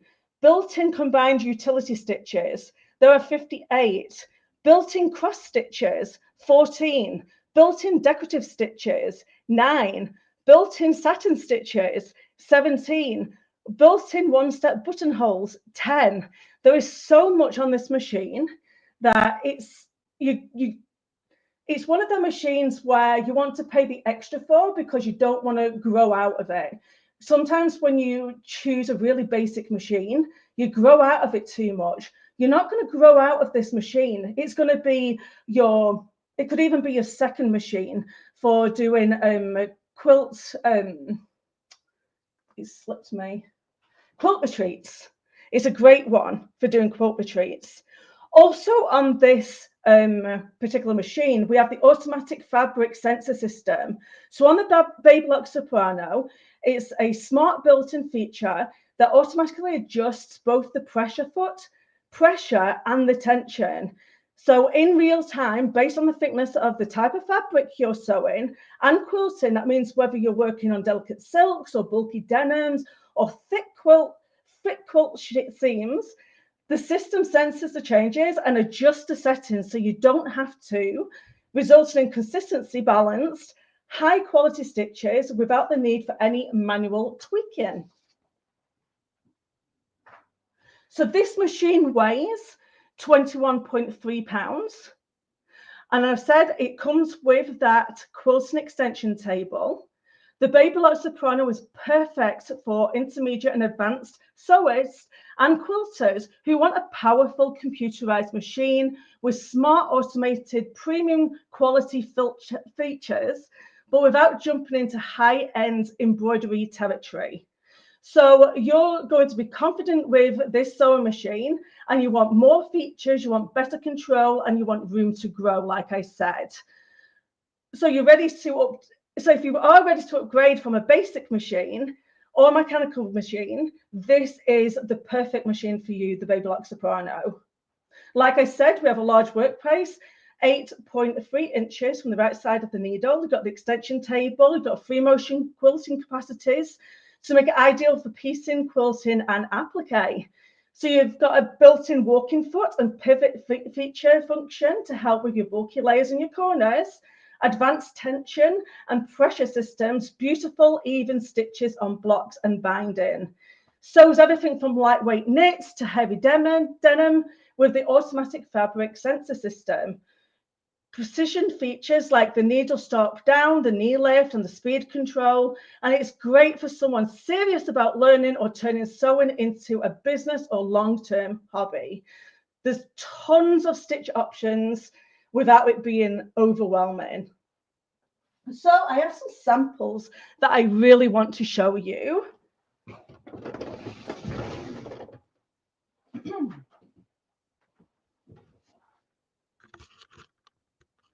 So the Baby Lock Soprano comes with the ability to use the alphabet feature. So this is where I just wrote the word Baby Lock, and then this is where I've done it on an actual quilt for a quilt label.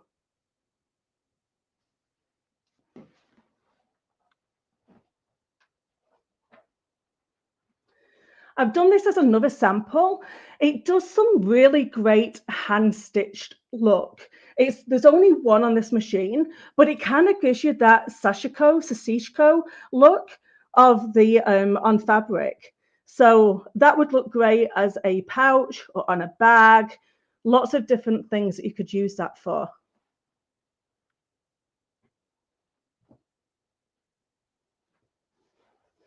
I have a sample here again where I've done some applique, and then I've used some of the decorative stitches on the machine to highlight some of my areas.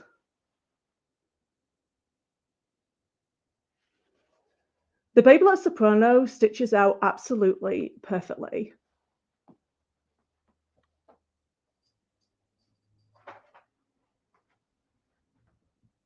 So this is me showing you like the different effects that you can do on fabric. So in theory, you can actually do your own fabric.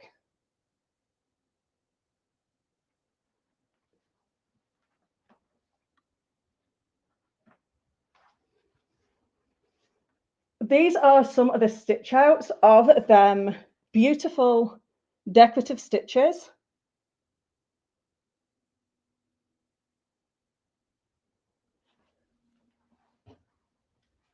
And some more here.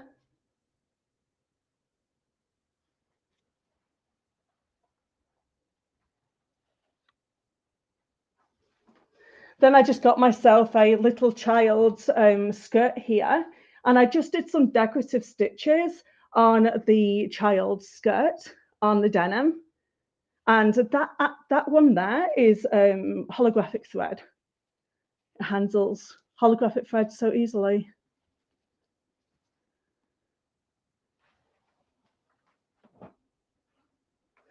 This is another example where you can make your own fabric. So rather than having the decorative stitches repeating each other, I just did one decorative stitch. So this is an actual whole string of stars, but rather than doing the string of them, I did one individual star. So basically I did some grid work on this fabric, and I was able to put these stars on like properly, and then I was able to press the marks off.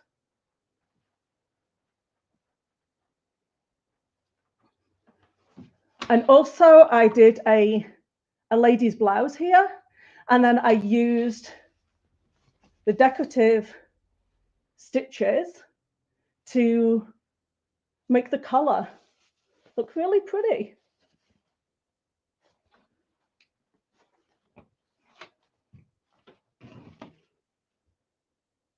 So I'm giving you food for thought here and some inspiration of what you can actually do with the Baby Lock Soprano.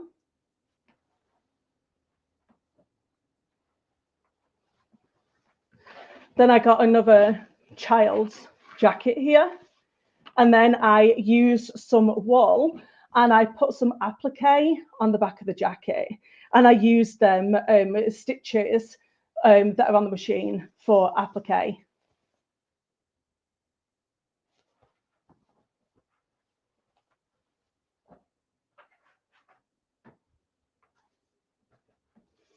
And you can also use it for quilt blocks.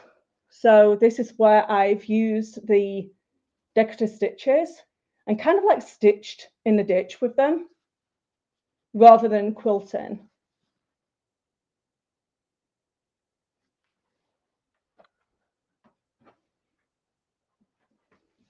And here's another example of a bag.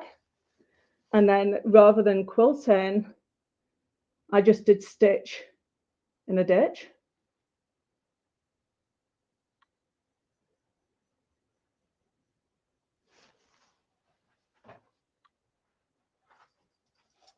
And I've got a few examples of just free motion quilting. I love to do like thread painting rather than using an applique stitch. So you can drop your feed dogs and you can go away, and I just like outlining a little bit of the piece of the fabric and making something cute like a pouch. And I do a lot of bag making on this machine, and it handles it very, very well. And just an example of some free motion quilting that I did.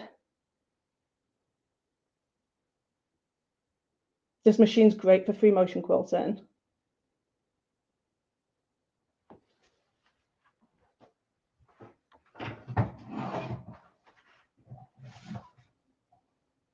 So this is something that I did when I first got the machine. I really need to make myself a much better one than what I'm showing you. But it's really good for you to sit down and just do every single stitch that is on the machine, because what it shows on the screen is not how it stitches out. It's completely different. And some things actually look like 10 times better than what they show on that machine. So that's what I recommend when you actually buy this machine today.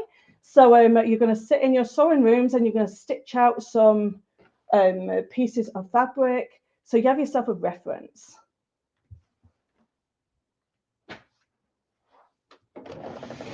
I'm going to bring the machine back here because I want to.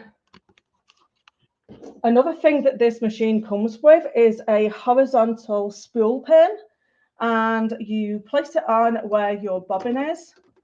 And now your Baby Lock Soprano has the capacity to do your twin needle sewing. So you've got your 2 spools of threads going here, and then you can thread both the twin needle or your double eye needle. So you don't actually need to have a separate thread stand. It's right there for you. I'm just going to go through some of the screen menus just to make sure that I have not forgotten about anything that this machine does, because it's really good. So this screen here, So you've got the needle position, which can rest on a needle down or a needle up. It's totally up to you, whatever you want. When you are doing the twin needle work, you need to set this to on rather than off, obviously. And then I'm going to, did I go the wrong way? Here you go. Then we have the width control. So it's currently off. So if you have any of some of the decorative spreads, stitches, sorry, you can actually change the width of them. So they'll go bigger or smaller. Initial position when you turn the machine on, then elongation, thread density, and the character spacing. So you can actually change the spacing of them characters that I was showing you when you're doing your quilt labels. You've got a size selection. You've got the fine adjust vertical and horizontal. Presser foot pressure. You can actually increase the pressure of the foot pressure, or you can decrease it. So if you've got something a bit thick that won't go through your sewing machine, your baby like Soprano, you can actually change the pressure. But don't forget that automatic thread fabric sensor, I always have it turned to on. So also you've got your presser foot height. That's another thing that you can use. So if you've got something bulky, you can change the height of that presser foot. Free motion quilts, whenever you're doing any sort of free motion quilting, you want to turn this to on. It kind of like, it sort of like makes that foot go a little bit lower, but you also need to remember to turn it back off again. Free motion foot height. So you can raise that up and down. You can change the pivoting key. So remember when I said when you press on the presser foot or foot accelerator, like I like to call it, it will automatically raise when you lift your foot off. And then that is going to allow you to adjust the height of that pivoting feature. Then we've got the buzzer. It's actually just that beeping that you can hear. You can have that on or off if it bothers you. The light on and off, and then also you've got the brightness of this light that you can actually change. Then we've got reinforcement priority, the input sensitivity. The input sensitivity is how hard you have to press these buttons in order to get things to change. And there we go. So I'm going to come back out of this. Another great feature about the Baby Like Soprano is it's going to let you know exactly what foot you need to be on if you're doing any sort of decorative thread work. Then it lets you know like the width and the length and the tension. So when anything is like grayed out like this, like that is the factory setting of whatever that stitch is. Sometimes it doesn't allow you to adjust them because like that is what it's supposed to be and you can't kind of change it.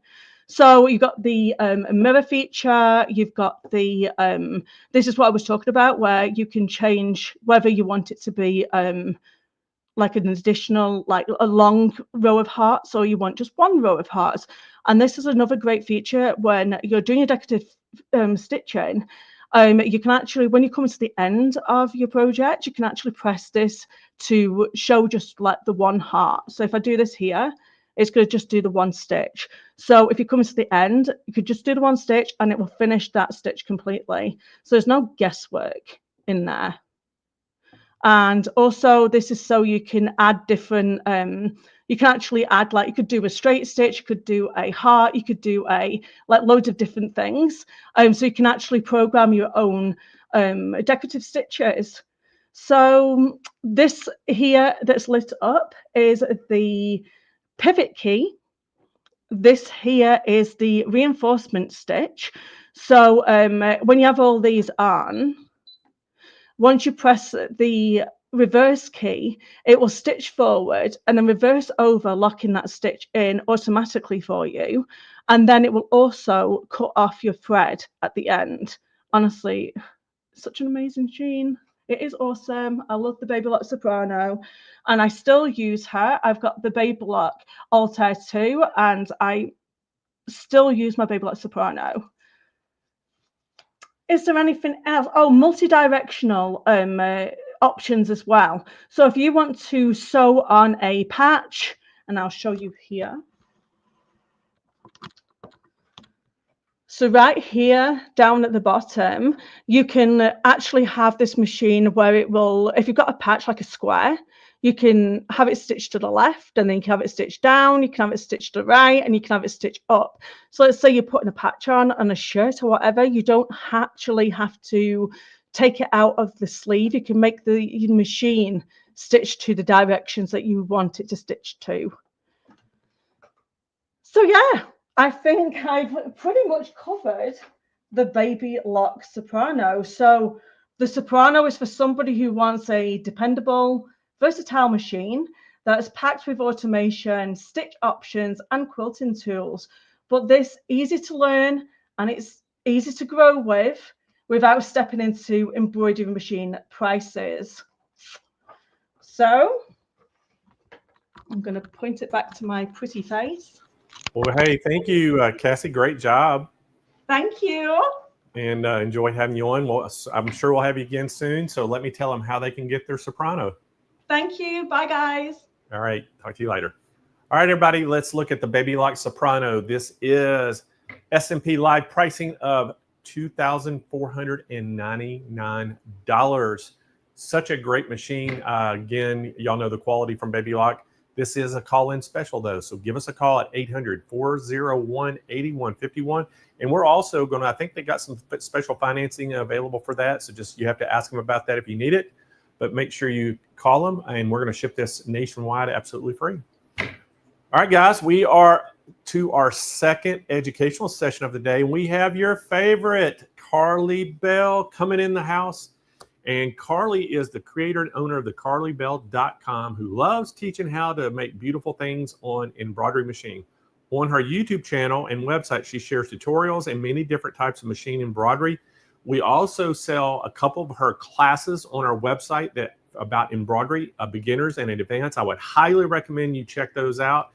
And Carly does a lot on social media, and she works with us a lot too. So we're super happy to have her here today. So y'all give a big SMP welcome to Carly Bell. Hey, Carly. Hi, Blaine. How are you doing?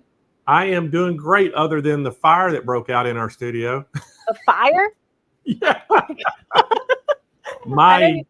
My cell phone battery case sitting here beside me blew up.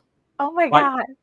Blew up. Like it ripped the back open, the smoke, fire. Oh my God. And you hear those stories, like they say, don't have your phone like under your pillow while you're sleeping and things like that. Oh my gosh, can you see this right here? Yeah. It burnt the desk. Oh my God. It looked like a rocket motor shooting off. It was fire and smoke. And I grabbed it and pulled my phone out, burnt the crap out of my hands, and threw it outside. And lucky I did. It would have smoked up everything, because it got smoky in here. We couldn't hardly see, but it just kept smoking outside like a fog machine or something. It was crazy.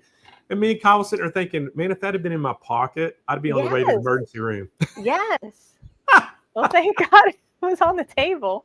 Yeah. And I don't think we need to be getting, I don't think I need any more battery cases for a while. So no. All right. Well, hey, I know you got a lot to cover, and we're so happy you're here. So I'm going to let you take it over for the next hour, and I'll see you back here in a little bit. All right. Thank you so much. So hi, everyone.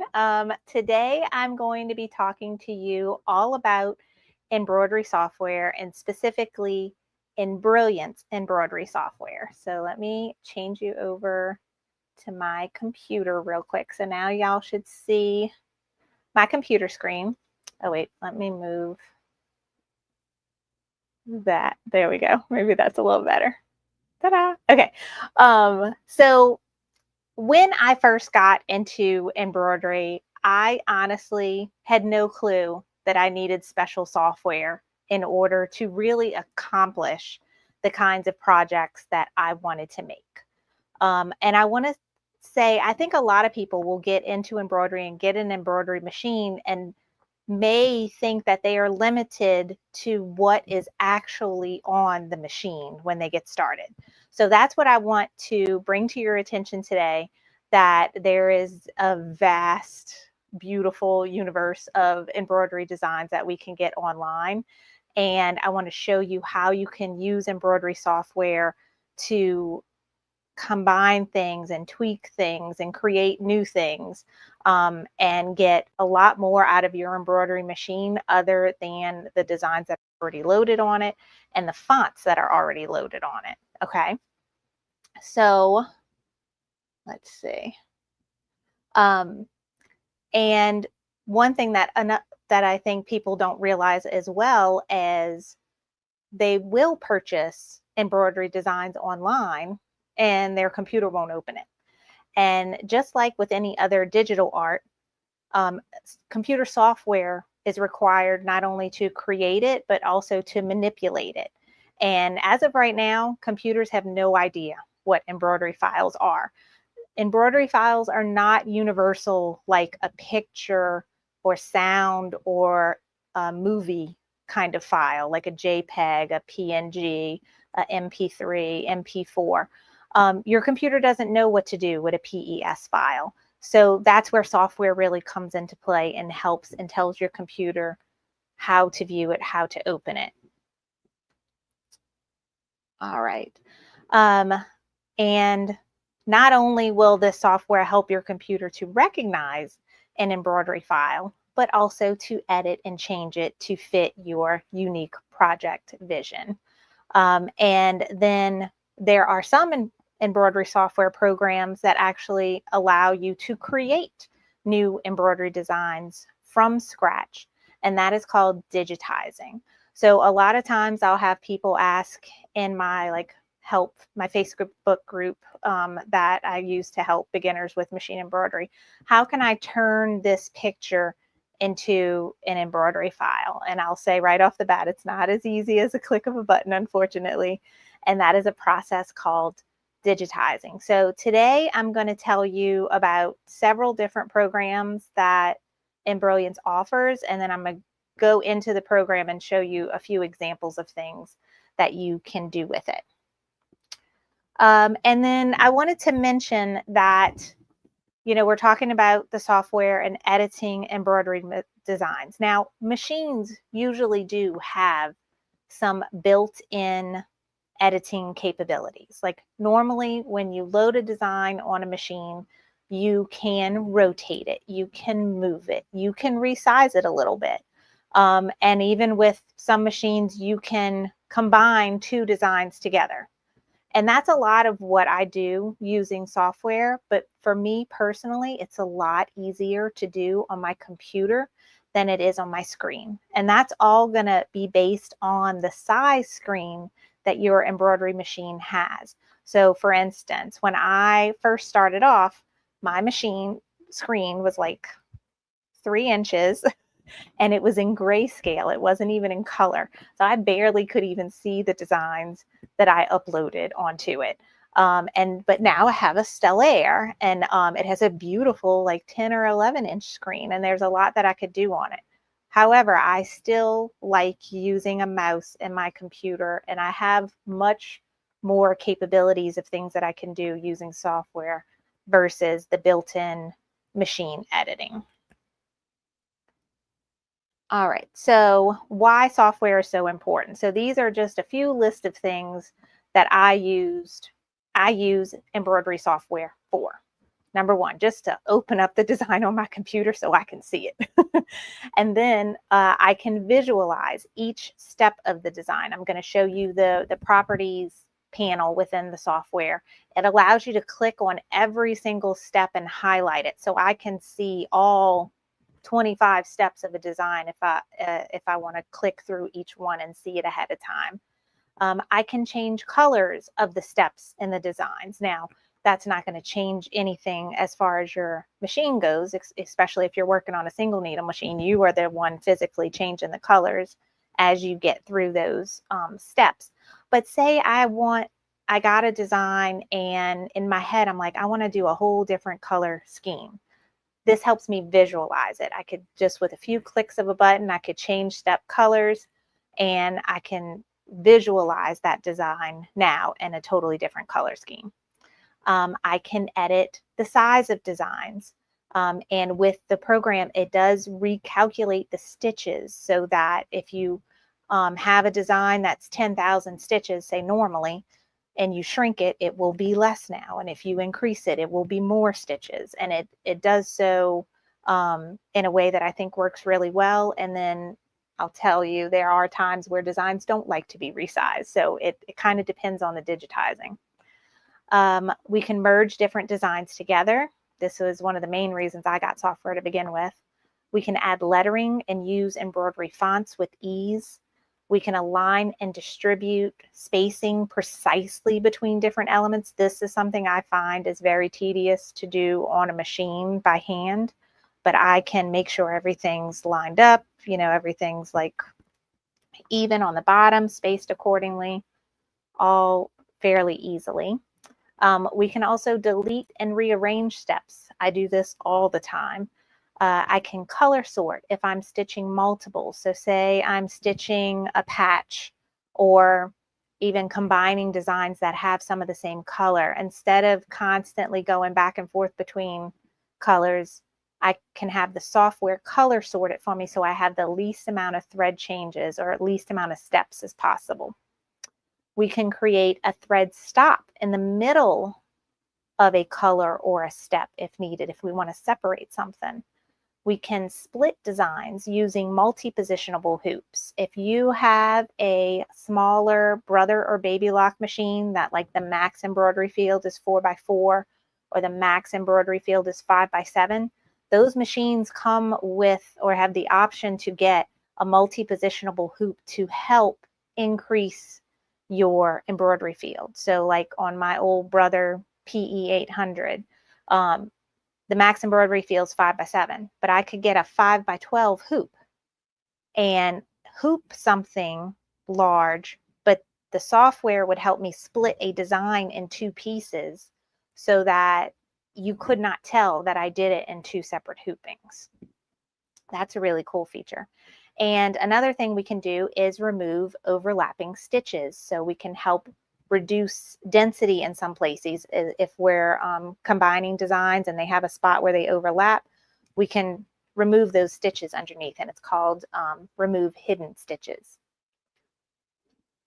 All right, so there are lots of software options out there, and they have some amazing ones, but they come with amazing price tags.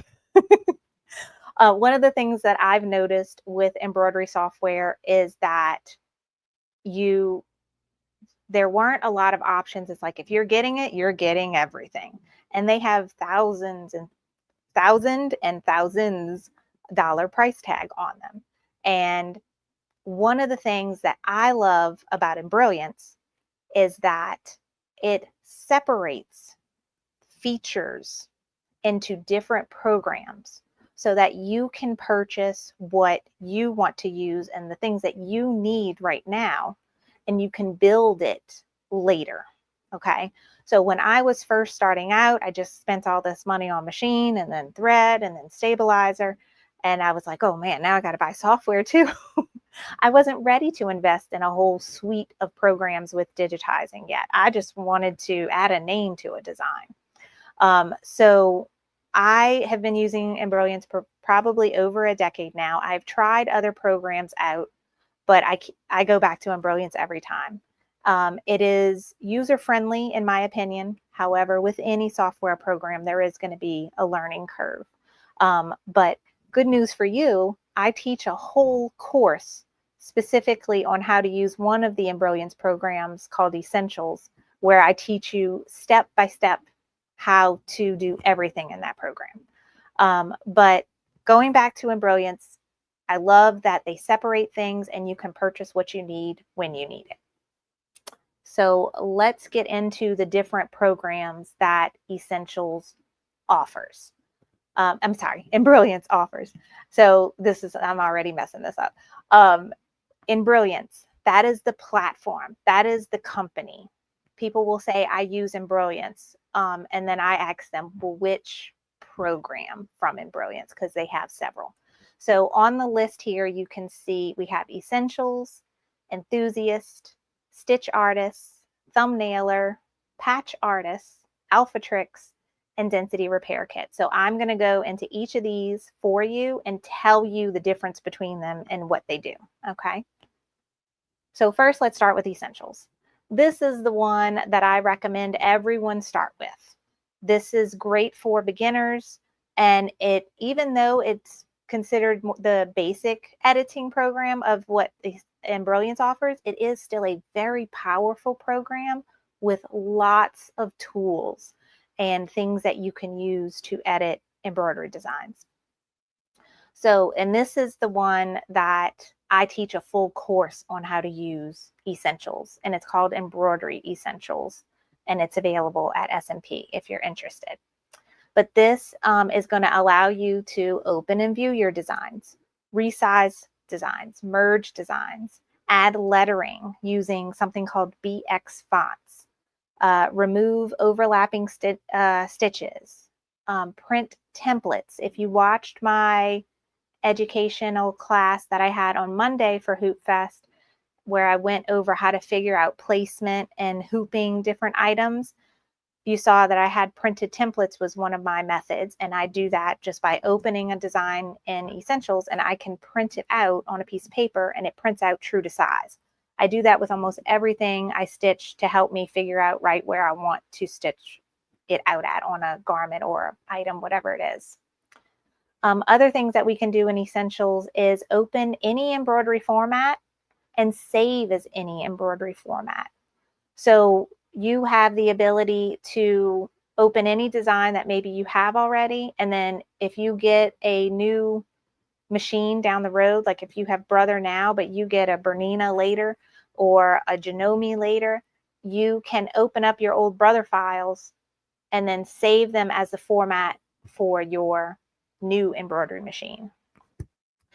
There is also the ability to save applique designs as SVGs.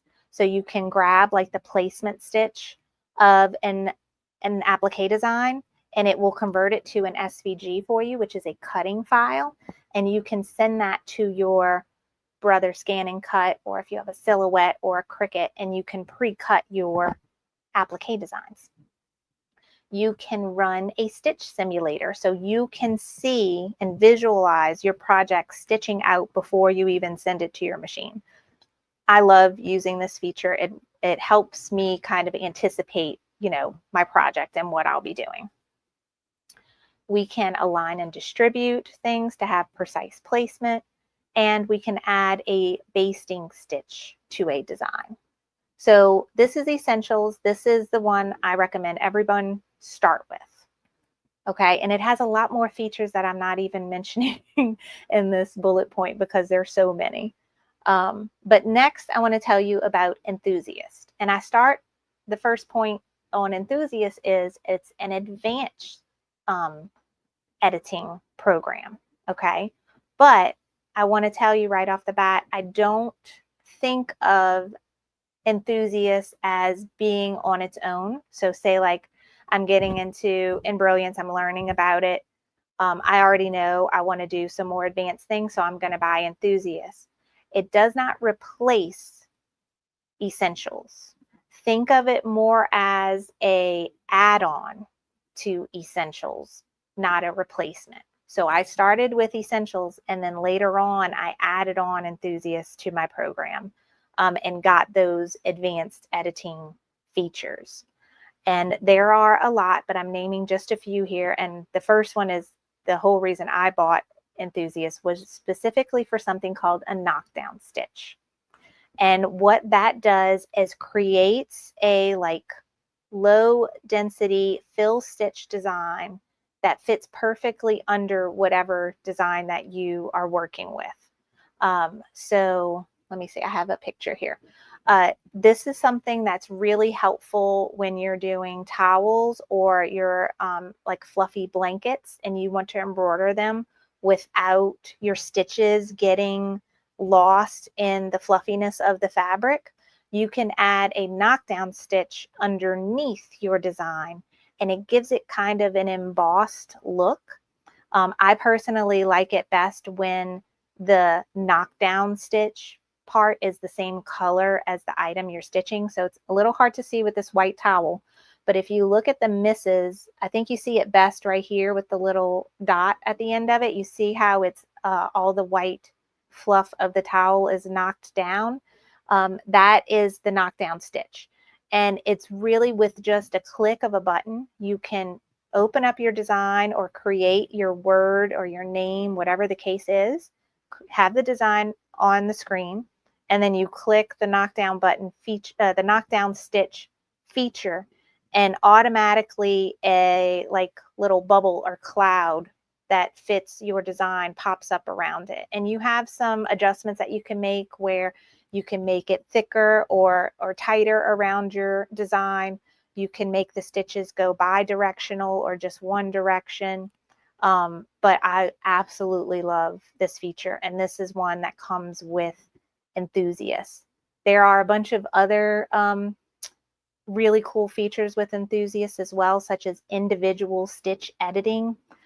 This is great when, have you ever opened up or had an embroidery design and it had some random stitch that it starts and then it jumps in? I personally don't like those. I know they're there sometimes for a reason, but, or if I've ever resized things and stitches got moved around that I didn't like, with the individual stitch editor, I can go and click on just one little spot where the needle enters the fabric and move it. It shows all the spots where the needle actually enters the fabric or whatever it is you're embroidering it, and you can make little tweaks and adjustments. It's really, really powerful. There are a bunch of other features with Enthusiast, such as you can create a custom hoop, a custom thread palette. You can base the hoop. You can create multiples of a design to go into like a circle pattern, a scatter pattern, a carousel. There's a bunch of things. I'm actually working on making a new course right now that is specific to Enthusiast that I'm hoping to have out this fall. So stay tuned for that if you are trying to learn Enthusiast and want to know like all the features really well. I'm going to make lessons for everything. All right, so those are the two more editing programs. Essentials is your beginner, basic, mostly everything you need, and then Enthusiast is your more advanced features. The next program I'm going to talk about is called Stitch Artist, and this is your digitizing software. This is where you can create a design from scratch, and it's a little different where I told you how Essentials, think of Enthusiast as an add-on. You know, all the features from Essentials doesn't come with Enthusiast. With Stitch Artist, it's different. It comes in 3 levels. So you can either right off the bat purchase level 3 and get all the tools, and it comes with everything from level 2 or level 1. Or you can purchase level 1 right now. You just want the basic tools, learn how to use it, and then if you want more advanced features in the future, you can upgrade and purchase the upgrade from level 1 to level 2 or level 1 to level 3. So I really like this pricing structure because you don't feel like you're losing out on anything.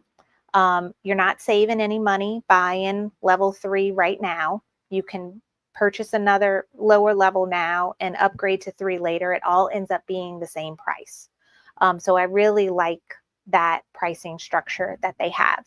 And for people that like think they want to digitize, but they're not really sure, they're nervous about it and don't want to invest a bunch of money at one time, the level 1 is very inexpensive when compared to other digitizing softwares. And it gives you the ability to do some basic things that you may want to do. And what else I wanted to say? I think that was it. Okay.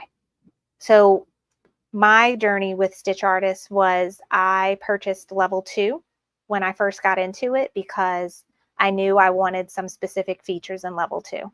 And then later on, when I wanted to actually make designs for people, like I have a membership group that I give a free embroidery design to every month.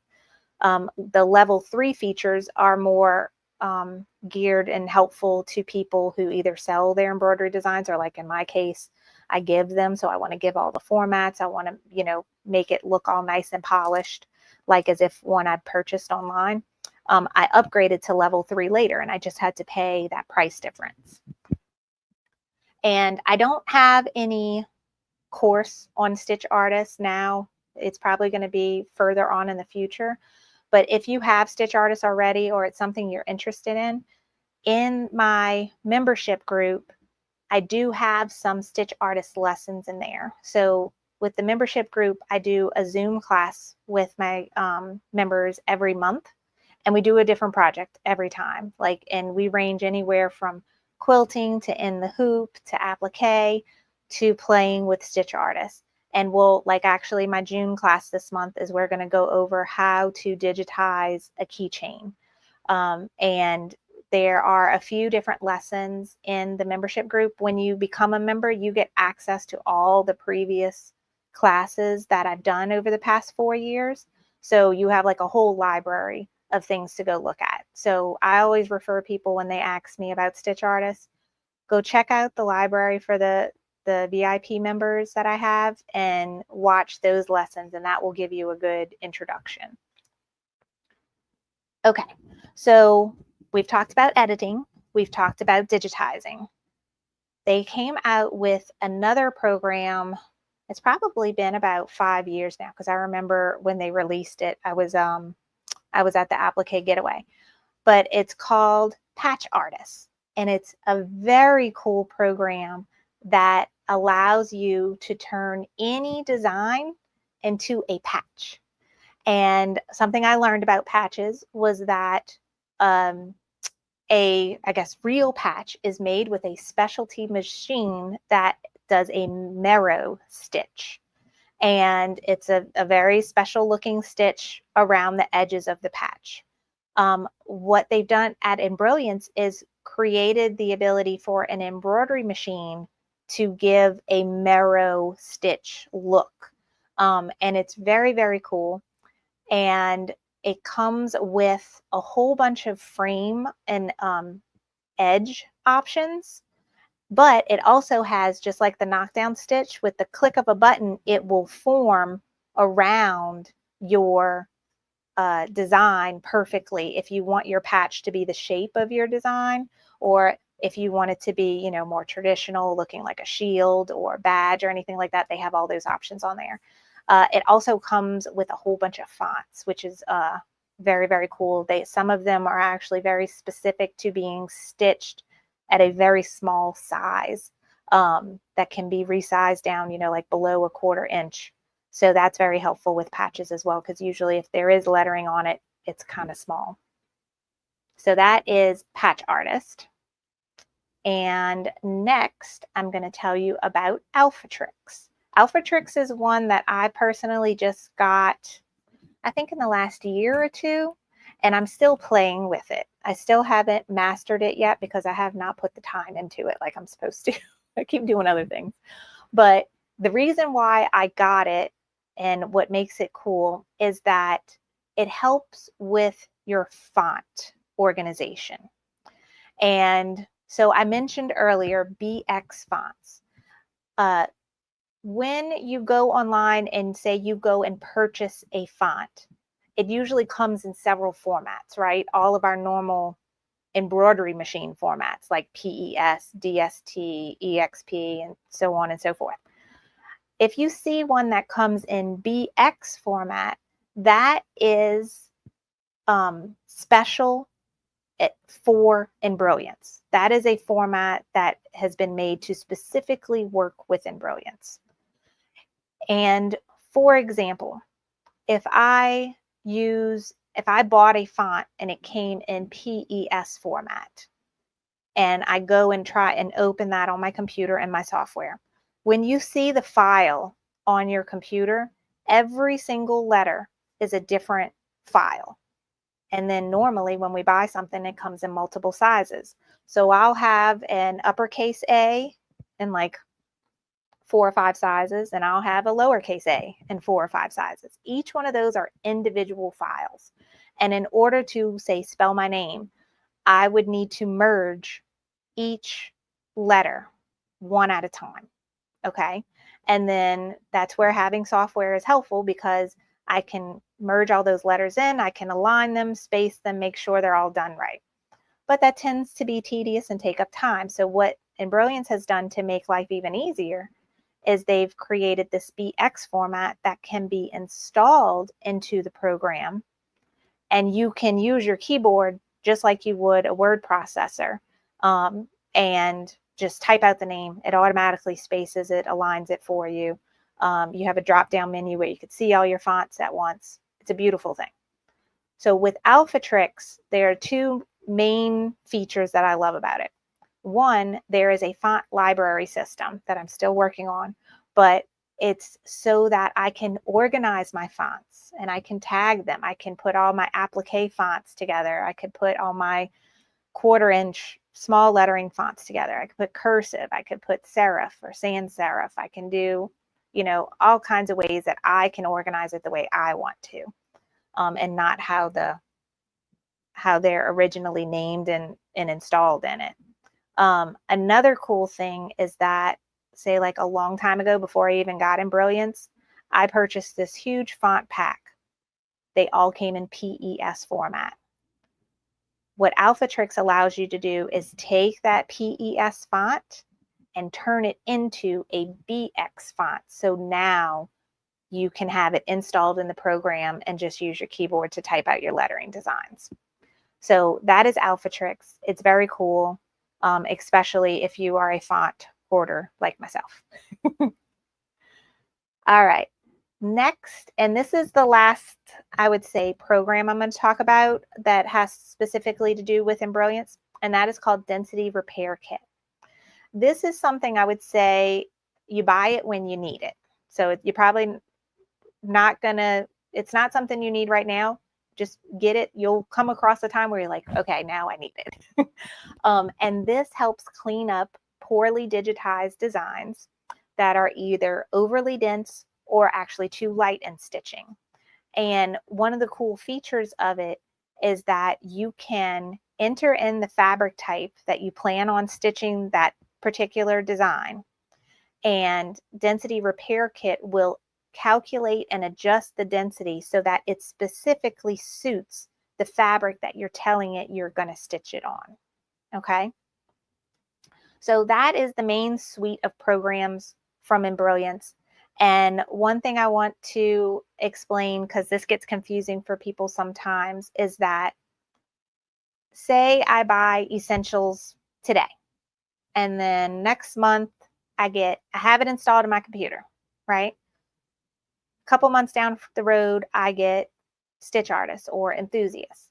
I don't have to go and install a new program. Once you have In-Brilliance installed on your computer, any of the things that I've just told you about, those are going to be things that you'll get a serial number for, and they will unlock new features that are on the program that's already on your computer. Okay, so the only thing you need is the serial number that you'll get after you make your purchase, and you have the program installed, and you just go add your serial number, and then all of a sudden you have new buttons, or you have a new drop-down menu that you didn't have before. And you'll see all that when I open up the program for you and you see it in person. So there's one more thing I'm going to tell you about, and then we're going to jump into the program. But that is a very simple program that is separate from all the In-Brilliance things that I told you about before, and that is called Thumbnailer. And this particular program makes life so much easier when you're searching through your files and folders and looking for a particular embroidery design that you want to open.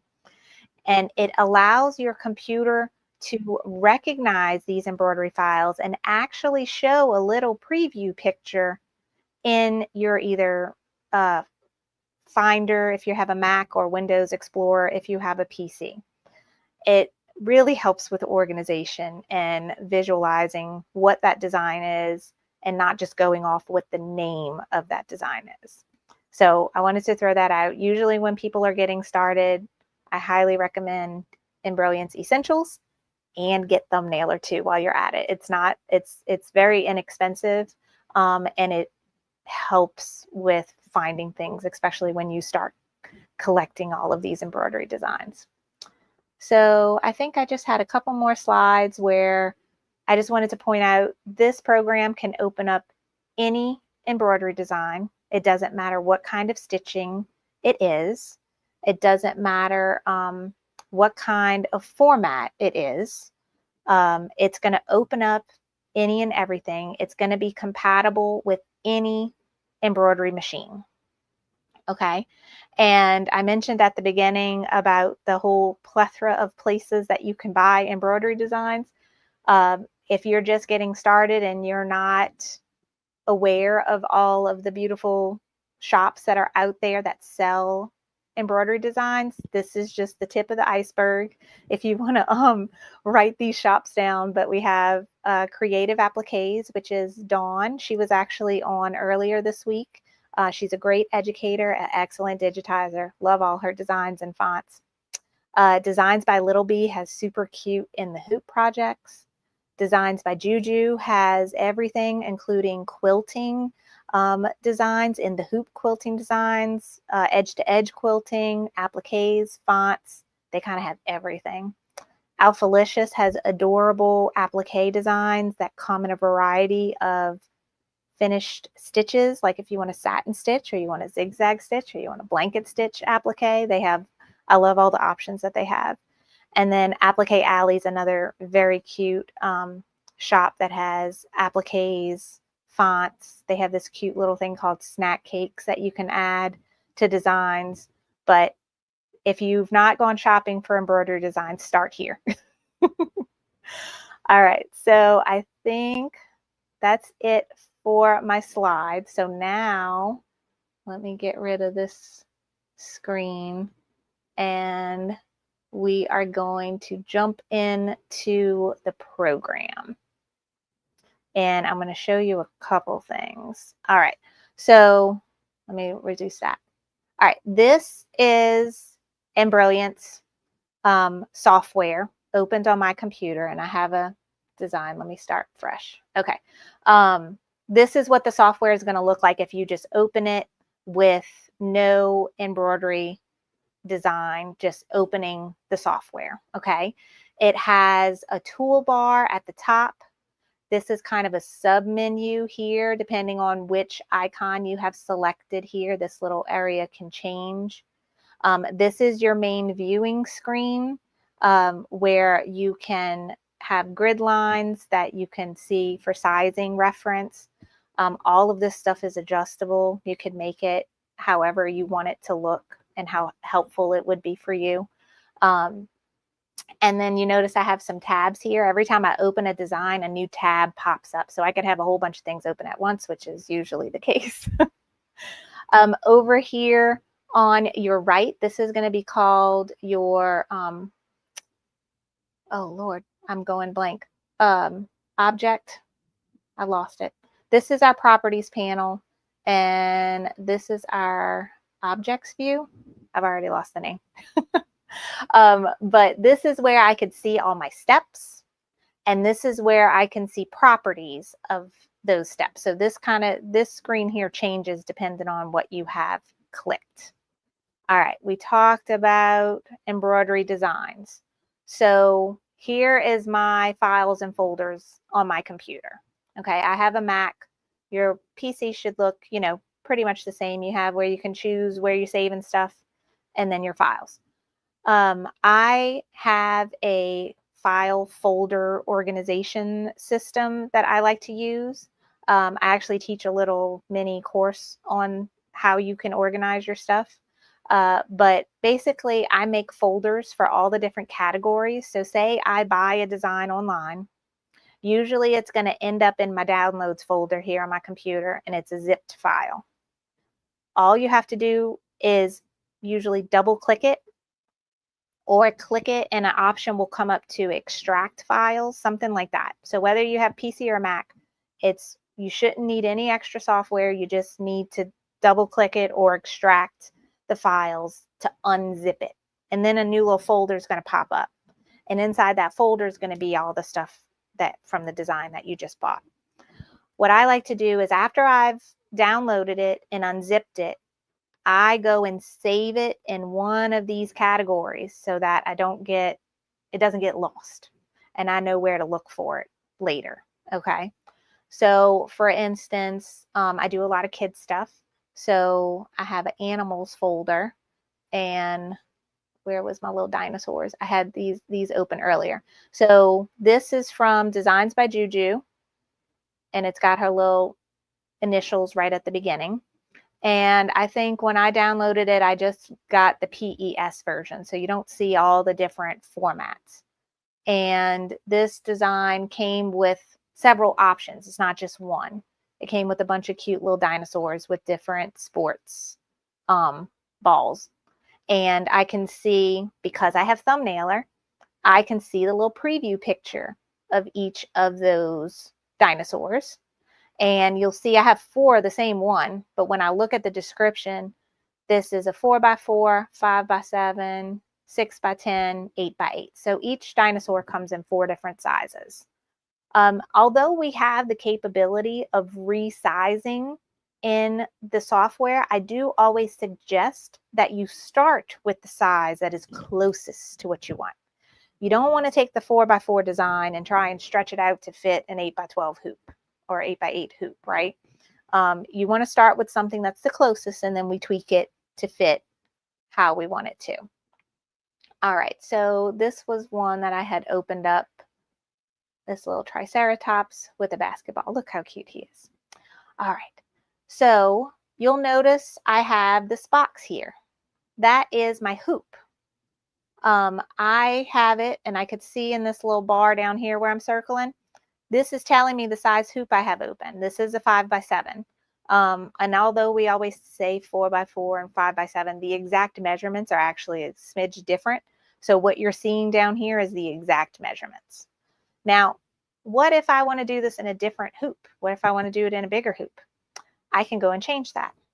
And I can do that by clicking this little yellow folder here, and that's your preference window.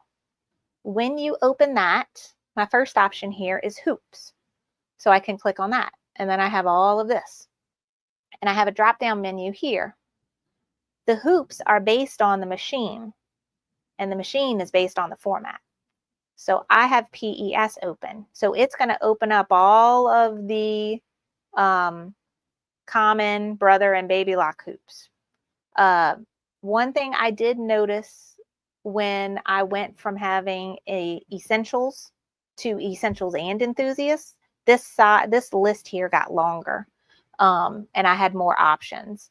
And with enthusiasts, I'll also have the ability to create a new hoop here, and I can put in the parameters and everything.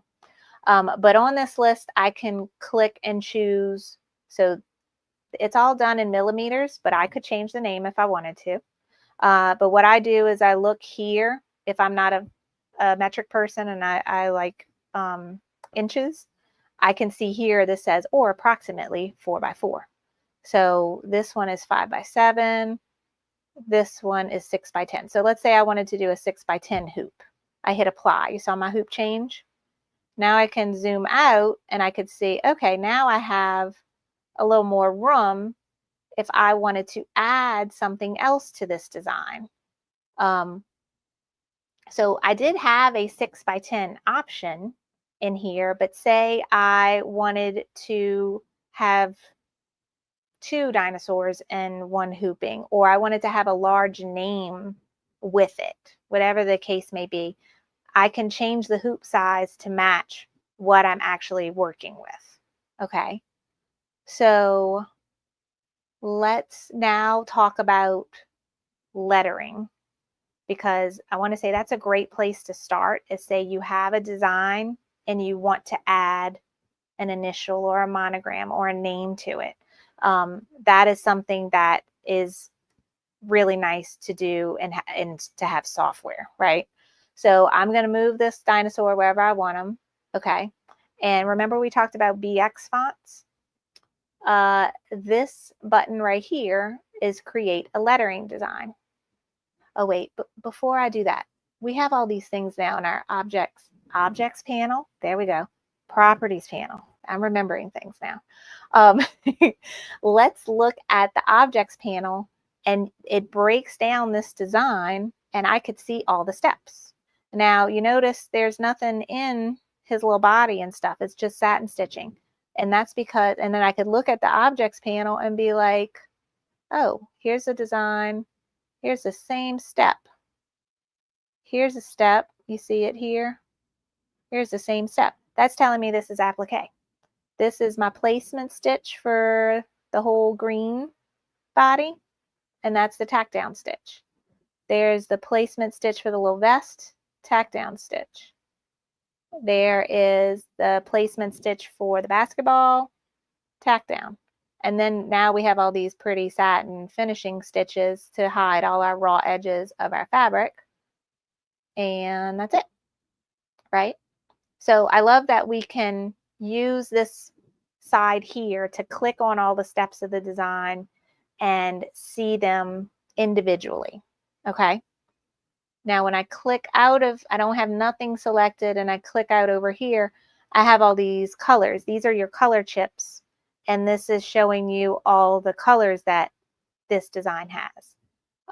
And this is where you can click on things and change colors. If I want to do a blue dinosaur with a green vest and I want to see that before I send it to my machine, I can click on that green stitching, this green color chip. We have different threads. You have all these thread brands you can pick from. So if you want to actually see the thread color you have in your craft room, you can find it by picking the brand you have and picking the thread color you want to stitch it as. So it gives you a little visual. And if I want to change that to that same color, I could do that. Oh wait, no, that's not the same color. But y'all get the idea. You can click on steps and then you can change the color to help visualize things. All right. Now that we have explained objects panel, properties panel, now let's talk about lettering, because this is going to change when we click on lettering. Watch. Now I have, if I look at my objects panel, I can click this little arrow button to expand and reduce all the steps of the dinosaur. And now you notice I have a new element, and that is letters. And it's just ABC right now. And you see it in the middle here. I can move it up here if I want. And now the properties panel has changed to work with lettering. And I can change what I want it to say. I don't want it to say ABC. Let's say I want it to say Ryan. Okay, so now that's changed. I hit enter, changed it there. And here is font. Now, when you purchase Essentials, it's going to come with 15 fonts, and they're described as being native fonts. And what this means is it doesn't come in like a 1-inch size and a 1/2-inch size and a 2-inch size. When it's native, it comes as one file, and you can resize it to the ability that the program lets you. So like it let me increase the size up to 500%. It lets me make it as small as that. That's about as small as it lets me go. And that is 43% of the original size where it started. With native fonts, not only does it recalculate the stitching, but it recalculates the underlay. It's made to work with the program so that you can really, really play with it. That's a native font. If I click on this and I go look at a BX font that I purchased, you'll notice I have the same font. It came in multiple sizes, all the way from 3/4 of an inch up to 3 inches with 1/4 inch increments. So this is a font I got from Creative Appliques. It's called Balloon. And say I wanted to click on 1.5 inch. And now there is the name Ryan in that font. I can still resize it, but this is where you are working with first open up the size that is closest to what you want and then tweak it a little bit. Okay, it will still recalculate the stitches, but it doesn't recalculate the underlay. So that's going to be with anything else you resize on the program that's not native. It recalculates the stitches, but not the underlay, but it still does a great job. And if you're ever worried about something, do a test stitch before you stitch it, and make sure that, you know, everything looks good. But this is my very extensive collection of BX fonts. So I can play with this. If I say I want the name down here, I could put the dinosaur up here. And if I wanted to stitch this on a shirt, but I can just keep playing with this until I find a font that I like. So it's really fun doing this kind of stuff. This is what I did a lot when I first started.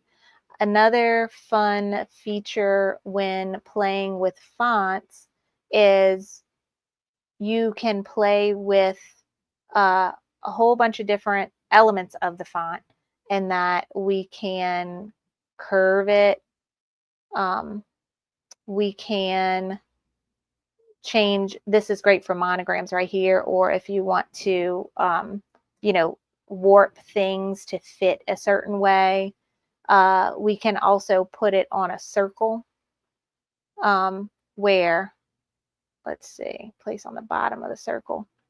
So you can, if you had like a circle frame, you can play with it so that it fit around the circle or curved around things. I think I had an example. That was the first one I did, yeah. Say I wanted it to be here, but then like kind of curve with it. Let's see. If I went here, could do that. And so I could try to have it work to where it curved around something. Those are little tools that you can play with. Lots of functions with the BX fonts and lettering. All right, I know we only have about 10 more minutes left. Some other examples I had pulled up where software is very helpful is this is another design from Designs by Juju, and it's a birth announcement. And so when you purchase the design, this is what you get. But you can use the lettering tool to go and add and like fill in all the information. So let's see. I'm supposed to make this from my cousin's little boy that is over a year old now. I'm still supposed to make this for him. But let's see. I think it was, I'm trying to remember all his information. I might make up a little bit. Let's see. September 23rd. That was his birthday, and I can resize that to fit here. And if you wanted to put, you know, the full date with the year and everything, you could put that. I don't know what time he was born, but we can put 9:25 a.m. And I could put that here. And then how many inches he was. Oh wait, I gotta do a new one. Let's see, 20. And you could make this one to where it's like tall. This is all a native font I'm working with, so I could play with this a lot. And it'll all stitch out fine. And let's say he was 6 pounds. He was little. I don't even remember if he was 6 pounds. And let's do 4 ounces. Oh, wait, I changed my 4. 6. And I need a new design and make this one a 4. And then, so I have all that here. So like, here's all the steps of the little car in the street and everything. And then these are all my lettering designs I added. And if I want these to be in different colors, I would just select them, go to color, click it, and then, you know, find a color that I want. I wanted red. Where was red? Something like that, you know, and then you can go and visualize if you have all these to be a different color. So that's another way that software is super helpful when you have things like this where you want to add a lot. And then something else that's fun, once you start having a collection of designs and wanting to make something new. So say like, okay, I have this cute birth announcement. I really love these little cars in the birth announcement. And I want to stitch him a little t-shirt, onesie, whatever, with just the little car on it. And I like this car. I can grab this, just that element from this software, from this design, and open it up in a new screen, and it just be by itself. Okay. And so there are 2 ways to do this. The harder way is if you only have essentials, you can go and grab just the elements. So that's the red of the car. The tires, unfortunately, are 1 step. So that's where you have to create a color stop, which can be done. And then I'd have to find the little white window bits right there. That also has to be separated. And that could be done using this button right here called the Stitch Simulator. This is where we can, you see I'm clicking up here and I'm dragging this across. I could also just hit the play button, and this adjusts the speed of how fast it stitches. And so I could see it in action, you know, how it's going to happen on my machine. All right, there's the windows. So I'm going to hit pause. Let me back up. I wanted to stitch just that first window. There it is right there. I'm going to click this button. That's 1 stitch at a time. Oh, you see how it jumped from here to here? I'm going to go back 1. That was the last stitch there. I could hit the stop button, and I've now created a color stop.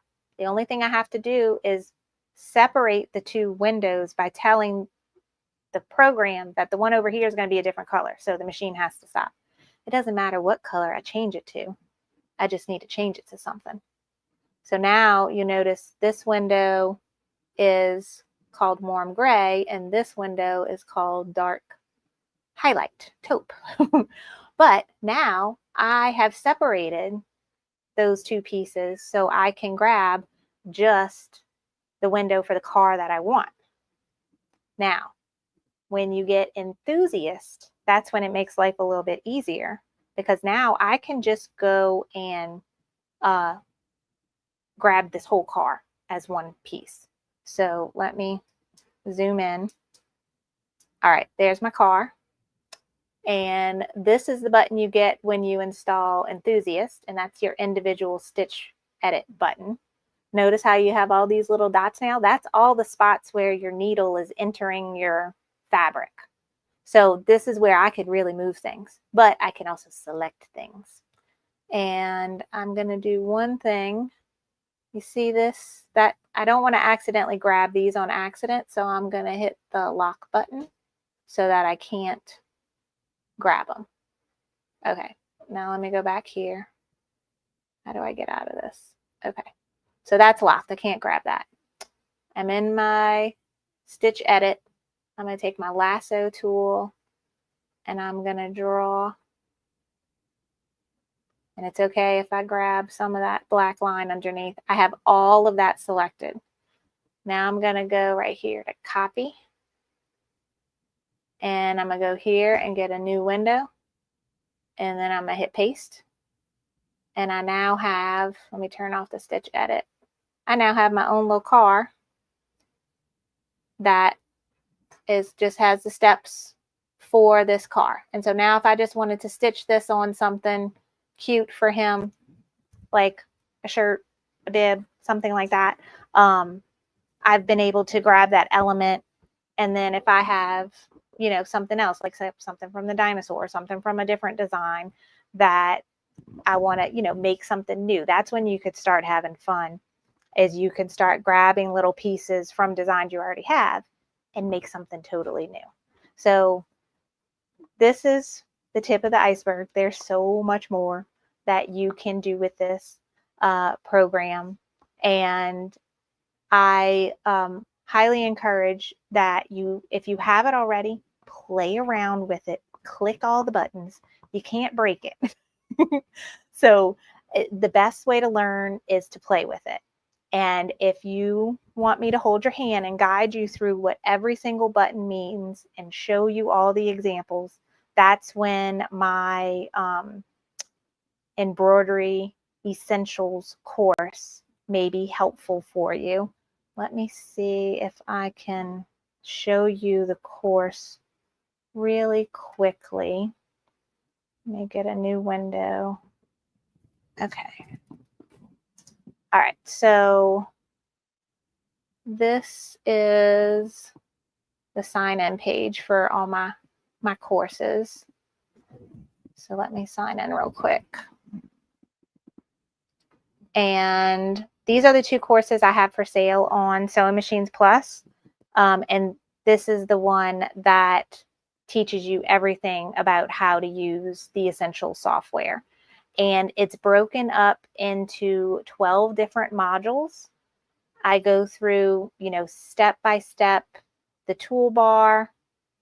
There are videos for each lesson, and then there are also notes for each lesson, and you can go and print those notes out when you're done as a PDF.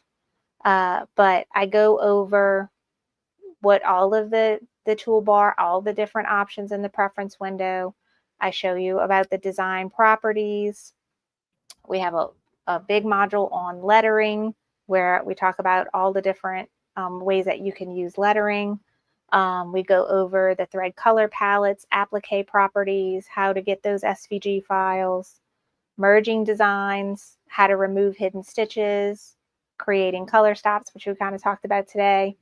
Then we have a whole section on splitting designs, and this goes over the features of how you can split using Essentials. You get even more power with Enthusiast, and I'll be covering that in the new course that's coming out in the fall. Didn't even touch on libraries and envelopes. That's a whole section there. That's a lot of fun. Saving and printing, how to send these designs to your machine once you have it done. If you have a Wi-Fi brother or baby lock with In-Brilliance, you can send it directly from your software. And then other helpful tools. And then we go to project examples.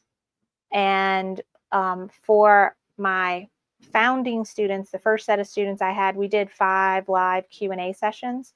And so I have recordings of those. They have great things we talked about and things we went over in there. So those are great to watch as well. We also have a private Facebook group for all the students so that you have a place where you can go and ask questions.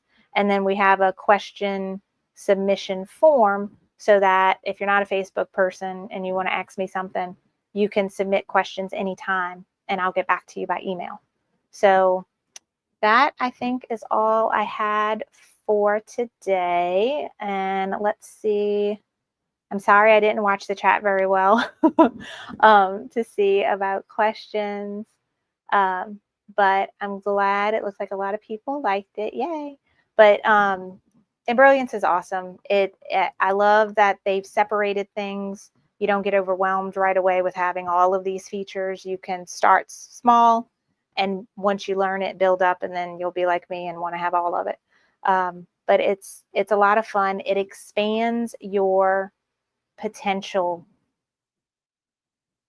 I'm using big words now, exponentially. Like, it allows you to do so many things with your embroidery machine that, like, I did not realize was possible when I first got it. So That's all I have for you guys today. Thank you so much for watching. Great job, Carly. Very detailed. And I tell you, that was probably the best In-Brilliance presentation I've ever seen, because you explained it so much. So great job on that. And again, I want to remind everybody, we sell the In-Brilliance software on our website. And if you are interested in one of Carly's classes that we sell online, go check it out. Just type in Carly Bell in our search bar on the website, and you can find it. And Carly, if they want to see, reach you, how can they find you? The best place is my website, carlybell.com. Okay. On there, there's a contact me section where you can send me an email at hello@carlybell.com. I'm on YouTube, Facebook, Instagram, all the places. Just search Carly Bell. Are you still doing the stitch and sip? Sip and stitch. Yeah, sip and stitch. We are taking a break for the summer with my girls being out of school, but I'm still, I'll be back in August. But I'm still working on a sew along right now. We're doing a Kimberbell bench pillow. So I'm posting those on YouTube as I complete the little blocks. So it's a lot of fun. All right, perfect. Awesome. Well, thank you so much, Carly, for coming on. We'll see you again. All right, thanks. Bye, everybody. All right, everybody, we're going to continue with the show. Hope y'all enjoyed that educational session. It was great. Anyway, we're going to go to SWF. We got our good friend Garrett McMahon in, and Garrett is currently the national sales manager at FWF. He's been there 10 years. He's been on our show many times, so y'all give a big SMP welcome to Garrett McMahon. Hey, Garrett. Hey, Blaine. How's it going? Good, man. How are you? Good. It doesn't seem like it's the last day, but I guess we're here. I know. It's crazy. Kyle and I were just talking about how fast this thing has went by. And I mean, it just seemed like it was yesterday was Monday, and it's already Friday today. So time flies when you're having fun. So speaking of having fun, I'm gonna let you get at it, and I'll be back here in about 25 minutes, and we'll tell them how they can get one of these great machines. Alrighty, sounds good. So here is the KXT 1501 by SWF. So we went over this on day 2. So for those of you who got to watch it, you got to see the auto tension, which is a huge thing with this machine. You can definitely tell that there is no tension knobs down here. You do have your primary set up here that comes set from the factory. We'll get a lot deeper into it with the video, but just kind of go over it. Basically, this is a magnetic system. So as the machine runs, it fully adjusts your tension for you no matter what type of stitch you're running. So anything from a satin stitch to a tatami stitch, a fill stitch, anything like that, the machine constantly is sensing what tension it needs and loosens and tightens the magnets to control that embroidered product. So again, this is the KXT 1501. So with this machine, it has a lot bigger control panel than what you guys have seen on the MAS 12 and the MAS 15. So both of those machines have a 10.4-inch LCD. This one has a 15-inch LCD. So bigger machine, bigger control panel. So this machine, whenever you get it in the crate, or if you order a machine from us, from Sewing Machines Plus, and we ship it for them. So with this here, it comes exactly how you see. So there is very little setup at all.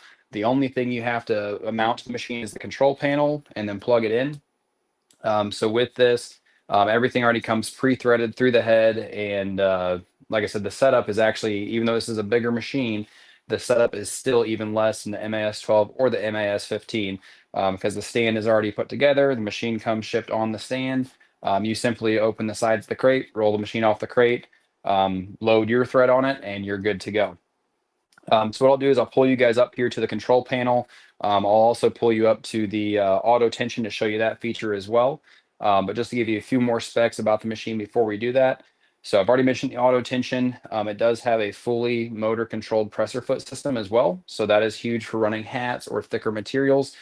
We have the ability in the control panel to change the level of what our presser foot sits. So if we're doing a very thick material or something that'd be very hard to run, that motor driven presser foot will power right through it, but also it gives us the ability to adjust it up or down depending on the thickness of our material. So it is a automatic thread cut and an automatic color change machine as well. So anything multi-needle, this one's 15 needles, but anything multi-needle, whenever we do the setup in the control panel that I'll show you, anything that you do with that, you only set it once. So in the control panel, we'll choose all the settings or the colors for the machine. As soon as I hit start, I can walk away and the machine takes it from there. So if it's a 5-color design, You load your 5 colors in and the 5 needle colors that you want, and the machine will take it from there. So once you hit start, it'll automatically cut and trim and then shift over. It'll shift the head back and forth to whichever desired color that you have selected. It is an automatic thread detection as well. So if you're away on a different project or you're sitting there hooping something else up for the machine to run next, working on your next project, the machine will automatically stop if there's a bobbin outage or a thread break that occurs with the needle.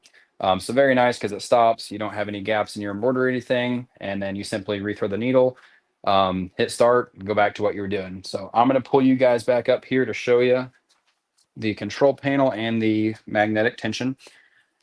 So the one cool thing, we'll do the magnetic tension first. So again, this has no adjustment to be made by the user. The machine fully takes care of it, but this also makes it a breeze for threading. So on your standard machine, you have tension knobs on your tension base, and you have to do a time and a half around one knob and 2 times around another knob. So there's a lot of steps to remember. With this machine, you simply grab here, and I can pull this magnetic bar off. So you can see each magnet there. There's 15 magnets per row here that control the tensions. But now you can see I can pull that off. I could thread if I needed to. I can clean this, or I can go ahead and thread the thread that I need to, and then simply put it back on there, and it locks back into place.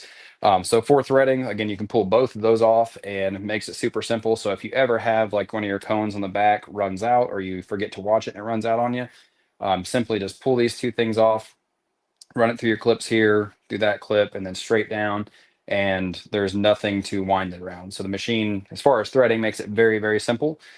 I'll also show you the motor driven presser foot as well before we get into the control panel. So there's one button, which is right up here. This is your presser foot up or down.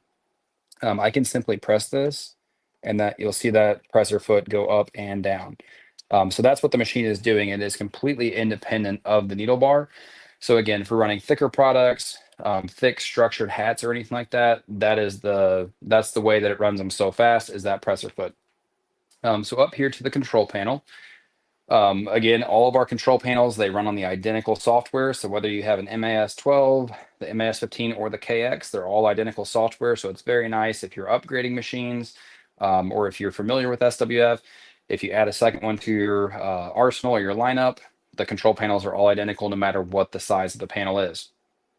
So again, we've done this every day, but I always show the control panel just to show you how easy it is to actually set up and run a design. So there looks like there's a lot going on here, but I'll break it down and simplify it for you. So this shows the current design, of course, that you have selected.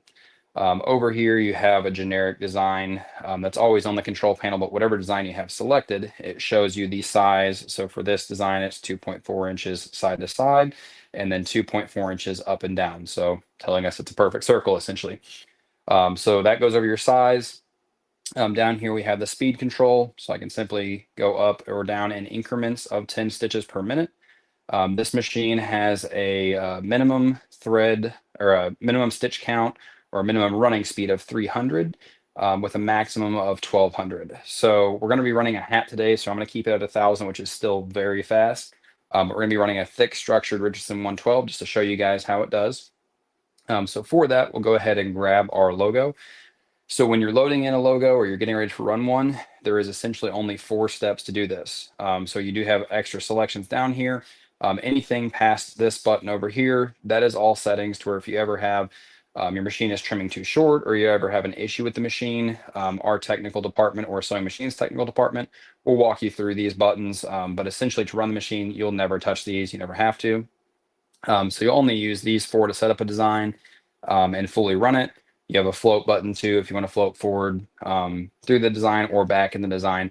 But your standard 4 buttons to run this machine are these 4. So we'll go into our first button, which is the design. Go ahead and select our logo.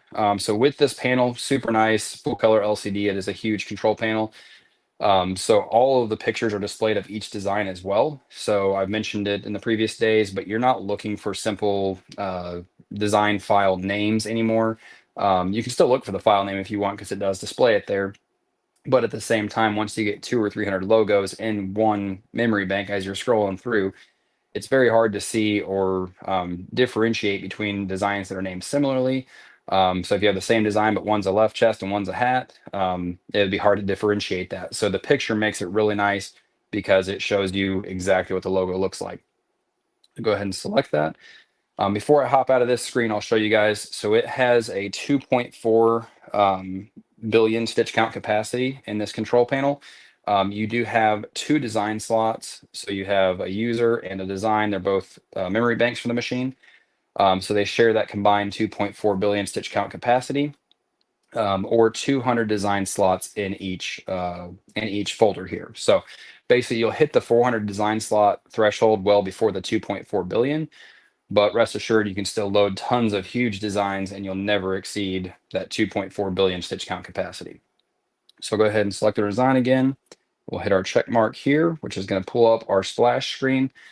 So the 4 buttons I was showing you, there was design, settings, needle, and then frame.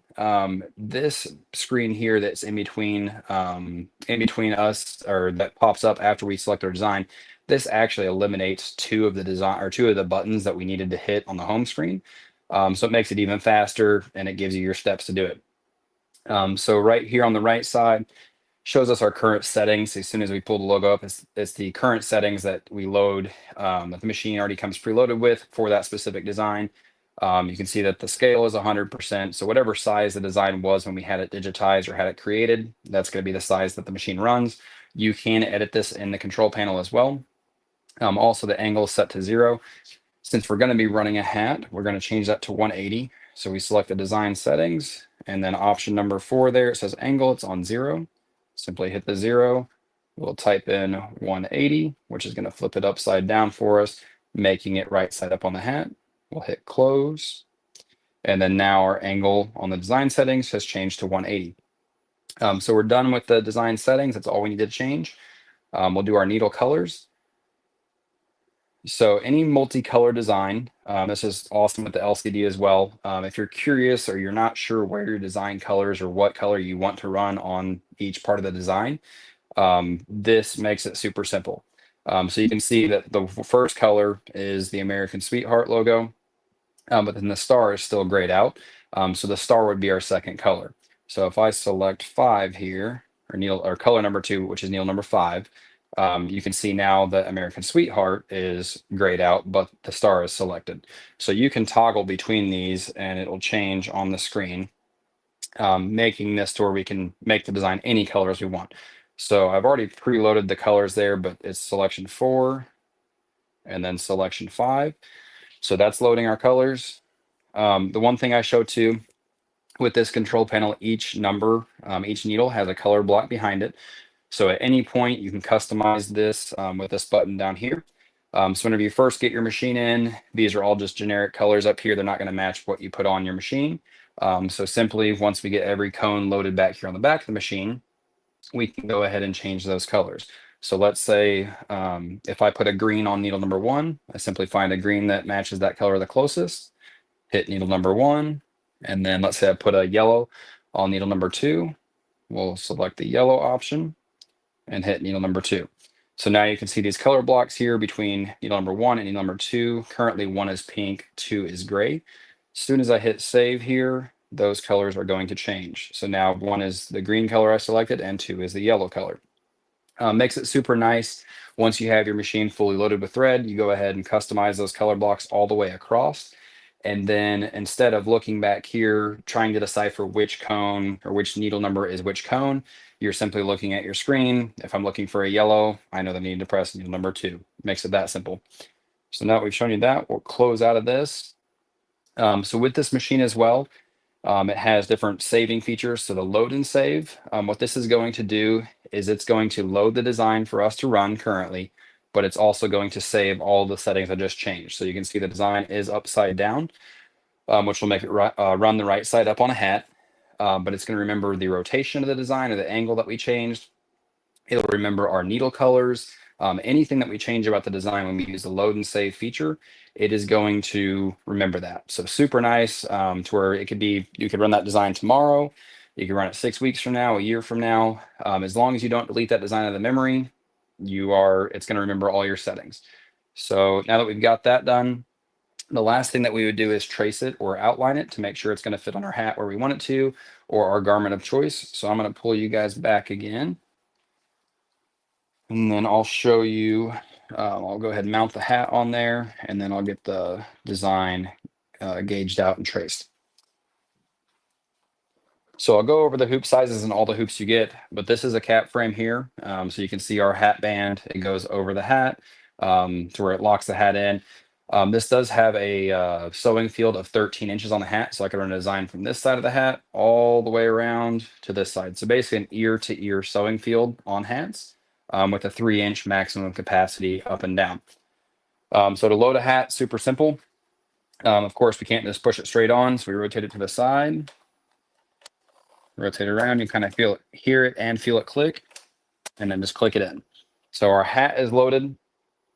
This is where the motor driven presser foot is super nice, because I can simply hit this down button and I can see exactly where that presser foot is lined up on the center seam of the hat or any garment that you're using. If you use like placement stickers and stuff for your designs, if I put a placement sticker on there during my hooping process, I can just simply move the frame and go straight to the placement that I selected or that I put down with the sticker. So once I find my placement, hit the up button, the presser foot comes back up. So this machine does have a laser trace as well. So there will be a laser projected down on the garment. So we can watch that laser during the tracing process to make sure that it is going to fit where we want it to. So you'll see the frame move. This is just simply giving us a gauge of where the design is going to run. So for a hat, for instance, we're just making sure that it's not getting too close down to the band that holds the hat or too close to the bill. And we're also making sure that it doesn't get too high. And then also confirming that we're good left and right. So we were good there. Our last step is to go ahead and hit run. So again, the features are super simple to load a design, load your colors, change your rotation, trace it out. Those are the 4 steps that we take to run a design. So now it's as simple as hitting start. If I had 10 of these hats to run, every time the machine runs, it returns back to home position. So if I hit start, this one's done.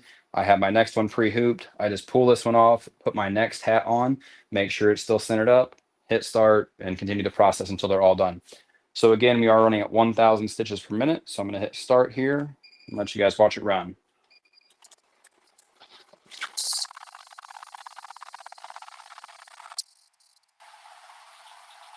Pull you guys up closer so you can see.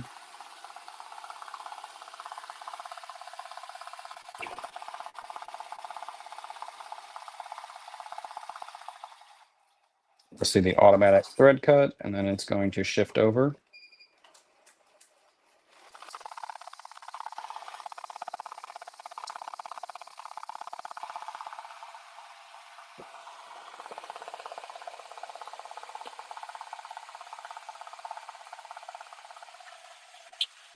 And then with the big LCD controller, it'll also show you where the machine's currently running. Anything in gray has not been ran yet, but the part where it's filling it in with color, that's what it's currently running. You can see we're at 1,000 stitches a minute.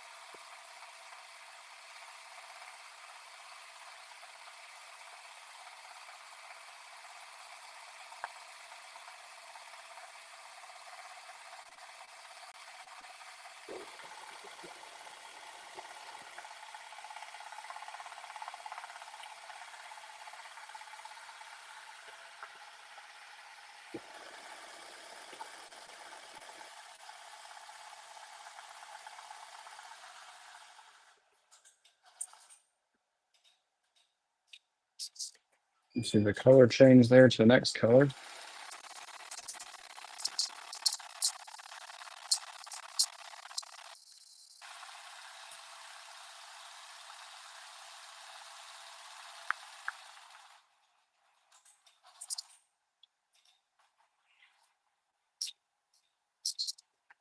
So you can see the design is done. It automatically returned to its home position.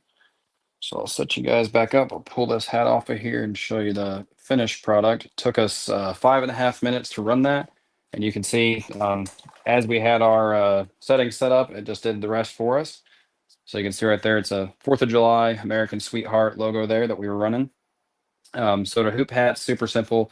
Basically just lift this band, pull it up, that band comes off, then our hat can come off as well. If you have any spare, like any threads or anything like that that need to be cleaned up, you can go ahead and do that at this point. But this one is good to go. That'd be ready to go for the customer or whoever you're running it for. So I'll show you real quick the easy change cap system. So with this newer machine, we upgraded the cap system a little bit just because it runs at a lot faster speeds. So we made it different anchoring points and stuff. So it's not the quick change cap system that plugs right into your hoop arms, but it's super simple. There's only 4 wing nuts here. It's still completely toolless. So we don't have to make sure we have Allen wrenches or keep track of any screws. So I just loosen those, slide it off the front, and all of your bolts and nuts and everything are right there, still containing the cap system. So even though it's not quite as fast as the quick change cap system, still only takes you about 30 seconds to get from a hat to a shirt or anything like that. I know we're running pretty close to time here, but I'm gonna go ahead and go through the hoop sizes you get with the machine. So every set of hoops that SWF provides, you're going to get 2 hoops per set. So every size that I show you, imagine that I'm holding 2 of this identical size right here. And this allows you, like I was mentioning, the machine returns to home position every time. This allows us to where as that machine's running that design, if I have duplicates to run of that same logo, same material or same hat, while that one's running, I simply grab my secondary hoop, go ahead and pre-hoop the next one. And then as soon as that one's done, pull it off, load my next pre-hooped one on there, hit start, and continue the process until it's done. So again, 2 hoops per set or per size that I show you. And so this is the 12 centimeter. It's a 4-inch hoop there. We have a 15 centimeter, which is our 5-inch hoop. So we give you a ton of different sizes to where it doesn't really matter what you're running, whether it's a left chest, a jacket back, or anything like that. We give you plenty of sizes to where you have customization as far as what hoop you use. This is our 18 centimeter, which is a 6.6 inch hoop. And again, I'll say it again, you're going to get 2 of every size that I show you. So this is our 30 by 30. This is our jacket back hoop here. So it's a 12 by 12 inch hoop. So this is the most standardly used jacket back hoop. You can use it for quilt blocks, anything like that that you need a larger hooping surface, but it's a perfect square there. So with this machine being bigger, you do get a lot larger sewing field as well. So this is the biggest hoop we offer for this machine. This is a 20 by 14. So it's 14 up and down by 20 inches side to side. So huge sewing field there.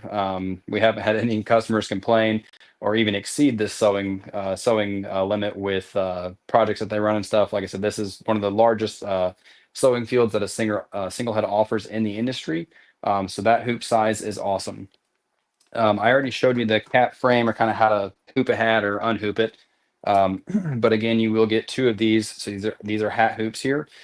Again, they sew ear to ear. So you start at one ear all the way across. You can run a continuous design. So it's a 13-inch sewing field side to side or around the hat by 3 inches up and down on the crown of the hat.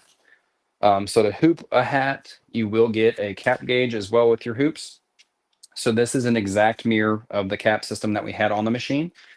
So essentially what you would do is you would mount this to a table anywhere there in your craft room where you got the machine. Your hat hoop slides on it, locks on, gives you a firm station to be able to hoop your hats, unlatch the band and everything. As soon as your hat is hooped, we would just simply unclick it, pull it off, and then we would take it to our cap system that's on the machine. So again, you get 2 hoops, every size that I showed you. It's going to be 12 hoops total because you're going to get 10 of the flat hoops, and then you're also going to get 2 of the cap frame hoops as well. The machine does come with a 7-year warranty. Sewing Machines Plus has been an awesome partner. Their support is phenomenal as well, but it does come with that 7-year warranty. And you also have us as the factory as well. So if there's anything that Sewing Machines Plus has questions on or anything like that, they have direct lines to us. So they're able to call us, we get the answer for you, and get you back up and running super fast. With the machine too, and I completely forgot to mention at the beginning of the video, it's a Wi-Fi control panel as well. So you can hook this to your Wi-Fi network, send designs from your computer to your machine without using a USB. If you do decide to use the USB option, there are 2 USB slots here on the front of the machine, so you don't have to use the Wi-Fi, but that's just another cool feature that we always offer. Makes it super fast and streamlined. With the Wi-Fi, if you do have it connected, it allows us to view the error codes and stuff your machine ever has in its life. So it takes a lot of the pressure off you as the operator to where you don't have to remember everything that the machine's doing. If it ever has an issue, it's a lot like a car to where you can take it in or we can log in over Wi-Fi and see what error codes your machine has had. You can tell us, you can read it off your screen or we can read it. But it allows us to offer a lot better diagnostics and a lot better support as well. So Blaine, I know we're running there short on time, so I'll pass it back to you. If there's any questions I can answer, I'll gladly do that, and we'll go from there. All right. Thanks, Garrett. Appreciate it. Great job. And let me show them how they can get it.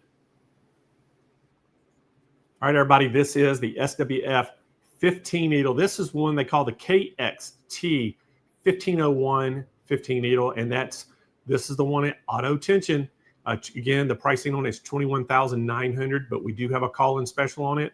And here's the thing we've got on this too. This is pretty much the only machine on the show that we have a special financing rate of 60 months on that you can finance and get this thing. We got some special financing we're running on it. So if you're interested in this, give us a call, 800-401-8151. Now we do have the 7 needle, the 12 needle, and the regular 15 needle SWF as well on special. Give us a call if you're interested in any of those 4 embroidery machines.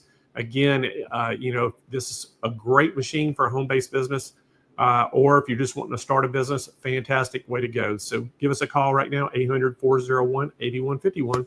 All right, we're going to continue on, and we got Jennifer Gigas from Floriani coming in next. And Jennifer is pretty much self-taught sewing and embroidery, and she's been on here most of the week this week along with her and Trevor. So y'all make a big SMP welcome to Jennifer Gigas. Hey, Jennifer. Hey, Blaine, how are you this afternoon? I am awesome. How are you doing? I'm good. It's Friday. It's Friday the 13th. Nothing is going to go wrong. We got through all that technical stuff yesterday, so I think it's going to be an amazing rest of the day. Kyle just reminded me. I don't know if you got to see, but I have a battery case on my phone. Oh no! And it was sitting here. It actually blew up on my desk, burnt that big burn mark here, smoked up the studio. I had to run outside, throw it out there, burnt my hand. It was crazy. And after it was all said and done, we had to air the place out. It was smoky. Kyle goes, it is Friday the 13th. And I'd made a comment earlier. I said, I'm not superstitious, but Kyle's made me kind of rethink that. Yeah. Well, now at least all of those things are past us for the day. They're past so, us. we're on to bigger and better things. And I'm so sad it's the last day. I think we should do this again next week. Oh, so we've got some great products left. Got some bunch of giveaways to do at the end. So hey, everything's good. Doesn't matter what day of week it is. Hey, we're having fun. So I'm gonna let you take it away, and I'll see you back here in a little bit. Okay, thanks so much, Blaine. So thank you all for taking some time this afternoon to join us. I have to set a timer or I will talk and talk and talk, and it will be next week before we finish up. So even though I jokingly said we should continue this through the entirety of the week, it should not be just with me. So again, thank you all for being here with us. If you had an opportunity to listen in to Trevor or to any of the information that I shared earlier in the week, I will try to make sure that we include something fresh and exciting and interesting for you. If you are not familiar with Floriani, let's even back up a step. Floriani is the name that means beautiful embroidery. And so we are known in the industry for an amazing, amazing high tensile, high strength thread that we'll talk about in just a moment, as well as all of the other products that make embroidery better, right? No matter what machine we have in our sewing studios, if we are not using the right products with our embroidery and we're not using them appropriately, then our embroidery projects will only be a percentage of as good as they can be, right? We want to make sure that every stitch we put into these projects is as perfect as is possible. So I'm going to start with one of the items in this particular bundle that Blaine will come back and share more details on pricing wise towards the end. But let's talk about what's in here and why these things are of benefit. I am an embroiderer and a quilter. And so when I look at the products in the bundles and in the portfolio and the line, I want to make sure that these products are products that I would use in my studio so that I can with confidence say, this will make you a better embroiderer. So we're going to start with thread. Thread touches every single bit of your project, whether we are embroidering or whether we are sewing or quilting, whatever the case may be. But when we're talking about machine embroidery, we want to be sure that we're using a thread that's going to stand the test of time. You spend a bit of time stitching out a design. Now that last embroidery motif that we saw stitched out took about 5 to 6 minutes. On the SWF machine, that's a pretty quick one to be stitching out. But the more that we're stitching and the more time that we're spending, we want to be sure that these are projects that can be laundered, that if we are embroidering for a grandchild or a child, that they'll be able to wear those. We want the embroidery to be on something that can be passed down, through the generations. So Floriani embroidery thread, there are 360 colors in the full library of thread. And this particular grouping is called our Designer Series Mist Collection. It is a beautiful, they're not really pastels, they're more of what I would call maybe a muted mod type of a colorway. And there are the grays and the whites and the blacks are included in this collection as well. So if you are a newer embroiderer or you are just getting into starting your thread collection, this is going to be very versatile and very useful for you. If you are a single needle machine owner, of course, this is going to work beautifully. I use these spools in my multi-needle machine as well. So those of you who are doing either you're using a multi-needle machine for your own personal use, so you can get more projects done more quickly, or you're doing smaller custom embroidery. You don't always need the larger spools of thread, especially with some of the specialty colors. You want the big ones for your basics. But the 1,000-meter spools work just fine on multi-needle machines as well as our flatbed machines. And one of the reasons that they work so well is that they are a high tensile strength thread. And what that means is because they're very strong and industrially rated, you're not going to have excessive breakage. They're not a weak fiber.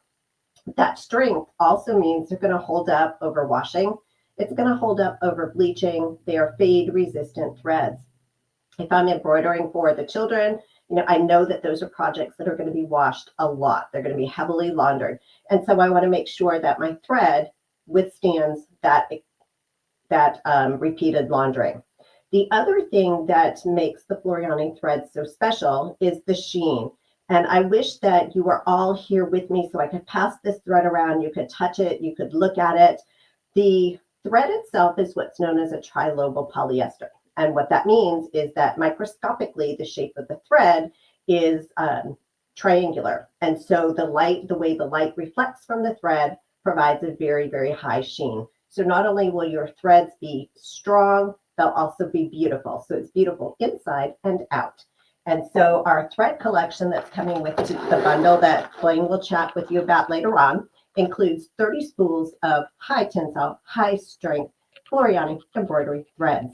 But that's not all. Inside this box, there's a very special software program called Rainbow.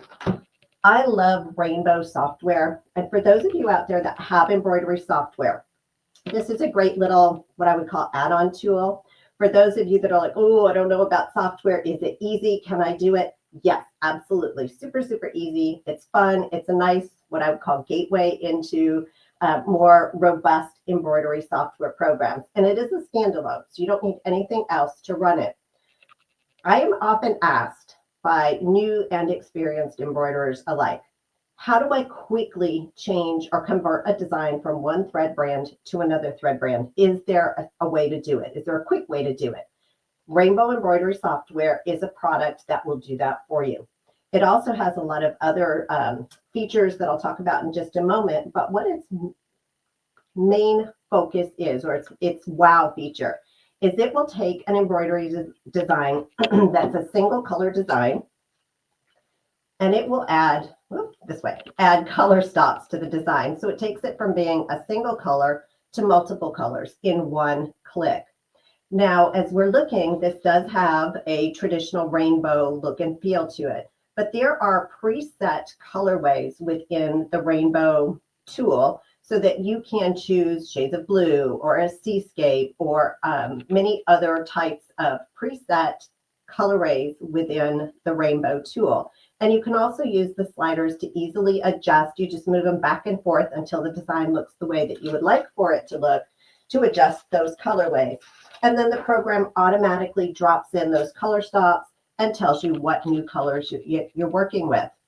If you're just looking to recolor in a more traditional colorway, you want to take a design that already has color stops, like this little guy here, and you just want to see how it will look in shades of pink, or in a more of an earth tone variation, or any of the multiple presets within the software. It will do that for you all in one. You don't have to change one color at a time within the design to preview what that design will look like in other colorways. So that's kind of a nice, easy way to be able to preview your designs.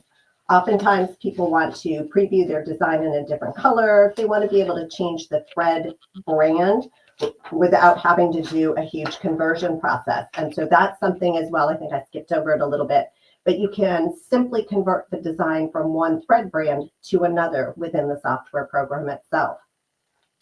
I find that many times people get into machine embroidery because they want to customize and personalize things. They want to add monograms. And so within the Rainbow software, you'll find many script style fonts available. And yes, those script fonts can also have that Rainbow tool applied to them. So if you wanted to take your text and change your text and add multiple colors, in this case, they're just a gradient type of a shading. That's something that you can easily and quickly do with your Rainbow software. I love what I refer to as fancy pants style lettering or fonts. And so here are some examples of additional lettering styles that also live within your Rainbow embroidery software. And these can be adjusted in size. And they actually are really beautiful when used in conjunction with the script style fonts that we were looking at. So maybe we start our text with one of these beautiful, large, fancy letters, and then we continue out some of the text with one of the script styles. Also within the software, a couple of other lettering styles that are included This is a fuzzy fill. And again, this is one of those times when it would be wonderful for you to be here in the room with me to see what's really happening with this. These are appliqued, and they're very similar to what you would see on a collegiate style jacket, where you have that texture on the inside, and then you have almost, in this case, it was done with a felt. So you've got that felt around the outside. So it really gives it a beautiful, beautiful look. And these can be done as appliques. Now, it's a little harder to see this guy here in the center. I think there's a picture we'll look at in a moment. This particular alphabet is one that is also an applique. So you can really personalize and customize this particular font when you're stitching it out on your projects. So the Rainbow software is included with your thread collection. And for those of us that, whether we're new or whether we're a little bit more experienced, sometimes it's helpful, and Rainbow software will do this for you, to have a way to be able to see your design stitch out before you actually stitch it out. So there is a sewing simulator. You can walk quickly, you can walk slowly through that design, and especially for designs that do tricks, like a design with applique or a design that stitched a project in the hoop. And you want to know, what are you going to have to do? When will there be stopping in the embroidery action, so that you'll need to do something to keep that project going? And the sewing simulator is a nice way to see what's happening with that. The other thing that I like about working with embroidery software, even something as simple as the Rainbow software, is it gives me the opportunity to print out design templates. So when we embroider, no matter what type of a machine we are stitching on, if it's a very high-end machine that happens to have cameras and projectors on it, if it's an older machine or an entry-level machine that gives me arrows to move and to toggle things around, all of those functions are great. But what they don't do for me is show me what size in real life my design will be. So I do like to print design templates, and I print them in actual size. And then I'll take that design template and I can audition it over my project. So if I were embroidering on this top, for example, I want to know, is the design the right size for the garment? Is it a little too small? Is it a little too large? Am I getting ready to embroider it on an area of the garment that will be awkward? And you all know what I'm talking about when I say awkwardly positioned. And there's not a way to tell that when your garment is in the hoop. You need to have that garment on your body, and you need to adjust that template on the garment, on the body, to know that it's proportionately appropriate and that it is placed appropriately. So that's another real benefit of having an embroidery software program like Rainbow, is that you can eliminate awkward embroidery at the end of the day. So what other things are important to our embroidery success? We've talked about the thread. We've talked about positioning and placing our designs appropriately. Our stabilizer is also going to be important for us. Now, I've found over time that this is one of those things that embroiderers of all skill levels have questions about. What type of stabilizer should I use? Why do I need 17 different types of stabilizers? What do I really need? So included in your bundle, we're giving you I want to call it a sampler / starter pack. It's like the big box of chocolate. It's the one that has, and it has only the good flavors in it. So they're nice, large 15 by 20 inch cuts of stabilizer, and in 4 of our more popular types of stabilizer. So this will get you, number one, off and embroidering quickly because they're pre-cut and ready to go.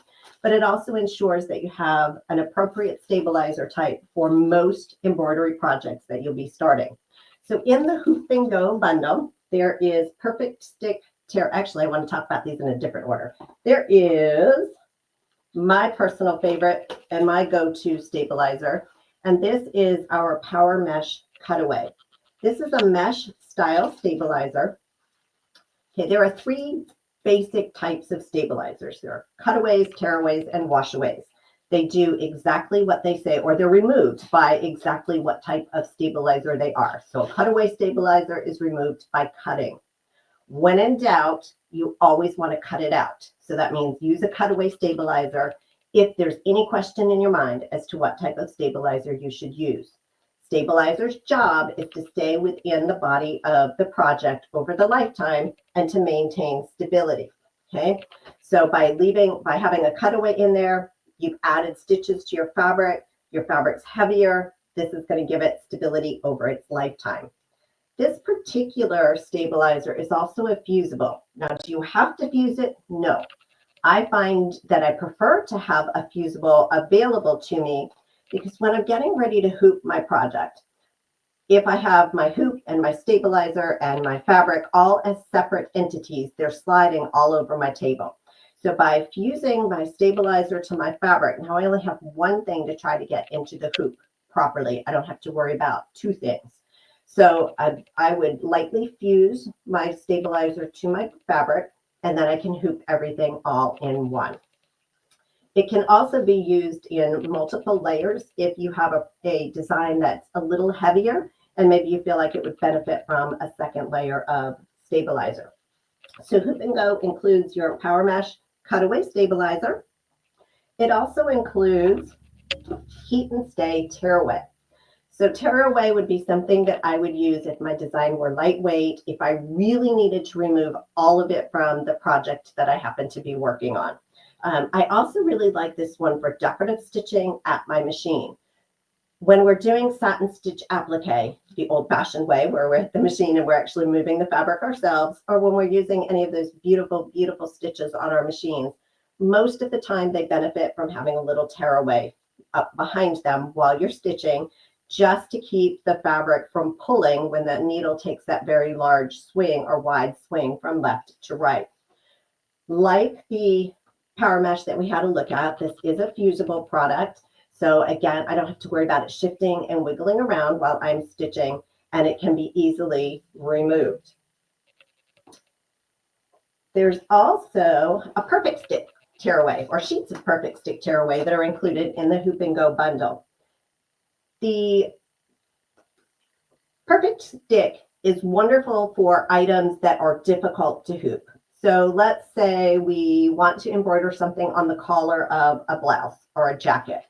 It's difficult to hoop oftentimes, especially if we're embroidering towards the point on that collar, to be able to get the item into the hoop in such a way that the embroidery is going to stitch out as it should.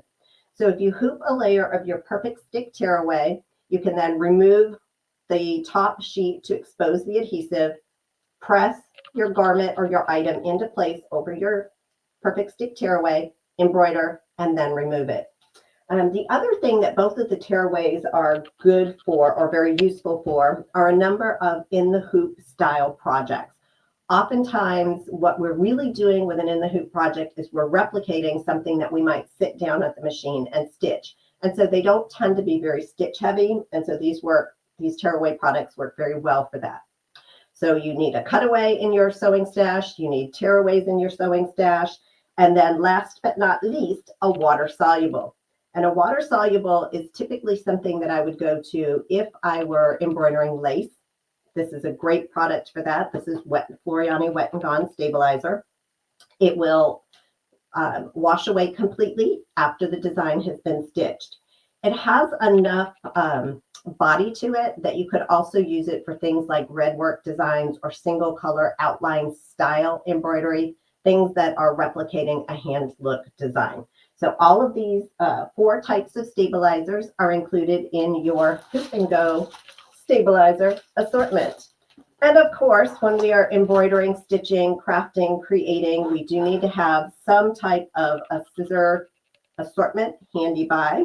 And so the Floriani tool set comes in this beautiful zippered case. I love it because I can keep my tools all in one spot and I know where they are. It's easier to find this on my sewing table than it is to find a pair of scissors. And so here, we'll take some of these out so that you can see them. They come in, put them up against the white.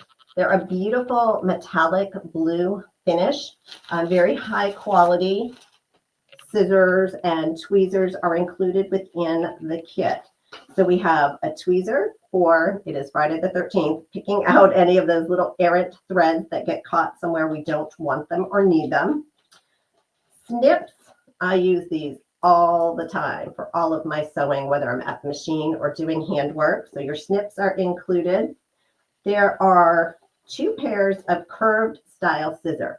One is a curved with just a little point at the end so that you can get in nice and close to your project. They're curved, so if you are doing hooped embroidery, they'll fit right down over that hoop for you. The same with the applique scissors. So it's a little duckbill applique scissor. If you are trimming an embroidered in the hoop, applique in the hoop project, the curve will get you down over the edge of that embroidery hoop, and then you'll be able to trim. You've got the little duckbill in place to prevent accidental cutting of the base fabric. And then there is a pair of fine tip trimming scissors so that again you can get right up in and close, and these are a straight edge set or pair. So in that beautiful metallic blue with the engraved Floriani name, because remember, Floriani does mean beautiful embroidery. And last but not least, all right, 2 things that I want to share. The other item in the bundle is the Floriani Fusion software. Most of, your customizing tools are included and your auto digitizing tools are included in here.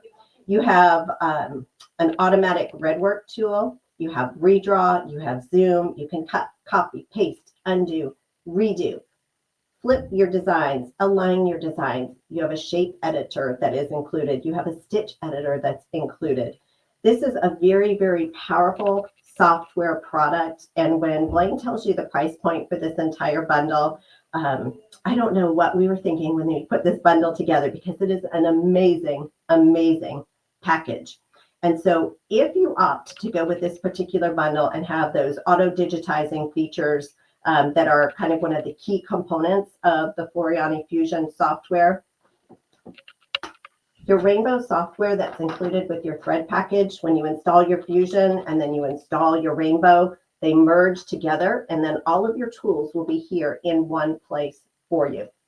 So this is a great software product for those that are on their journey into embroidery. You would like to create some designs on your own. You'd like some automatic tools. You'd like to be able to make some changes to designs that are already out there in the world. You know, maybe take a design that has, let's see, we have that bee design back here somewhere, that flower design, and you want to pull a petal off of that flower and maybe enlarge just that one petal, or perhaps the flowers in your embroidered garden, you know, they haven't been weeded. And so, you know, you want to add some additional greenery from what's already in there as part of that design. Really, it's meant for extensive editing of existing designs and then auto digitizing your own designs. So those are those one-click tools that get you from artwork to embroidery. And that's what's in the Floriani Fusion package. Now, it was a little outside of the scope of where I wanted to go with you today, but it being the last day, if you didn't have the opportunity to watch with us all the way through the week, the bundle that Blaine is going to talk with you about includes the 30 spools of embroidery thread, the rainbow embroidery software, the toolkit, which is now in a messy heap all over my table here, the Hoop and Go stabilizer products, and I totally skipped over it because in the midst of moving things around, there's also a USB stick with some embroidery design collections. All of those things, oh, and Fusion. How could I forget Fusion? And our Fusion embroidery software. Now, if you are familiar or a little familiar with Floriani embroidery software, you know that there is another level of the software, our total control software. So just like, you know, some of those drive-through windows, if you are looking at this and you would like to supersize your bundle, you can, rather than the Fusion software, if you know this is an embroidery hobby for me, then I would encourage you to take a look at the full-on upgraded bundle, which includes the total control software. So you would have your total control, you would have, it includes lettering master, it'll include Sketch-a-Stitch, it'll include a total quilter program, it includes everything that Fusion does, and it includes rainbow software. So that is not a Friday the 13th joke. That is a real, true, just for you, just for Sewing Machines Plus bundle that is available for you. So I know that was a lot of information. I'm hoping there are so many questions, or actually I'm hoping there are no questions because it was covered so thoroughly, but are there questions, Blaine? We're looking right now to see if there are, Jen, any questions. I don't see any. Kyle, do you see any questions? I think we're good, Jen. That means you did a great job. Perfect. Someday, All right. it sounds really clear when it's coming out of my mouth, but sometimes things get lost in translation. Or it could be that we've been practicing all week long. Yeah, that's what it is. We've gotten good at it. So, well, hey, thank you so much for being on this week and Floriani's support. We really do appreciate it. And we'll see you around soon. Let me tell them how they can get this. All right. Have a great weekend, everyone. All right. See you later. Okay, everybody. This was from Floriani. This is that focal bundle. Again, look at the price, $699. This thing is normally around $4,000. And Floriani put this together for SMP, just for Hoop Fest. Again, free shipping. Look at that. All the things that you're getting. Powerful, powerful bundle we're putting together. It's called the Focal Bundle. And it's $699.99. Give us a call right now, 800-401-8151, and place your order right now. All right, guys, we are going to our last demonstration of Hoop Fest 2025, and it is from our platinum sponsor, Happy Embroidery, and we got Matt Lamb back in the house. So let's go to North Carolina are they ready? They are ready. There's Renee. Hey, Renee. Hey, how you doing, Blaine? I think we got Renee and both Yes. Matt. Yes, and Matt is here too, so he'll be joining shortly. So awesome. All right. Well, hey, this is our last demonstration of 2026 Hoop Fest. So let's make it a good one, Renee, and let's show them all what we got from Happy. Of course. Well, it's got to be a good one. We've got Happy Embroidery Machines here. So we are very excited to have been a part of Hoop Fest 2025, and we want to we really wish that we've built some enthusiasm this week talking about the machines that you guys are selling for us to your customers and the capabilities that they bring. We've been talking about them throughout the week, and now today we're kind of bringing it all together. We've got pretty much our entire single head line that includes our compact line over here that fits in just about any office or small space or spare room, or goes on the road with you, to our full-size heavy-duty machines that can do the big hoops and do all the stuff that big machines do. And again, this is the Happy Japan embroidery machine line and all their capabilities. And we'll kind of summarize them and highlight some things that we hope that you all remember with them, and also get really excited about. Whatever your embroidery, your art projects, your quilting, your sewing, there's a place for a Happy embroidery machine for you because of what they bring and how much they bring you up to that next level as far as your capability. So we're going to highlight some of these things. I know Matt will step in here and talk about them, but I'm going to go ahead and lead off. And we'll talk about, for example, our compact line here. And one thing that I do want to review that I don't know if we have emphasized it enough. Starting with our 7 needle here, our basic 7 needle, and then also our P version. These are both compact machines. One is slightly upgraded, and then of course you have our 12 needle machine over here. And between all of them, they've got something in common, which is not only do they have a compact footprint, but because of their layout, they take on big machine capabilities. So those of you who are wanting to, even if this is your first multi-needle embroidery machine, so if this is your first multi-needle embroidery machine, then this is a good place to start. Or even if it's your second multi-needle and you're just moving up wherever you are. But what I'm getting at here is this free arm design that this unrestricted sewing areas, so you can put small things. You can put big things on here because they're not locked.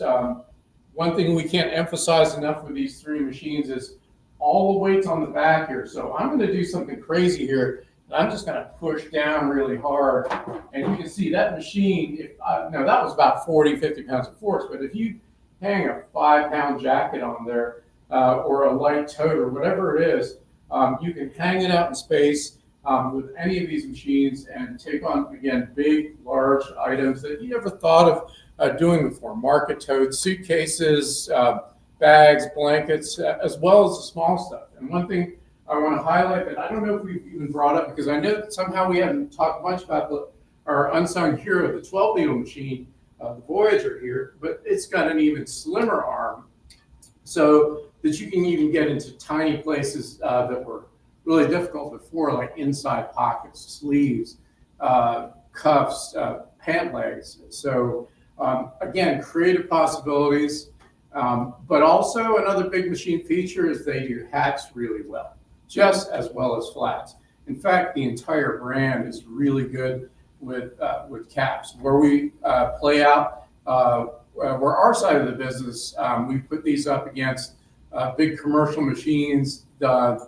People always go to the happy machines because the hats are really much easier than the rest, and they work really hard. And they produce really, really good quality stitching on even the most difficult hats. So that translates to you when you have the kids coming home, or you want to do projects, hats for your church, or whether you want to do projects for even just for other businesses or other organizations or family events.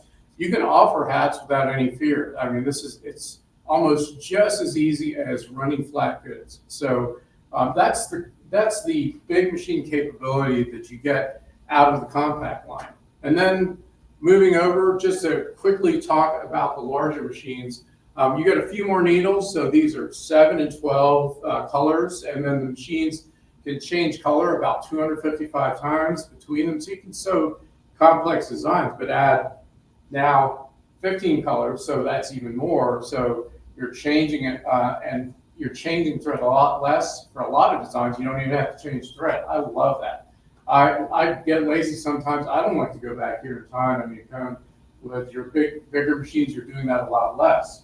And then also you have bigger sewing fields too. Whereas you've got, with the compact line, you've got your 11.5 by 11.5 inch field, and which is good for your fronts, your chests, jacket backs, or even just a lot of patches in here. You can repeat like maybe 6 3-inch patches in here, and hit start, let it go, and it's going to do all that work for you. Your 15 needle here, the HCD, with that same patch, you can do 16 of them. And then of course with the HCU over here, that's even faster and even bigger sewing field, is that you can do a lot more. I think we looked at the same design and we could fit probably about 40 patches in here. So, and then of course, we've got our monster machine over here, the be-all end-all machine, which is the HCD 3EX. And this big 47-inch by 16-inch frame, putting that same 3-inch patch in there, we found we could do 52 of them at once. Now, I don't know how many of y'all do patches. I don't know, but that's just one example. I mean, some of you who are quilters, any of them can also do edge-to-edge quilting. From a small sewing field like this, you can sew a couple of panels together, and the machines all have tools so that you can line up and move that previously sewn design over, and then line it up exactly with the edge of that previously sewn design, and sew the next part, and on and on and on. But as you get bigger down the line, you can all do it. You can do it all more and more in these bigger hoops. So, and that's the general capabilities that they have, and also what you're seeing here is in front of me in this table is this huge variety of different hoops, so that you can do much more than the traditional flat goods like hoodies and sweatshirts and golf shirts and onesies and stuffed animals like we saw before, but things that are difficult to hoop. You can use clamps like Durkee clamps that, or even if you like floating instead of hooping, you've got the floating options with the Durkee 8-in-1 kit using your UltraSolve. You can get all of this through SewingMachinesPlus.com. I know that you all have your own pet projects, your own things that you specialize in, and you can take that another level with these machines, and then these different kinds of attachments that you can get so that you can really specialize for your kind of art that you do. And then also, on top of that, one thing that we talked about is how easy these machines are to use. So when I've been working with this brand for over 24 years, and the one thing I get more than anything when we help our customers, and when we help you guys when you buy these machines through SewingMachinesPlus.com, is that this is very easy to use. The everyday things that you're going to do with the machine, as far as loading a design into a USB port, and then setting the colors and matching it to a hoop, whatever size it is, that's done with a minimum number of button presses. Those buttons are right there on the front screen. And then the other stuff that you may want to do is you get to know your machine and you want to do some special things, you want to do some crazy things, that's built in there too. So, and they're also really easy to maintain. I know that you take your machines to the dealer from time to time for service. I have worked tech support with these machines, and as long as you do what you already know to do, if you've got a sewing machine, you've got an embroidery machine, we all know that they've got a sewing hook. These are just standard lock stitch machines, but if you keep them oiled, if you keep them clean, and just clean out that sewing hook area, that cutting area, and oil your needle bars, and the machine will remind you when to do that. Your machine will last years and years and years. And I know because I've been an owner of these machines. My wife has one. She's running a little business, and she just does a lot of projects for the neighbors, but they are so easy to use. I am not a technician, but I've never needed a technician for these. It's nice to be able to call in the TechSmec because we are the organization that sells these and provides them through SewingMachinesPlus.com. And we help Sewing Machines Plus to give you that same kind of experience. But they're just so easy to keep up. So you can focus on creating stuff and not worrying about having to learn how to fix. So that's something that we take pride in. And that's also shown in how we back these up with a 10-year warranty. Every one of these, from our entry-level 7 all the way to our largest machines, including the ACD3EX that's over here off to the side, that's they all have that 10-year warranty. So that really means how much we stand behind the product. Because they last so long too, that also means we keep parts on the shelf longer than everybody else. So we've got customers that have had these machines for 15, 20 years. They still can come to us for parts. So when you buy these machines through Sewing Machines Plus, you're going to have that part exchange so that you can work on these for years and then maybe hand it down to the next generation. Or you really fall in love with the machines, buy a second or just keep doing it. You know that in 10, 15 years, if you once you've learned with these machines, you become comfortable with them, you fall in love with working with them, you know that you don't have to change and learn anything new for the next 10, 15, 20 years. As long as you take care of the machine, they'll take care of you and keep putting out that beautiful artwork, those projects, or even if you want to run a business. So, and again, because they come from an industrial background, they are proven in shops. Even our little 7-needle machine, there are a lot of businesses that run these. You do not void the warranty if you run these and overrun them 7, 8, 10 hours a day. They are just fine. So, and that's our real world experience with these happy machines. So you can have that confidence of working with the machines, knowing that if you want to burn the midnight oil and really get out those projects, those gifts, because you've got a big family reunion, or it's Christmas is coming, or another holiday where you've got to do a lot of embroidery, maybe the kids have a bunch of spirit wear that you want to put out because you got that big homecoming game and you're going to stay up all night. Well, you might be tired, but the machine will not. So the machine will perform for you, and you'll be really, really impressed with your experience. So that's the overall look of the line. You've got different sizes of machines and capabilities, from our compact machines, which are not entry level by capability. They will really up your game, to where you really want to get into bigger sewing fields, do a lot more, or just do bigger stuff. Our 15 needle line comes in. So we really hope that you've become very, very enthusiastic about the brand. We hope we've built our brand a little bit. We hope to see Sewing Machine Plus's customers buy lots of these machines so that we can really have something to celebrate. So I'm not sure where we are on time. We can talk a lot about some of the highlights of this line.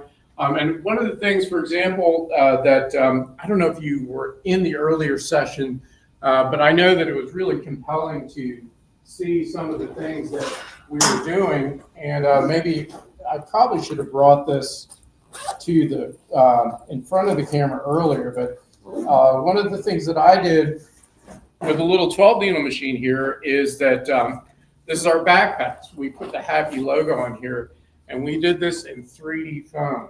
And I did that with a gator clamp here. So this is one of those attachments you can buy through Sewing Machines Plus. And I did it because this was a heavy-duty Agio backpack. You can get it from Sanmar. It's just like the Jan Sports and the other heavy-duty backpacks that the kids take to school.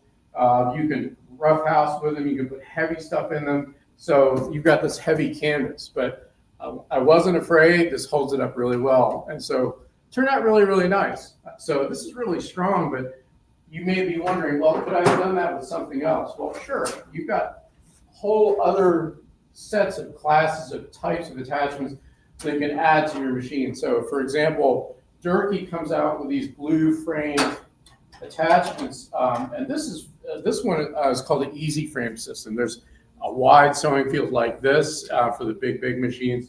But you also have a standard sewing field one. This is actually using that narrower frame. If I separate out this name tape frame, this piece, and what you can do, and I'll go ahead and just show this because I know this is pretty common with both the big and the small machines. I'm going to take out this attachment, and I can float. So back to that backpack. It turned out that backpack wasn't that heavy after all. It was just, it's neat to have something you know that can do everything. But for those of you who love floating, who never ever want to hoop again because they don't want to squeeze stuff together, you know, I love floating myself. There's a lot of stuff that I'm not sure if I can squeeze between an inner and outer ring. So put your adhesive backing on there, stick the item on, hit start, let it sew. You're going to see there's a video out here of this little 7-needle machine sewing a golf bag, and it's using exactly this window. So it's a black golf bag with a neon green trim, but I think I used this window here, and it's sewed just fine. So just an example of other ways that you can embroider using just about any of these machines. So, and again, that's just one particular highlight of the different types of attachments and how broad the creative possibilities are with the Happy line. Matt, do you have anything to add? Any questions? I know he's standing in the background, just kind of watching me present to you guys my excitement being with this brand for so long. Matt? Just kind of multitasking. I kind of got bits and pieces of what Renee was talking about, but you know, kind of in order, which I'm sure he's mentioned, we've got any different size, any different machine that'll accommodate the needs of you and your business, or just you as a hobbyist. From the 7 all the way up to the largest stretch machine, which is behind me over here. Plenty of different options to find the right machine that fits. They're not they can be kind of interpreted as a one size fits all, but really they're not. So whichever one makes the most sense for you, whether you want to grow into one, you can start off with a larger one and grow into it, or if you want to stay small, stick with a small one, use it as a hobbyist machine, do really anything that you want to do. Renee's talking about a golf bag or duffel bags or anything heavy and large and bulky and cumbersome. The machines are designed to handle those types of garments and those types of items and do them with ease, as we've demonstrated throughout this whole week, just how capable and versatile these machines are. Kind of touched on these a little bit. You can see there's all kinds of different accessories and accoutrements that you can get for these machines. things that'll make your life easier, like the Mighty Hoops or the Fast Frames, or these clamps for a number of different things, shoes and kind of hard to reach odd hooping situations. The cap system that's available for the machines comes standard with the 15s, optional on the small machines. But really, all told, anything that you want to do, anything that you can imagine from an embroidery perspective, or an item that you'll be able to embroider and kind of get creative with, these machines are there to do it. So extremely, extremely easy to use and learn from. We find most often that people, as soon as they set the machine up, which they pretty much come assembled with the exception of the thread tree and the screen that needs to be flipped out, they're ready to go, and of course some cones of thread. Within a couple of hours, they're up and running and operational at a far beyond a beginner level in a very short period of time. So super, super user-friendly and intuitive as well. So we're going to touch on something there? Oh, yes. In fact, I want to reemphasize a couple of points you made, and it's backing up only just a little bit. Well, like you said, right out of the box, they're ready to go. Now, I'm a trainer for these machines. You'll probably see there's a whole library. There's over 220 videos on how to set up every aspect of this machine, different projects. And in the years that I've worked with these machines, one thing that's really made them so much more user-friendly and so much better for your experience, and I think this is why Sewing Machines Plus is offering them now, is that they come right out of the box ready to go. You know, if you've never seen a multi-needle machine before, you know, all these knobs really make it look like a big complicated control panel, like flying an airplane. But really, each one is just a set for all the colors. But they're already set right out of the factory. Every time I open these, I've opened probably 4 out of the 5 of these machines personally and set them up in here for this week's Hoop Fest. I haven't had to adjust a single tension knob at all. They sew perfectly right out of the box. And then one other thing that Matt had touched on is that there's a perfect solution for you, and there is no need to grow or feel pressured that, oh, we're going to now sell you 3 more of these. The point of having this whole this line of offerings through Sewing Machines Plus is that you can find the perfect situation for your particular situation. You're operating out of an RV and a generator and traveling somewhere. You probably want one of these 3 machines that you can, 1 or 2 people can reasonably pick up and move around, or strap down, doesn't get in anybody's way, but still has a really decent sewing field, a real production capability. But if you want it the be all end all and you've got all kinds of room, and you don't want a long arm quilter, but you wanted to do a lot of quilting, then maybe the HCD3X over here is for you. So that's, I mean, there's anywhere between all of these different models, there's going to be something perfect for you guys. So that's one big thing with this, and these machines will last forever. So one thing I always tell people is that the very first stitch that you sew with this machine is going to look just as nice as the very last stitch you sew with the machine, whether that's tomorrow or 10 years from now. Just do your basic maintenance. You've got a super reliable machine that you can count on for all of your projects and your artistic expression. Definitely touch base on that too. Very low maintenance machines. There's nothing, they don't have to be packed up and sent around every so often for routine maintenance. Anything that needs to be serviced on these machines, especially if anybody has any level of basic mechanical aptitude, can be serviced by the end user. Additionally, I can speak to kind of the differences that these machines, the different types of folks that have these machines. There's a few folks that I know use these smaller machines that travel to different events, different like pro stock and dirt track racing and things like that for one particular industry, or different folks that go to different craft shows and things, and they'll take a handful of these machines in a trailer or in the back of a van or something, set them up on a tabletop or on the stands themselves, and then embroider customized hats and garments or monogramming right there on the spot, and they can provide that service. And they've got a machine that, again, is first and foremost industrial grade, commercial quality, but you can pack up and take with you pretty much anywhere you want to go. And it's more difficult to screw the machine up than you think. It is just, they are such a workhorse machine, and a testament to the Japanese quality that these machines have and have been for over 100 years. So you can't go wrong with any machine that you decide. It'll exceed your expectations. So that's a really great point on going to shows, going to craft fairs. People come up to you. Nothing draws interest, as you all know, like a sewing machine producing something in your booth while you're sitting there talking to customers. By the time you've talked to one customer, you've got 5 people standing around looking at the machine and thinking, wow, I want that monogram on my shirt. And because even our compact machines are running faster with bigger motors than a lot of the equipment out there, and probably if there are any other people who have sewing machines and embroidery machines at that craft fair, this is going to be producing more. So your sewing machine or your embroidery machine generally won't keep up with people that are going to come up and ask you for monograms, but this one will. This one will come the closest to it. So when you pack up your gear, you probably already made your money. Or if it's a family event and let's say it's a wedding and you're embroidering monograms for the bride and the bridal party, you get that done really, really fast. So you can jump right back in and join in the events. That's a nice luxury you've got with these machines. You get a little bit more speed, a little more production. Whether you're doing that for a business, of course, that gives you an obvious edge, but it also is saving you time to do other things or to produce more. That's a really, really nice thing to have. It's built right into every one of these happy machines. Yep, 100%. And there's all kinds of different applications I touched on earlier. There's a gentleman that's out in the Pacific Northwest that uses these to stitch circuitry into specialized applications, which you wouldn't think of. I've got another young lady that does custom one-off designs on the HCU. She'll create her own design and then digitize it and stitch it on like a tapestry or a large format, sell it as a limited edition numbered piece for, I'm not even sure the amount of money, run 10, 12, 15 of them, and then never stitch it again.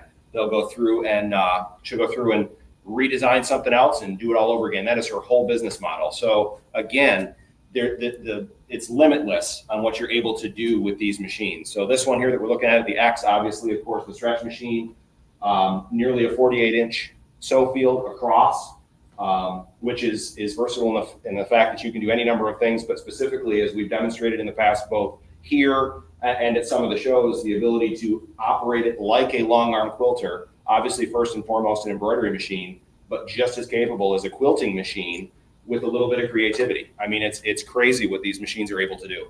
So do we have, I mean, we've got a couple of minutes here. Does anybody have any questions kind of in the interim so we can figure out, what people are trying, what information folks need? I know I have a couple things, but if there are questions, that's great. There are a couple things we haven't touched on in the control panel I'll talk about too, while you are thinking about questions. Some of the other things that are in here, because, you scratch the surface. Let's say you get a new car and of course we start to learn, and you're going to learn the steering wheel, you're going to learn the gear shift and the gas and the brake. And that's just like an embroidery machine. You're going to know how to start, how to load a hoop in, how to load a design in, set your colors. So you can do that over and over. But as you get to know your machine and like it more, you're going to find that there's other things that are baked into the machines that are going to help you out. Like, for example, did you know that they all come with 100 stock designs? They also come with 12 fonts, and you can combine those even without having any other designs right on screen. I know we've shown that a few times. If anybody requests that, we can show it here, but basically right on screen, you can add text to maybe your designs, bring them in. The machines have 100 million stitch memory, so you can hold 3,000 designs in there, have your library of designs that your family likes. Maybe you've got your school logo, your school mascot in there for a full chest, or maybe for a hat, and then you can combine them. Let's say that there's a new team member and you want to add them, or maybe your son or your daughter goes from junior varsity to varsity. So you can get the varsity logo, the junior varsity logo, and add their names to that. And you've got that there without even needing software. Not to say that this doesn't pair perfectly with, for example, the Floriani software that Sewing Machine Plus offers as well. But you can do a lot right within the machine without having to go anywhere else. And that's great. It's a great time saver when you want to come up with scratch projects right off the cuff. Yeah. So, and that's it. We're open for questions. Okay, there's one there. If we can read it here. Okay, where are the machines made? Well, the brand says it all. Happy Japan. And if you're really curious, we'll tell you a little bit more than just Japan. There's a city in northern Japan called Yamagata. And that factory has been open since 1923. And they started out as a foundry, which basically, they cast metal. And so like all the blue metal and the steel frame and all of this, which is kind of neat, is made right in the factory. That's new steel. And then they built the whole machine around. And they also build the electronics. They actually produce sewing machines at the factory for a lot of brands that you may already know that are out there. So that factory in Japan builds it all. They build the whole machine right there. And that's something that very few brands can say. But what that really translates to is that they last forever. They have control over the quality. They have control over the cost, and which is a nice confidence you're going to have when you buy your Happy Japan machine. Absolutely. I have folks out there that have these machines that are still running and refuse to give them up after 25 plus years. They're still running these machines from the early 2000s and beyond, and they're working just as well as they did from the day they bought them. I mean, it's crazy the longevity that is built into these machines. You're not buying something that has a planned obsolescence by any stretch. It's designed to withstand the test of time. So Belinda's got a question. Standard needles. Yes. So the standard needles are 7511 sharps, which is a perfect pairing with that 40 weight thread that you can get through Sewing Machines Plus. 40 weight polyester, 7511 is great. And not only is it great, but it works with just about everything. We spent all week showing the different kinds of things that we sew on, from hats to stadium seats to any number of things, aprons, and all of these things, 3D foam. The machine is strong enough that you don't have to be changing needles from project to project to project. There are specialty needles, but the machine is able to use that 7511 sharp for just about everything. the weight of the smallest machine is about, in uncrated form, such as the way it's displayed here, is about 115 pounds. So depending on the machine, as far as the hoops that come with it, the two small machines come with let me see, this one and this one, with the option to add an additional kit that would give you a total of 8, 2 of each of 4 different sizes. And then as you kind of graduate up, obviously the largest hoop changes dimension, but the core ones, basically this one, that one, and this one, come with all the 12 and 15 needles. So they're the standard tension hoops. Right. So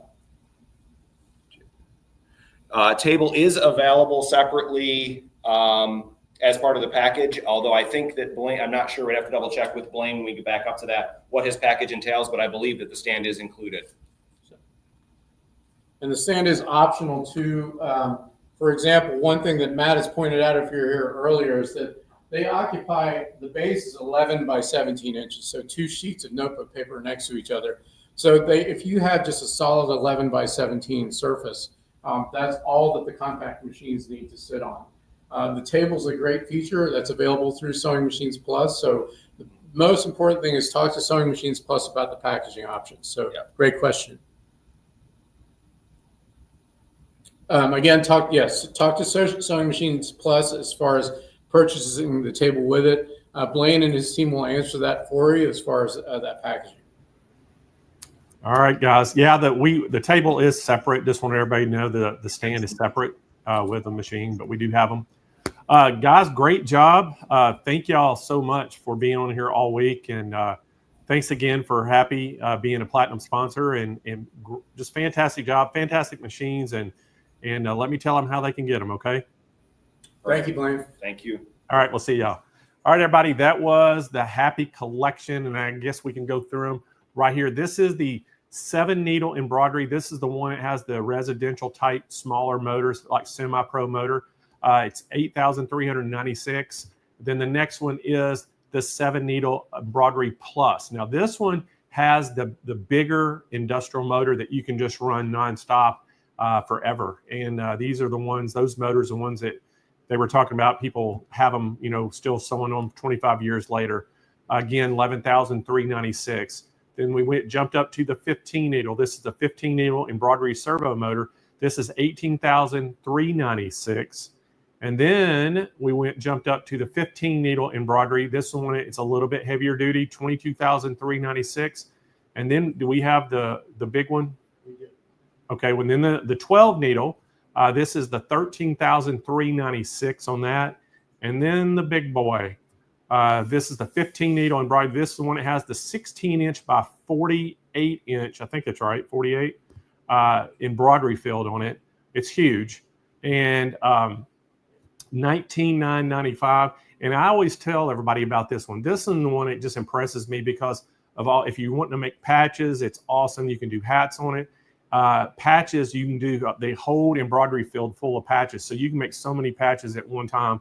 And then the other thing, if you think about a robotic system for a quilt machine, if you had a 12-foot quilt frame, it takes up a lot of space. You're spending a little bit more money than this. You could buy this, do all your quilting on it, and do embroidery, and it takes up a smaller footprint in your house. So really, really awesome machines from Happy, every single one of them. If y'all are in the mood, in the market for one of these machines, and you just want to ask some questions about any of them that you saw, get on that phone right now and give them a call, 800-401-8151. We are going to be at the call center all the way till 6 p.m. Pacific time tonight, answering the phone. So give them a call. And guys, the specials you see all on the show. So we know that sometimes it's a big decision. We're going to honor all those prices till next Friday, close of business. So all the Hoop Fest specials go till next Friday, close of business. And that way it'll give you time. If you really want to make that decision, you think about it. Because I know sometimes some of these bigger machines, it's a lot of money, and you want to make sure it's the right one for you. So yeah, we understand that. So that's why we're going to extend this all the way till Friday, close of business next week. And guess what, everybody? That's Hoop Fest 2025. I think I said earlier it was Hoop Fest 2026. I think so, yeah. A couple people mentioned that. I think it was the, I don't know what's going on. Maybe it's Friday the 13th, or I'm just getting tired. Yeah. Maybe I need a Mountain Dew, like right over there. I need that Mountain Dew. All right, so it is 2025, and Hoop Fest is done for this year. So thank y'all so much for being here with us all week. It's been a great week, and it's went by so fast. But now we're going to draw for our 5th finalist of the Dream Studio giveaway. And then we got to give some awards away for the quilt or the embroidery contest.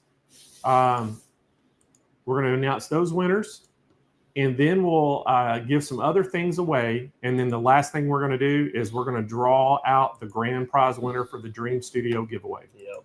So y'all think, what do y'all think about that? All right. So let's go ahead right now, Kyle. We're going to spin the wheel to get our 5th. And now this is everyone's last chance. We'll give you like 20 seconds. Just type anything in the chat. Yep. Type something in the chat. Really you can quick, just type. Get it in. You can just type anything you want. Anything, a letter, a number, whatever you want to type just to get in. If you haven't chatted the whole show this week, or today, I should say, if you haven't chatted today, this is going to be your last chance to do some sort of chat to get into the Dream Studio to be that 5th and final finalist. All right, you ready? What do you think? We've only got, there's a lot more people could enter right now. Yeah. So you need to make a chat if you want to get entered in, because there's about 500 people watching, and we've only got about 250 people that's chatted so far. So about half of you there, it's starting to jump up. Yep. So your last chance. Yeah, you can just put a letter if you want to, just to get in. Anything to get in. Number 1. Now it's shooting up, Kyle. Yeah. There we go. Yeah. Give everybody a fair chance to get in this. This is a big thing. Yes. It's a very big deal.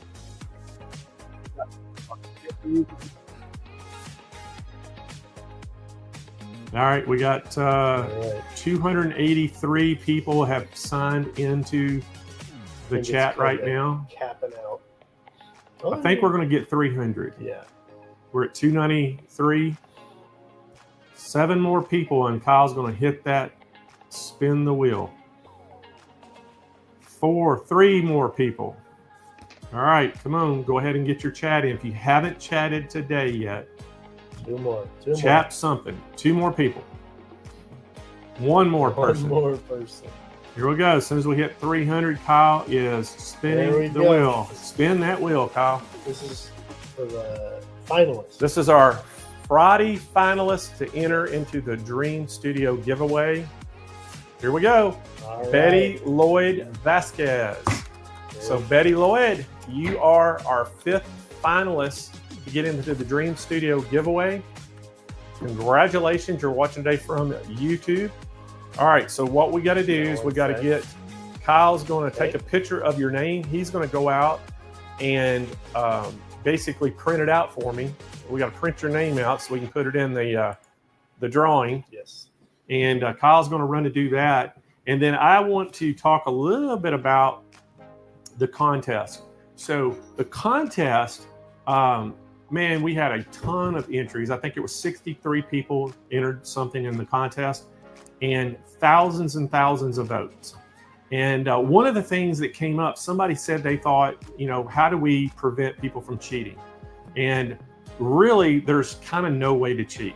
I mean, I know people try to do very creative things, but there's really no way to do it. The way the system works, it flags anything kind of crazy.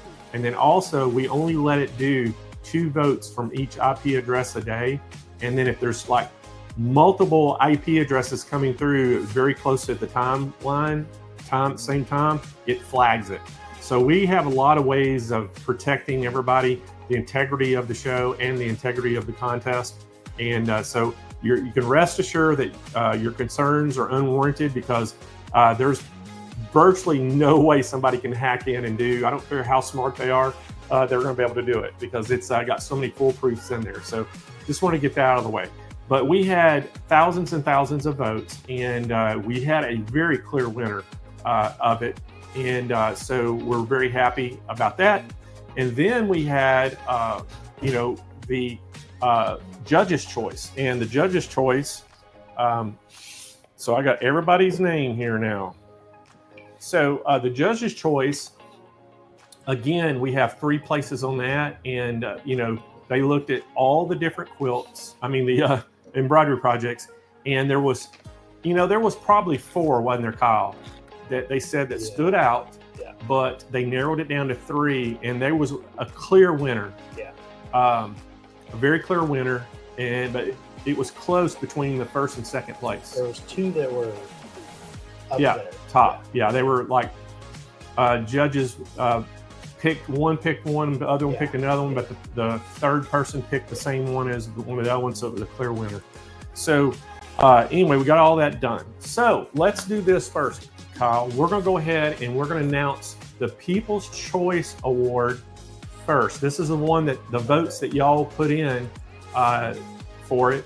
And this is what they're going to win. The first place People's Choice Award, they're winning that Pfaff Quilt Ambition 535. It's an $1,800 machine. And your People's Choice Award winner is Cindy King. She had the Oktoberfest outfit and all that embroidery. And she was a pretty clear winner on that. She got a lot of votes. So congratulations, Cindy King. I thought I saw her in the chat earlier. For first place, and you got that machine, and you will be getting a golden scissors trophy, plus a first place ribbon to put on your project. Yep. And once you get that ribbon in and all that, take some pictures and send them to Kyle. Yep. We'd love to put them up. Yes, please. All right, judge's choice. So the judge's choice, we had, let's go with 3rd place first. 3rd place first, okay. 3rd place, well, they get the Janome Soas 725S $400 machine, and it was the Dragon Backpack. I really like this one. That was really cool. Yeah. That was really, and Jennifer Platt, congratulations. You just won 3rd place in the contest, and you will be getting a ribbon along with that machine. And so congratulations. You did a great job on that too. That was such a good details and things on that. All right, 2nd place for the judge's choice. They also get a sewing machine, and they're getting the Viking Jade 20, a $500 machine. And the winner is, there it is, Sharon Byton, and it's called Everett's Cottage, 2nd place. And I remember looking at this, Kyle. Correct me if I'm wrong, but it has over 1 million stitches. I believe it said over 1 million. I think over 1 million embroidery stitches to create this. And I want y'all to just look at that. That is just incredible. I mean, really the details on that is just pretty nice. And what really caught my attention, look at the water. You can actually see the reflection of the cottage and the trees in the water. I didn't notice that. You can see the lights. Yeah, it's just really, really good. That was actually, I'll just be kind of tell you, that was kind of, I was leaning toward that as my, thought it might win. But the one it won, I mean, hey, it is awesome as well. So first place for the judge's choice with the Pfaff Quilt Ambition 635 $1,800 machine is Miss Rodeo by Libby Went. Miss Rodeo. Look at that. And what a beautiful, beautiful embroidery job. And also the shirt is actually handmade. I think the shirt was custom made. Custom made, custom made shirt, and the embroidery is all done on the sleeves, all down the sleeves, back and front. Just a beautiful embroidery job on that. And the details, if you look at it up close in the pictures, it is just really, really nice. So congratulations to all of the Judges' Choice winners, all three places. Y'all did a fantastic job. And again, we appreciate y'all all participating in the contest. We appreciate everybody voting on the People's Choice. It was a lot of fun. All right. Let's give some stuff away, Kyle. Ooh. Oh, regular giveaways. Regular giveaways. Okay. All right. So we're going to give away 2 $25 gift cards. So Kyle, spin that wheel. Here we go.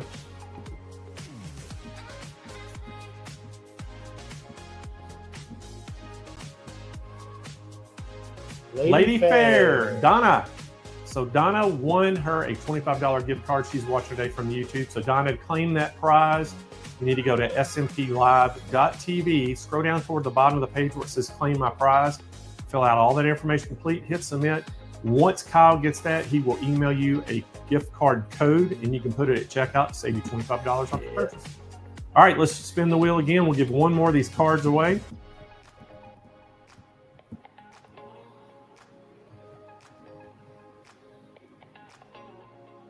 Gloria Randall. So Gloria is watching today from YouTube. So you won yourself a $25 gift card, and I think you know how to go claim it. All right, next up, we are going to give away a world famous sew mat. We're going to give 3 of these away. All right, Kyle, spin that wheel.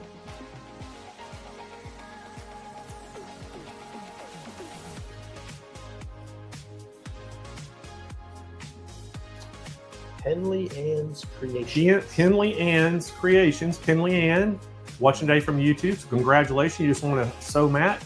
And we'll tell y'all how to get them after we get all 3 of them. All right, Kyle, spin that wheel again.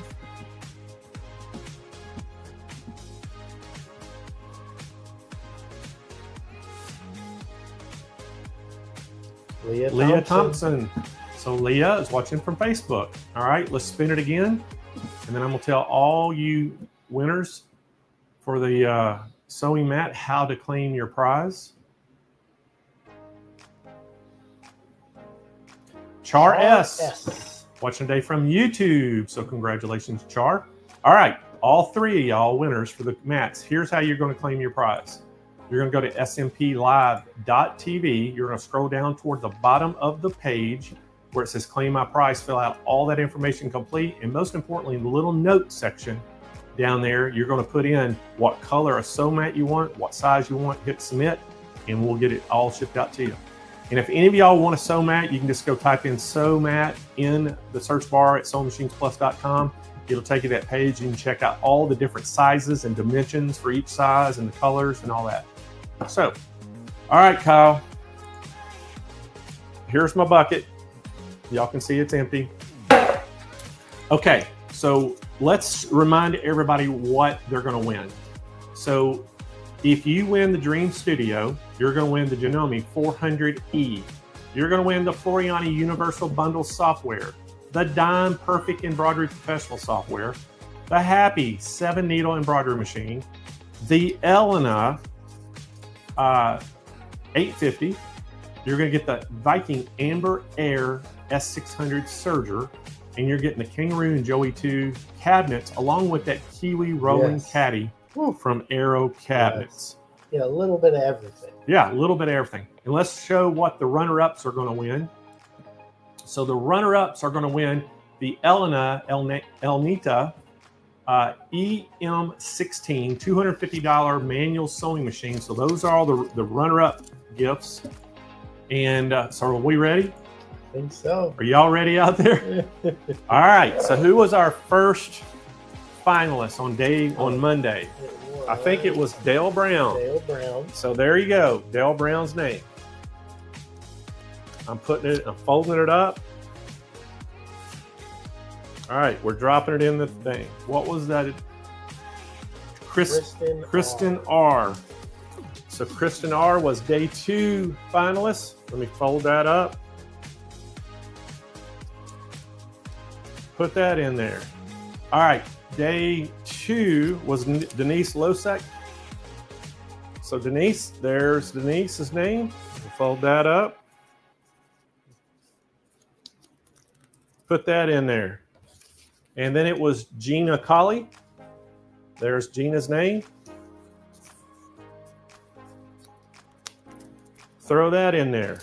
And then today was Betty Lloyd Vasquez. Yeah, I forgot her last name already. Betty Lloyd Vasquez. There's Betty Lloyd's name right there.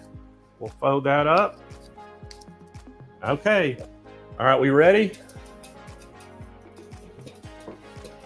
Mix it all up. Is this for the winner or the runner-up? This is the winner. This is the winner of the Dream Studio. Yeah, this is the winner of the Dream Studio. Y'all ready? Yes. Right here is the name. Who is it? Gina Cole. Gina Cole. Congratulations. Is it Cole or Colley? Cole? I don't know. We don't know her last name. But anyway, Gina is our winner. So congratulations, Gina. Everyone else, you win the runner-up prize. The runners-up get the all the sewing machines that we showed. They'll all each get one of those Elnitas. And wow, we are done for 2025 Hoop Fest. Everyone says she will forgive you if we got her name wrong. Who? She'll forgive us if we got her name wrong. Oh, okay.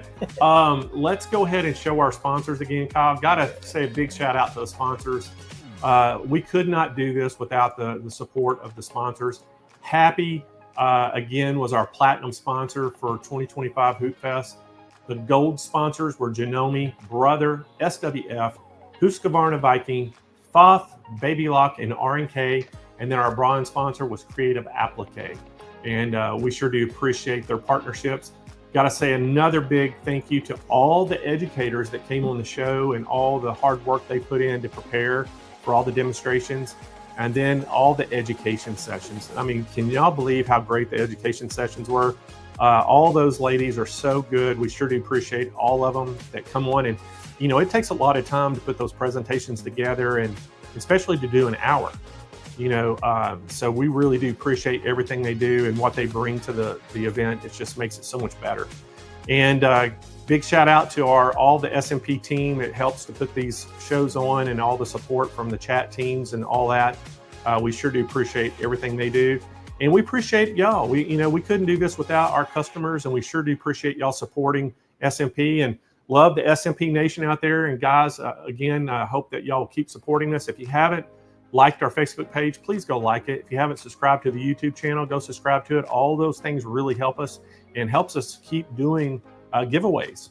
So anyway, we are done for this year for this, but hey, we got a lot going on the rest of the year at SMP, and we'll be back in here on Thursday next week. So we'd love for y'all to join our regular Thursday show. It comes on at 10 a.m. Pacific time, 12 p.m. Central, and I don't even know who the guest is, but we got somebody lined up to come on. So.